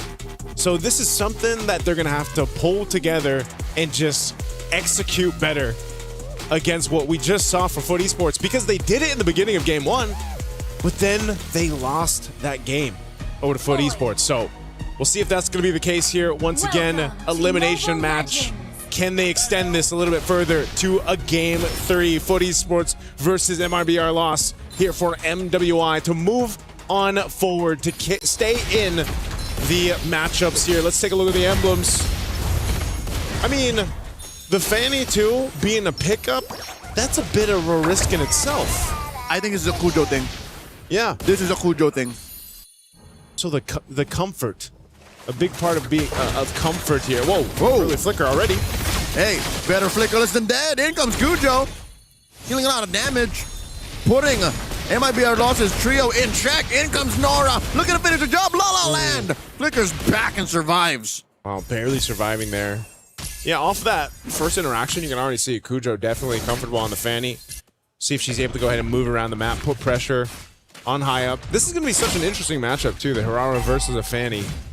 And what you can do, because the Fanny's more, self-sufficient. You can be a little more self-reliant, do your thing in the jungle across the map. Whereas, again, Hirara, what we've traditionally seen so far in the 2 days of MWI is you really need the team to support you to be successful. Yep. 4 out of 5 times, the Hirara needs to be in a winning position to be even more winninger. And then the other half, she's just stealing Lords. Yeah. We've seen it happen here on Stream B. Mikiari, though, doing pretty well to own this lower quarter of the map. Sure, the Esmeralda in Unohana's hands, we've confirmed, is a overtuned hero after the current patch, but Mikiari, she's mobile, she's sustainable, and coming up into this first Lord, or rather first turtle, she's actually hits level 4 first. Yep, gets the XP crap. Turtle's up. They're going to get a position here. So this Throne of Ruin plus that beacon, a huge advantage. Not sure if Zendaya is going to be able to do much. Unohana jumps in, though. Whoa! High with a steal! That's what I'm saying. I mean, there were more members of MIBR lost there, so better damage sources. Unohana with the flicker and regen out. Yeah, you kind of have to roll. Nora! Didn't expect there to be that many members still hiding in the brush. Yeah. Unfortunately, I feel like that's going to happen a couple times on the Ganakacha against this lineup. It's you're going to have to be very... Oh, no. Cujo coming through, forces that brilliance out of Pandina. Okay. Cujo, she's fine, gets out. Mako now, too, dealing with some pressure up top. This is what Ray's got to do, though. Again, to secure themselves the win here. They're off to at least a decent start for MIBR loss. Getting that 1 kill over to high up, plus the objective. Hopefully they can continue to replicate that. Cujo, though, continuously showing up in the mid lane. Gets Eternal. Gets that Lantern on Cujo, but she's fine. She still got the purple buff. But yeah, this is one of the things. Whoa! Mako, too. Close. Everywhere. Where is this massive EXP gain coming from? Hyob is 2 levels up on Cujo. She should be able to move around faster, get the camps, but she's not. What is Cujo doing? Maybe it's the choice to just show up in those, the time she spends in the mid lane. And get nothing. Yeah, to get nothing. But it was interesting because she even took a camp earlier on, if I remember right, up in the jungle of MRBLA. So, yeah, it's just high up, kind of moving a little bit faster across the map. More efficient with her movement. More efficient. And again, this is what we talk about with the Hirara. She just needs the team to let that happen. And look at Ray. Ray's positioning is great. She's been all over the place.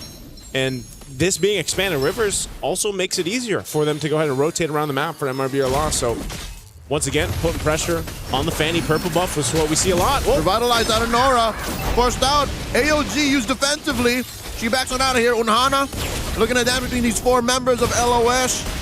MIBR lost. Already has 1 turtle under the belt. They want more. Unohana flickers on back. Nora in trouble. Mikiari gleam through. The damage out of Zendaya is short.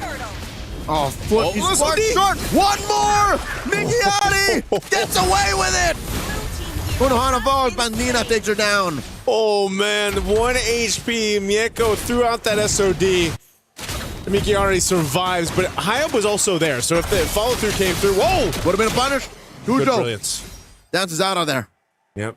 Pandina staying alive.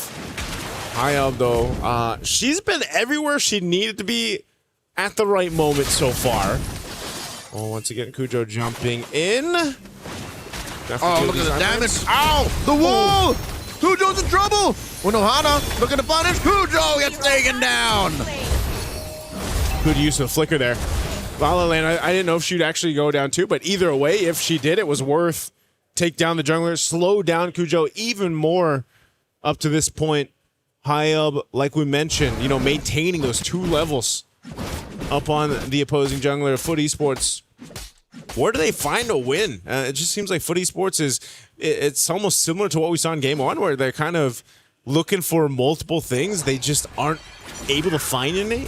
And so Mieko is going to be the one where it's like, just like we with the Hanabi, all right, build up on this Moskov, get the items you need, then maybe we can fight, because so far, the Fanny just hasn't been able to do too much. Oh no, Nohana, Fallen Star Moon. Answer with a tech charge, he's gone! Ooh. Big pickups all off the Ray. Again, this Grok pick early on in the draft tends to be the answer right now.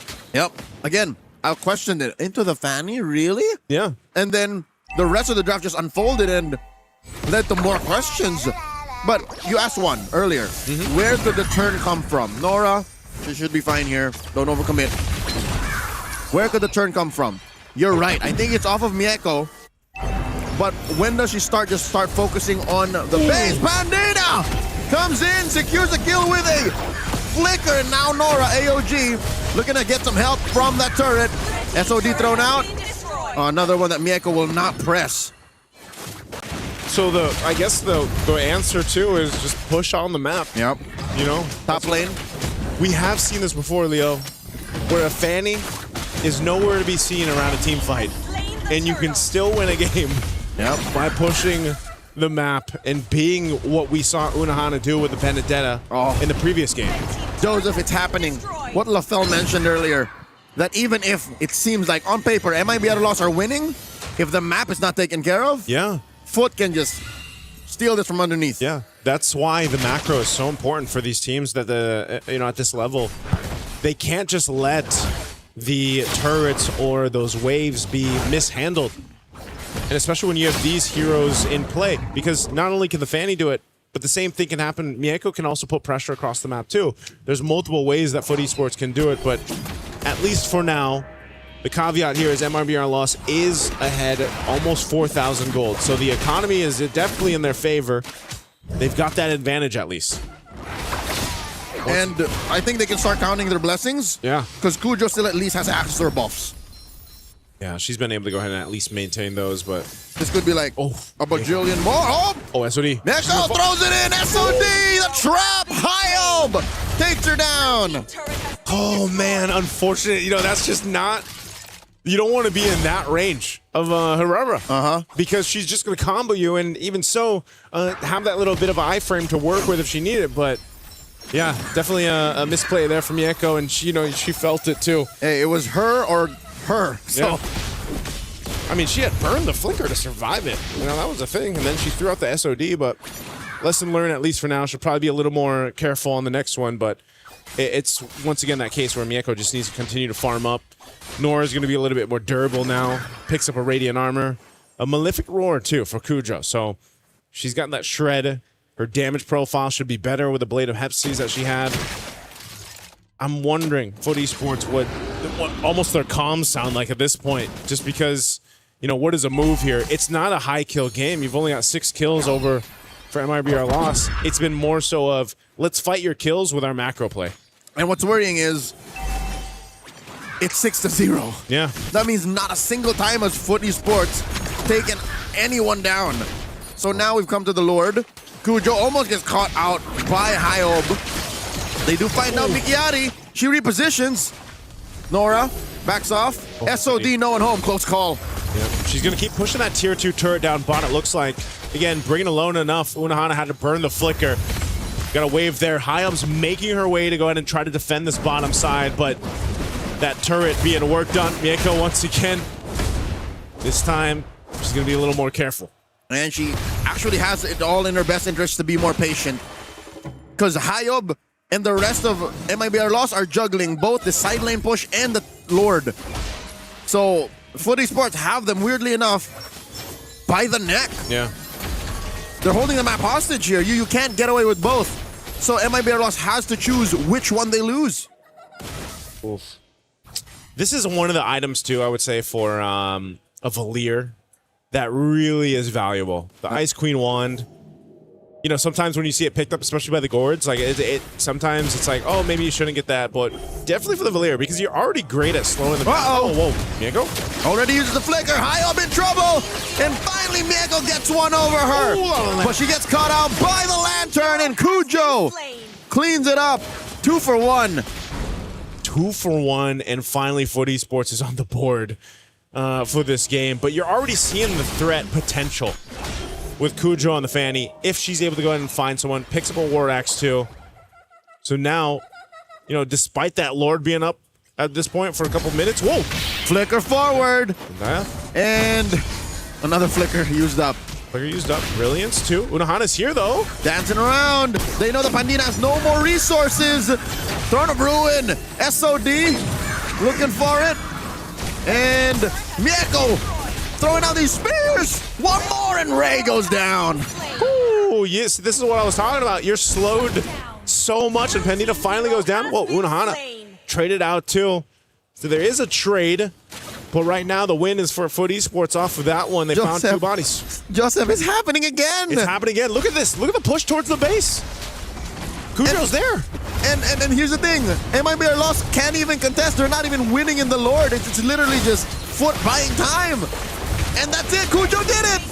Oh my goodness. She takes down the base turret. Last time it was Unohana. Now it's Cujo. Fool me once, shame on you. Fool me twice. Shame on me. I don't think MIBR Lost should let this happen. The fact that they lost their 3K gold lead is already a disaster, Ray, with a conceal. Coming through. Lord exposes her. Now high up. She's gonna keep the Lord there? She might be a little overzealous. You gotta reset this. You gotta reset this. Unohana comes in. AOG as well, but high up secures. In comes the Throne of Ruin. Flickers to reposition. And Cujo going for the cutthroat. Pandina takes her down. Spear for Ray. And Mieko gets one. Man, Moscow's always making different sounds. That's not Moscow. That's me. That's me. Yep. The Lord at least was secured, but MRBR lost. They needed that to happen. They are still facing losing some of these turrets. A little action up top. Unohana's going to be fine. High up is showing the damage potential of a Hirara. They're still battling it out. And Unohana should fall here. Retribution spent. Okay. Unohana's down. Unohana down. High up doing the job. She's going to make her way down here to the mid too. Lord was finally taken care of. So Porte Esports off of that will be fine. Purple. Looks like they want to put some pressure here. They're going to go for this. Ooh. Cujo put down by a chunk. Might not be able to even get her own purple. She accepts the fact. Okay. No buff for her.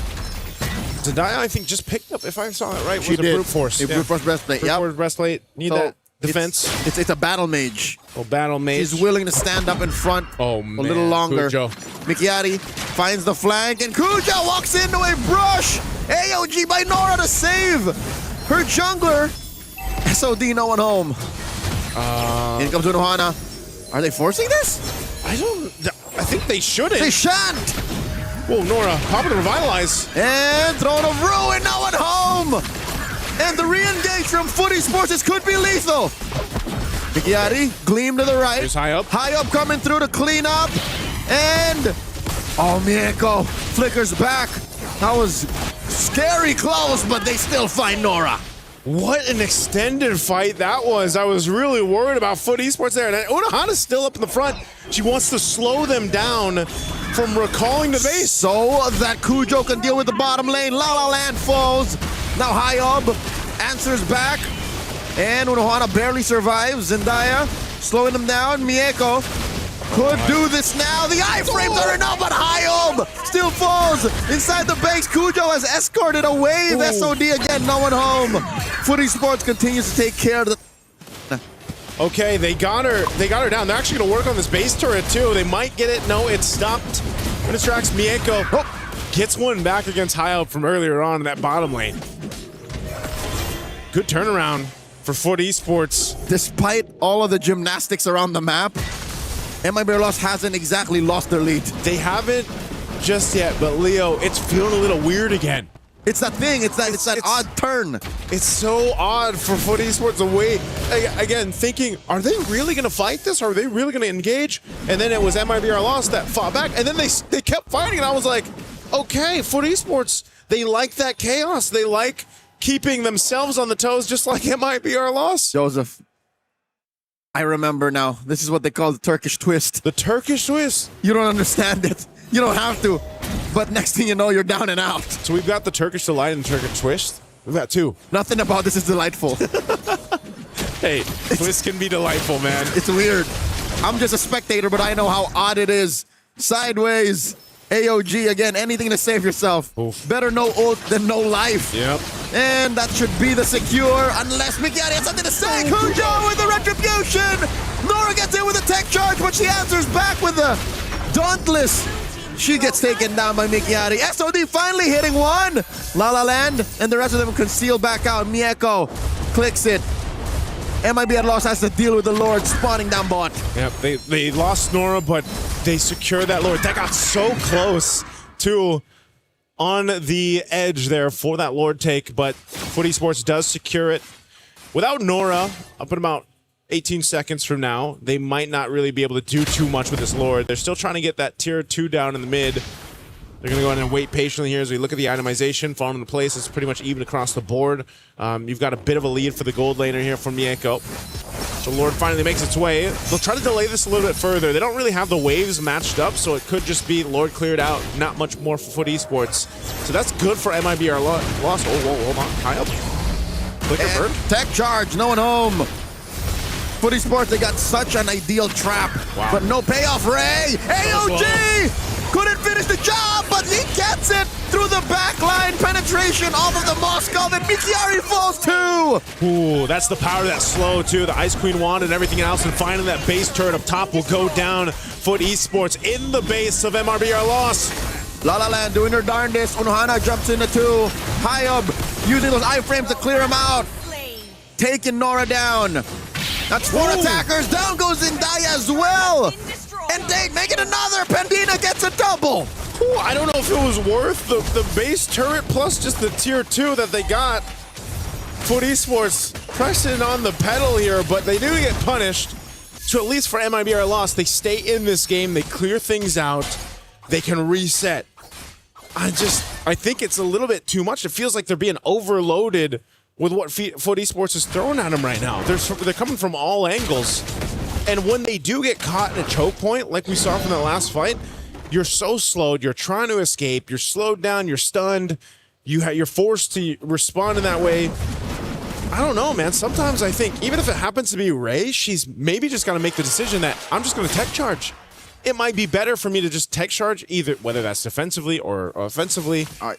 I'd say offensively. Yeah. It's clear that Foot are only playing within a small margin of error. Very. And it's possible that if they overcommit and they overextend, they get wiped out. So this has to be a conversation MIB at loss has amongst themselves right now before the Lord spawns in 20. And you know what the hard part too is? Now you have both those sides of the bases exposed because the base turrets are down. Yep. So it can either be Kujo or you can just park Mieko up there on one of those sides when that Lord comes up here on the bottom quadrant of the map. Oh, it's still gonna be usable. Look how slow Ray's moving. And that's Mieko getting her immortality popped. Are they all just setting up? AOG, win a crown juggle from Mieko. Pandina pops her. And that's another takedown for MIB at a loss, so they picked off Mieko. Joseph, the whole split push situation, not going to happen. At Not like least for this. 40 seconds. They've got 40 seconds. MRBR loss wants to set up around here on the Lord, but who's going to deal with Kujo? Does she actually still put pressure up top, or does she join this? It's an evolved Lord. We're near that 20-minute mark. It's going to take some time to take this down, so they're going to try to buy as much time as possible.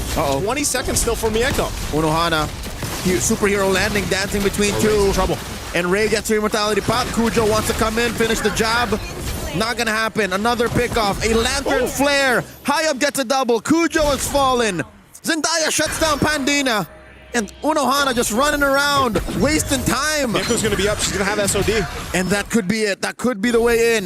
Unohana setting it up. Oh, she landed it. Throwing. And it's on Hayab. Can she do it?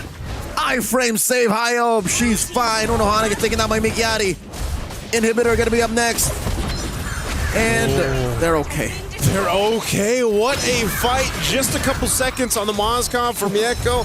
Comes up in time. And through all this chaos, they're able to deny the Lord from MIB at a loss. That's the biggest thing in that exchange. More than the mid lane inhibitor, I think the Lord deny is the best that Foot Esports gets away from the back-to-back blunders. Is there a chance, though, for MIBR loss to take this? Again, it's evolved past the 20-minute mark. It's going to take so much from them. So they opt to go for the purple buff steal against Kujo. Gonna have to fight for this one. Cujo going in. She doesn't get it. Don't think she did. She didn't even try to retribution. Tech charge, no one home. Cujo dashing through. That's an SOD. Thinking about it, a little too dangerous. Mieko decides, not now. Yeah, not now. How do you play this? MRBR loss. They're really good now, fighting around the space, but their base turrets are gone. You have a wave pushing up top and bottom. Someone's got to be sent back. Can they win a fight without the numbers? Ooh, Mieko dashing forward. Could have been a dangerous response from Ray, but she has no flicker. She has a tech charge, but no flicker. Zendaya, flushing out that white brush.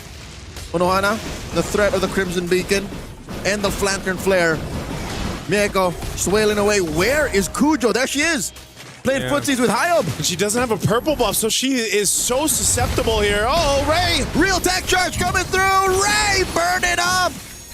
And in comes Unohana, flickering and dancing right in her face. That's one member down from MIBR loss. Oh, Mieko's still alive too. It is a messy fight for this one, and no one can commit to the Lord. But with a numbers advantage now, and Waves pushing in, Cujo is going to make her way up top. MRBR loss. They're down numbers. Down goes Unohana. And there's Nora helping set up a kill. Pandina is down. The base ain't going nowhere. Hyob goes. And it's Mikiari that they sent to answer to Cujo. But the pickoffs have already happened. 3 for 1. I don't like those numbers from MMBR loss. Foot, I think they just want to end it. I think they just want to end it here. La La Land's trying. And they're on the base, and the minions are coming through. Foot Esports survived through the lower bracket, eliminating MIBR loss. Another crazy game for Game 2 for Foot Esports. Call it what you want, but a victory was made here in the series, and they stay longer to compete here at MWI at EWC26. Oh my goodness, what a way to make this win for Foot Esports, and a GGWP over here to MIBR loss. The journey ends for the champions of Brazil. And the Turkish squad move forward. Not yet quite making it to the knockout stage, but at least they get to fight another day. Man, it's again, this is always the emotional time, right? When teams, unfortunately, have to go home. And this was a hard-fought game, hard-fought series for Foot Esports. Yeah, because we kind of saw how MIBR loss are starting to get how to deal with the splits, but some is just too little too late. Again, very good start coming in from MIBR loss, so we know that they can team fight. It's just that the longer your journey into your esports career, the more that you realize team fighting is step one. There's multiple steps moving forward where, I'm just going to point it out, Mikiari also made quite the mistake on Alice, where she wanted to start things off with an Oracle, and then she's like, okay, wait, no, I need a Dominance Ice. So then she switched it up. Man, until the end of the game, she didn't complete that Oracle. Yeah. It's hard to go halfsies like this. Yeah. It's like you already have 2 slots with the rings, and it's just like, you know, it was just a wasted opportunity. She should have just committed to the Oracle or sold those rings for the other items she wanted to commit. I think that's the kind of result or the response to the pressure that the mayhem that Foot Esports was putting on the map. That's what happened. That's on a microcosm. That's Mikiari's movements. What about the rest of them? That's a small thing, but again, it's like the domino effect, right? Like it causes you to be less tanky, and when you're less tanky, you're dealing less damage. When you're doing less damage, you don't commit to a bigger win after a team fire. You don't translate that into turrets and etc. Yeah, it's just one of those things where also who was going to be the one to, like, towards the later of the game to deal with all that pressure and pushing into the base. That's why it was so pivotal that they were able to actually get the 2 side lane base turrets down before all that happened, because they were able to do that. Again, you saw Cujo make her way up there, you know, and they were able to find the right targets, and there wasn't... LaFell, you said it before we even got to the game too. The biggest adjustment that MRBR loss needed to make was managing the waves, managing the base, managing the map, you know, and macro. You saw it was step by step that we actually saw Foot Esports do that and take the map in control of their favor, and inevitably, it led it to them winning the series. That's the unfortunate downside of locking in.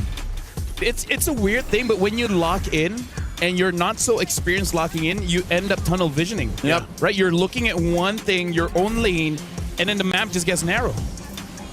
It's deceptive, it's painful, but that's a lesson you have to learn at this level of competition. Yep. I think that's the difference. MIBR Lost said, Foot, we will defeat you. But Foot said, no, we just need to win the map. Yeah. And sometimes that's the move to make. You know, just play around the map, put pressure where you can, win the macro. And these lore dances were weird, man. Yeah. It's like I felt like we were dancing in different genres. We'd start one way, we'd end up in another dance style. It's slow dancing the dubstep. And then there's crumping in the middle of it. There's a crump break. All right, back off. And then we get back. That's what it felt like, man. It was hard to even kind of figure out the choreography around a Lord with this kind of composition, the way that Foot Esports played. And maybe that worked in their favor. It wasn't Bollywood. It was Bollywood. No, Bollywood has a lot of members involved. Yeah. But everyone is on beat. And dance breaks are mandatory. Yeah, and now we're looking at the items here. And Mikiari, she got that Oracle towards the end. But again, I feel like for MIBR Lost, you're looking at the kill score and you're like, they won, right? Mm-hmm. Right? 20 kills to 13, they won, right? And it's like, not really. Again, it's the difference between I need to beat you and I just need to win the map. It really goes to show there's multiple ways to win a game, right? Win it by team fight, win it by split pushing, win it by manipulating the map, or just make your opponent quit. That's more of a ranked thing than a competition thing. But that's true. Settings. Yeah. Settings. You know where this random button is? Yeah. Looking at the damage here as well. Quite a lot of damage actually coming in from Zendaya, 71k and almost 100k by Mieko. But look at Panina. Honestly, that Lunox did a lot of work, but I also have to point out a mistake where during the Lord take, I think what she wanted to do was go Chaos and then burst down the Lord, but she dashed and then she didn't attack. But with that being said, we're going to be throwing it over to Renmar for an interview with Foot Esports.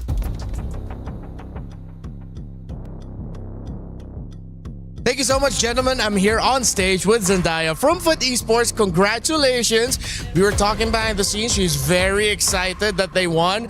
But as we all know, yesterday, you went up against Gen G and it wasn't the result that you wanted. What was the biggest lesson that you learned from going up against Gen G that you brought today? Actually, we was really excited on yesterday. Yeah. And we really upset for this. So we will... more stronger for this series. All right, so you just came here today with a better mindset. Yeah. A little bit more positive today, and you didn't allow it to weigh you down that you lost yesterday. Now, allow us to understand you a little bit more. What does Zendaya bring for the team? What do you think is your biggest strength for Foot Esports? For this series, actually split. Because they are always fighting in the mid lane, but we split the gold lane and XP lane, so we win. All right. Yeah. So for you, mainly, it was just how you decided to play the game for this one. Do you do a lot of the shot call for the team, like telling them where to go, what to do? Is that your role mainly? Our ideal is on the late game, Mieko. So she always call I go split gold lane, so you can go mid lane like that. All right. Okay. Well, one last. You can say it in Turkish. I won't be able to translate, but what is your message for the fans of Foot Esports? Okay. Dün için gerçekten çok üzgünüz. Biz de böyle kolay biten bir maç beklemiyorduk. Bizi desteklemeye devam edin. Sizi seviyoruz. All right. Thank you so much, Zendaya. Congratulations. Good luck for tomorrow. And that's it for us. See you guys. Thank you very much, Renmar. And again, big congratulations for Foot Esports. It's not the end just yet. They still have one more game to see whether they can make it to the knockout stage or, unfortunately be eliminated. But I do have to say, right now, there's a lot that they need to work on to go through the knockout stage, because I feel like towards all the games that we saw today, some teams have their own issues when it comes to the draft or the way that they play, but if you want to win, you kind of have to be perfect. And you know, that perfect or that perfection can be in their own way. I think so far that's what we've seen from the teams in MWI. Your perfection is different from mine. Exactly. Yours is better. No, I like yours. I'm here. They have their own conversation. Stream 8 ended a while ago, by the way. You know, it was a while ago. Maybe by this time they already reached the hodl. But either ways, I do wonder whether we're gonna see the key crushing now or later, because that's also the unfortunate thing for MIBR loss after losing. Your key is very shiny, very lovely, but it has to get crushed. It's now part of the war stash. Yeah, that's true. It's a casualty now. Speaking of, I love having War Brothers, man. Yeah, why is it mostly us? What is War Brothers? The brothers that went to war together. Oh. Yeah. We experienced things. Yeah. What'd you guys experience today? 20+ minute games, multiple games? That was yesterday and today. That's true, we did. Our fastest game was around 15 minutes. All of that, Joseph, all that. That was yesterday. Over there, they had 11 minutes. They did? Yeah. There's probably some favoritism. I was gonna say some strategy to that. The universe finds a way. Yeah, because it's preparing them for tomorrow, which you're not a part. You shouldn't be a part. You should be here. I want to be here. You should be here. I love you guys. We love you. I love you too. We love Renmar. We love Renmar. Yep. Hey, Renmar. Yeah. So I think we'll be proceeding to the key crush later on because we got brackets. Oh, brackets. Let's check out the brackets. Yes, we're gonna be looking at Group A here.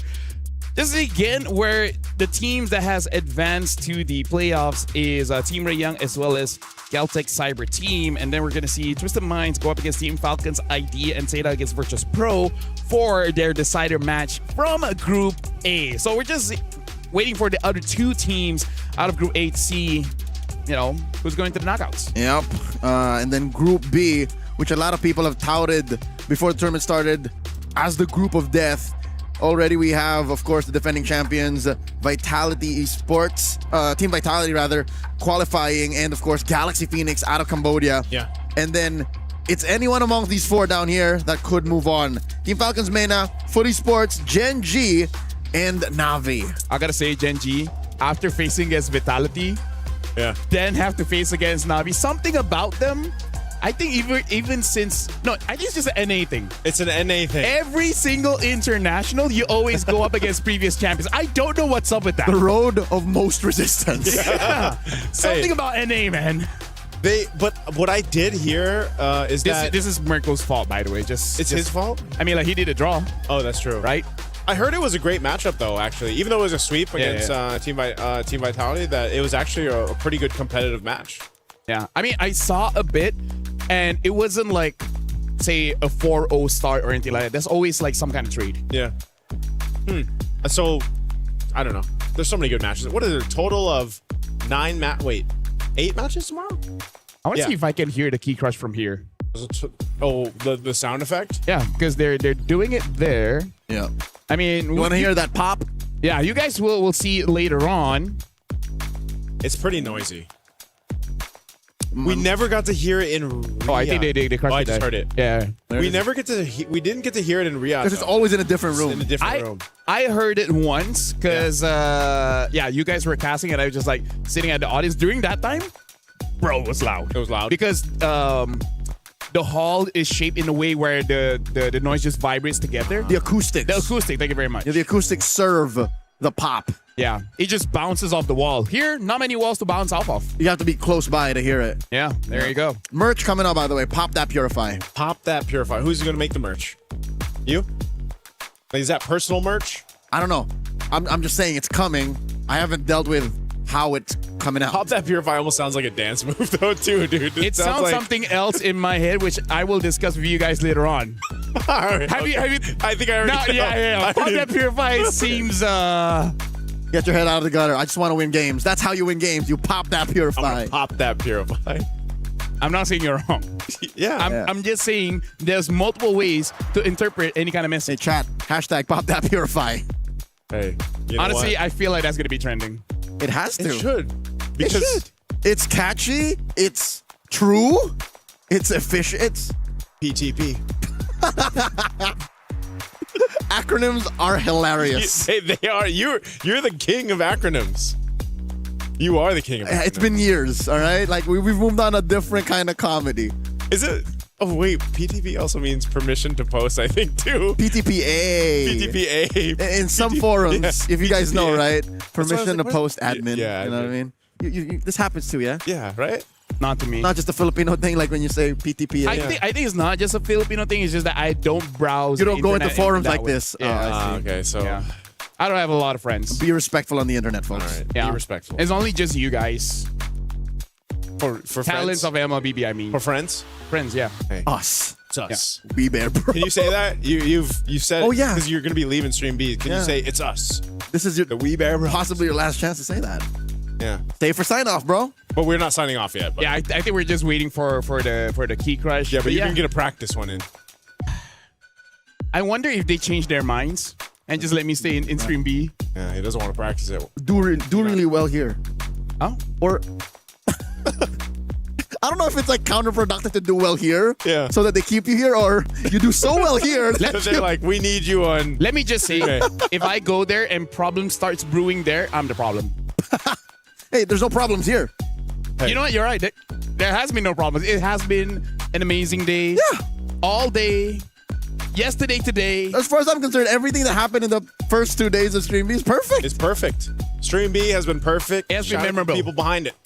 It has been memorable. It has very been memorable. You know what? Shout outs to you. Yeah. When I say you, it could be in the audience. Wait, they don't have you. Now Okay, you can point. Shout outs to you. Shout outs to When you. I say you, it could be in the audience. It could be the production. Yes. As long as it's But you. shout outs to you. And then there's one person named you. I'm pretty sure there's more than one person There's named quite you. a lot of people named you. Definitely. I'm technically named I. man. Yeah. man. Yeah. And he is a man. Yeah. I am man. Casting for the Women's International. Yep. Yeah. Hey, we love women. You know what? By the way, that's my question. Why did we have one of the women talents over here too? That would have been great for Stream B. Hey, favoritism. Well, let's look at a key crush. Let's just see some keys being. It's not the sound a key makes. Hey, I have to use my imagination, Try it. and that's the best that I could come up with. Look at this. There you go. Oh, did you see the shrapnel come out of that? Like the say shavings. Yeah, the shavings come through. Oh man. Oh, that actually looks pretty tragic. This one looked worse than the other one. Yeah, I was gonna say that looked a lot more devastating than the other one. TBH. However, the angle was, it was maximum carnage on that one. Maybe she just pressed it harder. The die is just like, yep.